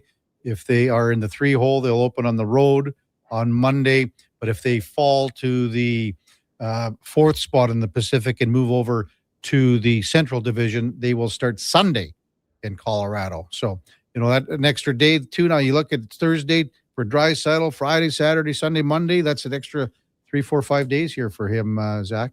Feeling better about my game one prediction now, that's for sure. No kidding. What's cooking on Oilers Nation here? Well, besides all the newbies coming in there. Yeah, lots of stuff. Obviously, a lot of Chris Pronger talk the last couple of days on the website. Not that anything big or crazy has been going on or anything like that, right? So that's been fun to kind of keep an eye on. But game day coverage here today of the game against the Canucks, and then basically between tomorrow and game one, it's going to be wall-to-wall playoff coverage, looking at matchups, looking at the team the Oilers are playing, looking at how the Oilers are playing. Really excited for this postseason to get started. Just mentioning Pronger there, we talked about it this morning. I don't get it. I don't understand why he went down that path. And I mean, I think it's very disappointing for me, in the sense. So he's throwing his wife under the bus and he's calling Kevin Lowe a liar all in the same sentence here.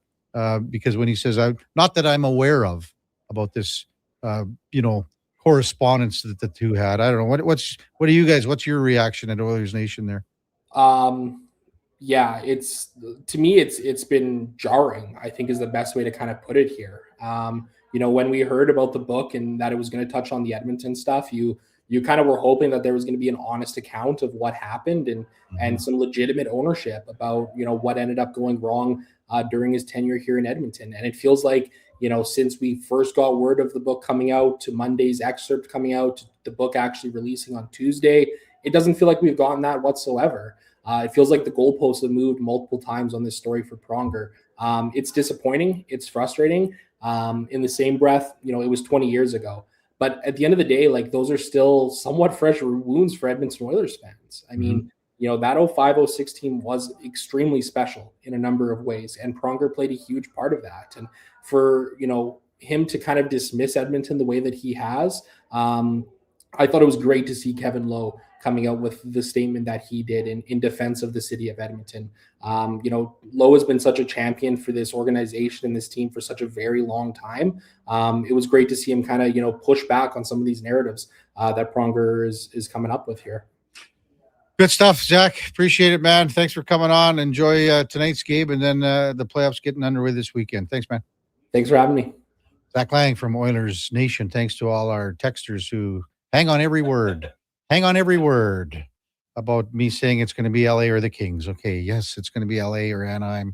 When you have a few things going and you start talking and you're talking for 4 hours, sometimes you might say the wrong word. Appreciate it, everyone, correcting the mistake. When we come back, we'll wrap up the show. Kevin Karius, Duke of Delburne, Josh Fenwick on Sports 1440 AM Radio. We're streaming on YouTube, X, Facebook, Instagram, and Twitch. You see it? Fusion Promo Marketing can make it.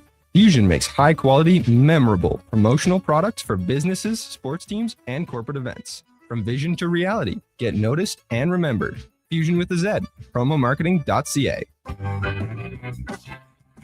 Getting your vehicle sparkling clean doesn't have to cost a fortune. Take it into Hughes today and pay just loonies a wash. Find us at HughesCarWash.com. This jersey was worn by the legend himself, signed and everything. You can't just wear it. I'm framing it with expressions and images. Your prized jersey deserves better than the closet. Think Expressions and Images, your local custom framer since 91. You name it, we frame it. Get the lowdown with Low Tide. Weekdays from noon to 2 on Sports 1440. He's seen it all and then some. From stats to stories, he breaks it down like no one else. Proud to be Edmonton sports leader. Sports 1440. Missioner Allen Auctioneering's Calgary, Edmonton, Winnipeg Public Unreserved Equipment Auction is next Friday at 9 a.m. featuring backhoes, excavators, forklifts, man lifts, wheel loaders, packers, road reclaimers, skid steers, telehandlers, turf mowers, plus commercial trailers and more. Info at maauctions.com. Hi, Mike here from Northgate Chevrolet Buick GMC. Would you like to be a part of history for the month of April? I'm kidding. Or as the kids say, bro, I'm joking. Would you like to help us set a record in April? Chill. Still kidding. At Northgate, we aren't trying to set any records or tell you how many vehicles we sell, and we really don't think you'd care. But what you will care about is this. Every dealer has the same costs. Trust me, GM does not have a favorite kid. You get to decide where you buy. 0% financing, a great selection, and of course, great people. Stop in and see us today, 13215 97th Street, or visit us online at northgategm.com. You're in Northgate country. Missioner Allen Auctioneering's next Calgary, Edmonton, Winnipeg Public Unreserved Industrial Auction is next Friday at 9 a.m. featuring Japa equipment rentals, realignment with 5 2022 to 2020 XCMG 250U, 300U, 360U, and 490U excavators. Search Japa at maauctions.com.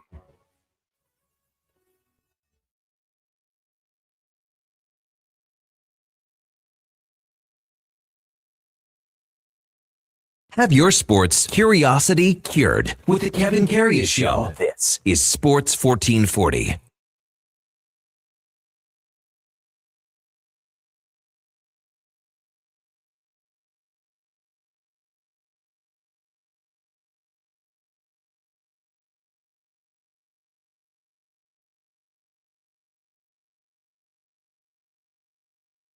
Back to the big program. 10:50 in Edmonton. Bacon texts in. I was listening to the Pronger a bit yesterday. He kept saying, not to my knowledge, when it came to the letter. To me, it seems like he left himself out in case it does come out that his wife actually did send the letter. Probably an email, I would imagine.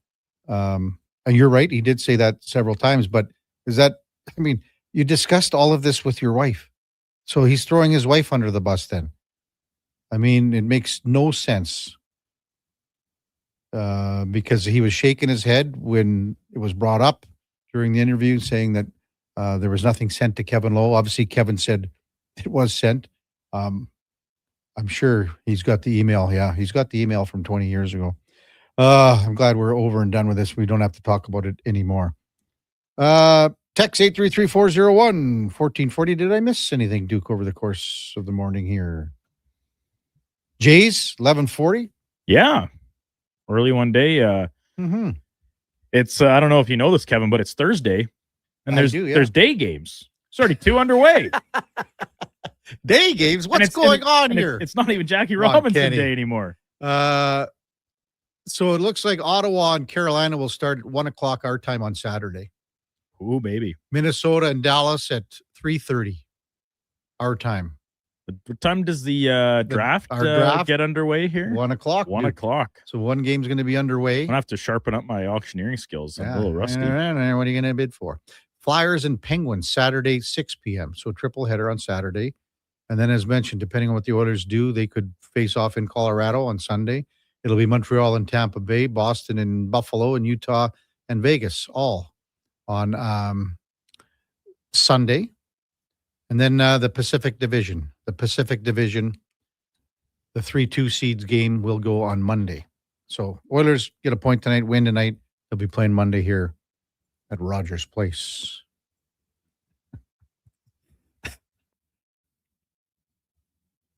Kenneth says, you're the one that said day games were for Jackie Robinson Day, Kevin. Quit changing the narratives like Speck and Gregor. You're better than them. Well, that's a little bit of a backhanded compliment, I think, Kev. Oh, sounds like you and Thanks, Kenneth. Sounds like you and Kenneth are really warming up to each other. Thanks, Kenneth. I love you, man. Oh boy. Montana to Rice says the Saturday schedule's out. Yeah, just read it, MTR. Come on, pay attention. There's a quiz later. You just told me don't bail out and mail it in with 15 minutes left.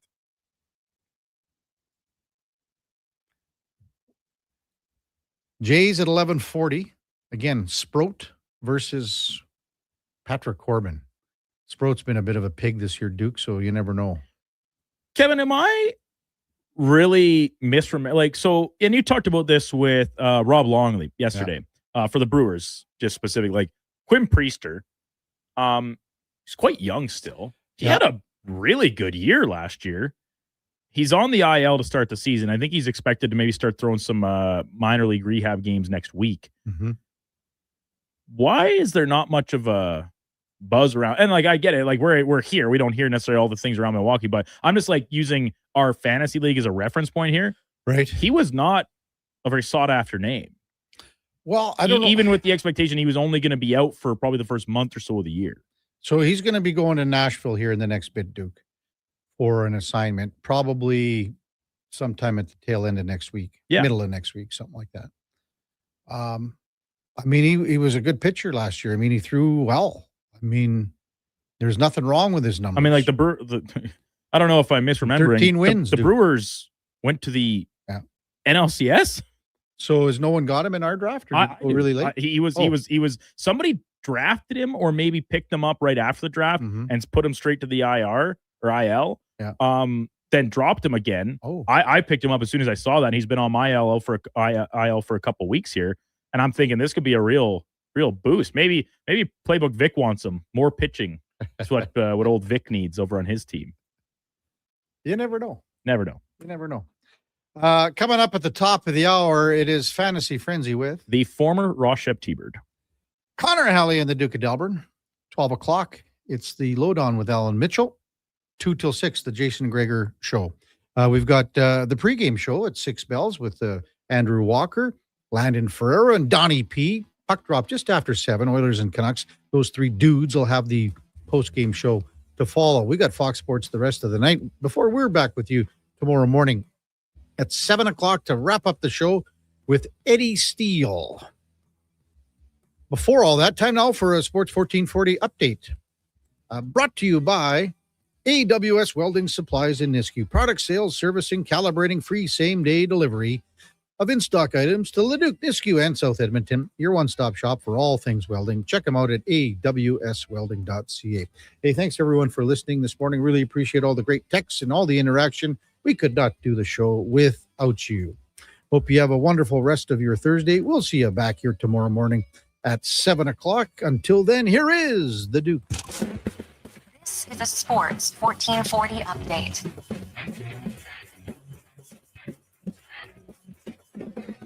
Game day number 82 of the Edmonton Oilers. They wrap up the regular season schedule tonight, hosting the Vancouver Canucks. Puck drop just after 7 o'clock from downtown Edmonton. Pre-game coverage starting right here on Sports 1440 at 6. Zach Hyman expected to make his return to the Oilers lineup. Connor Ingram likely to start in goal. 5 other games around the league. St. Louis in Utah. The Ducks take on the Predators. Jets play the Sharks. Kings are in Calgary. And the Nightcap has Seattle up against the first place Avalanche. From Columbus this morning, reports that Rick Bowness and the team agreed to a contract extension that'll keep Bowness on as head coach of the club. He took over in January. Team went 21-11-5 with him behind the bench, but 2-7-1 in their final 10 games to slip out of the playoffs. Across the majors today, 10 games total, including the Blue Jays wrapping up their series in Milwaukee. First pitch just after 11:40 Mountain Time to be Patrick Corbin on the bump for Toronto. Elsewhere, a couple games already underway. Top 2 scoreless between the Pirates and Nationals. Ditto between the Giants and the Reds. Royals and Tigers are under a weather delay. And still to come today, Yankees hosting the Angels. Athletics up against Texas. Baltimore's in Cleveland. Rays play the White Sox, and the Seattle Mariners take on San Diego in the Nightcap. From the association, Stars players Luka Doncic and Cade Cunningham ruled both eligible for all regular season awards after the league and the Players Association ruled in their favor for Extraordinary Circumstances Challenge in regards to the 65-game award rule. And finally, from the CFL, Rough Riders receiver Aju released after he was suspended by the league for no fewer than 6 games for violating the league's gender-based violence and harassment policy. Coming up on Sports 1440, it is Fantasy Frenzy with Hallie and Douglas. I'm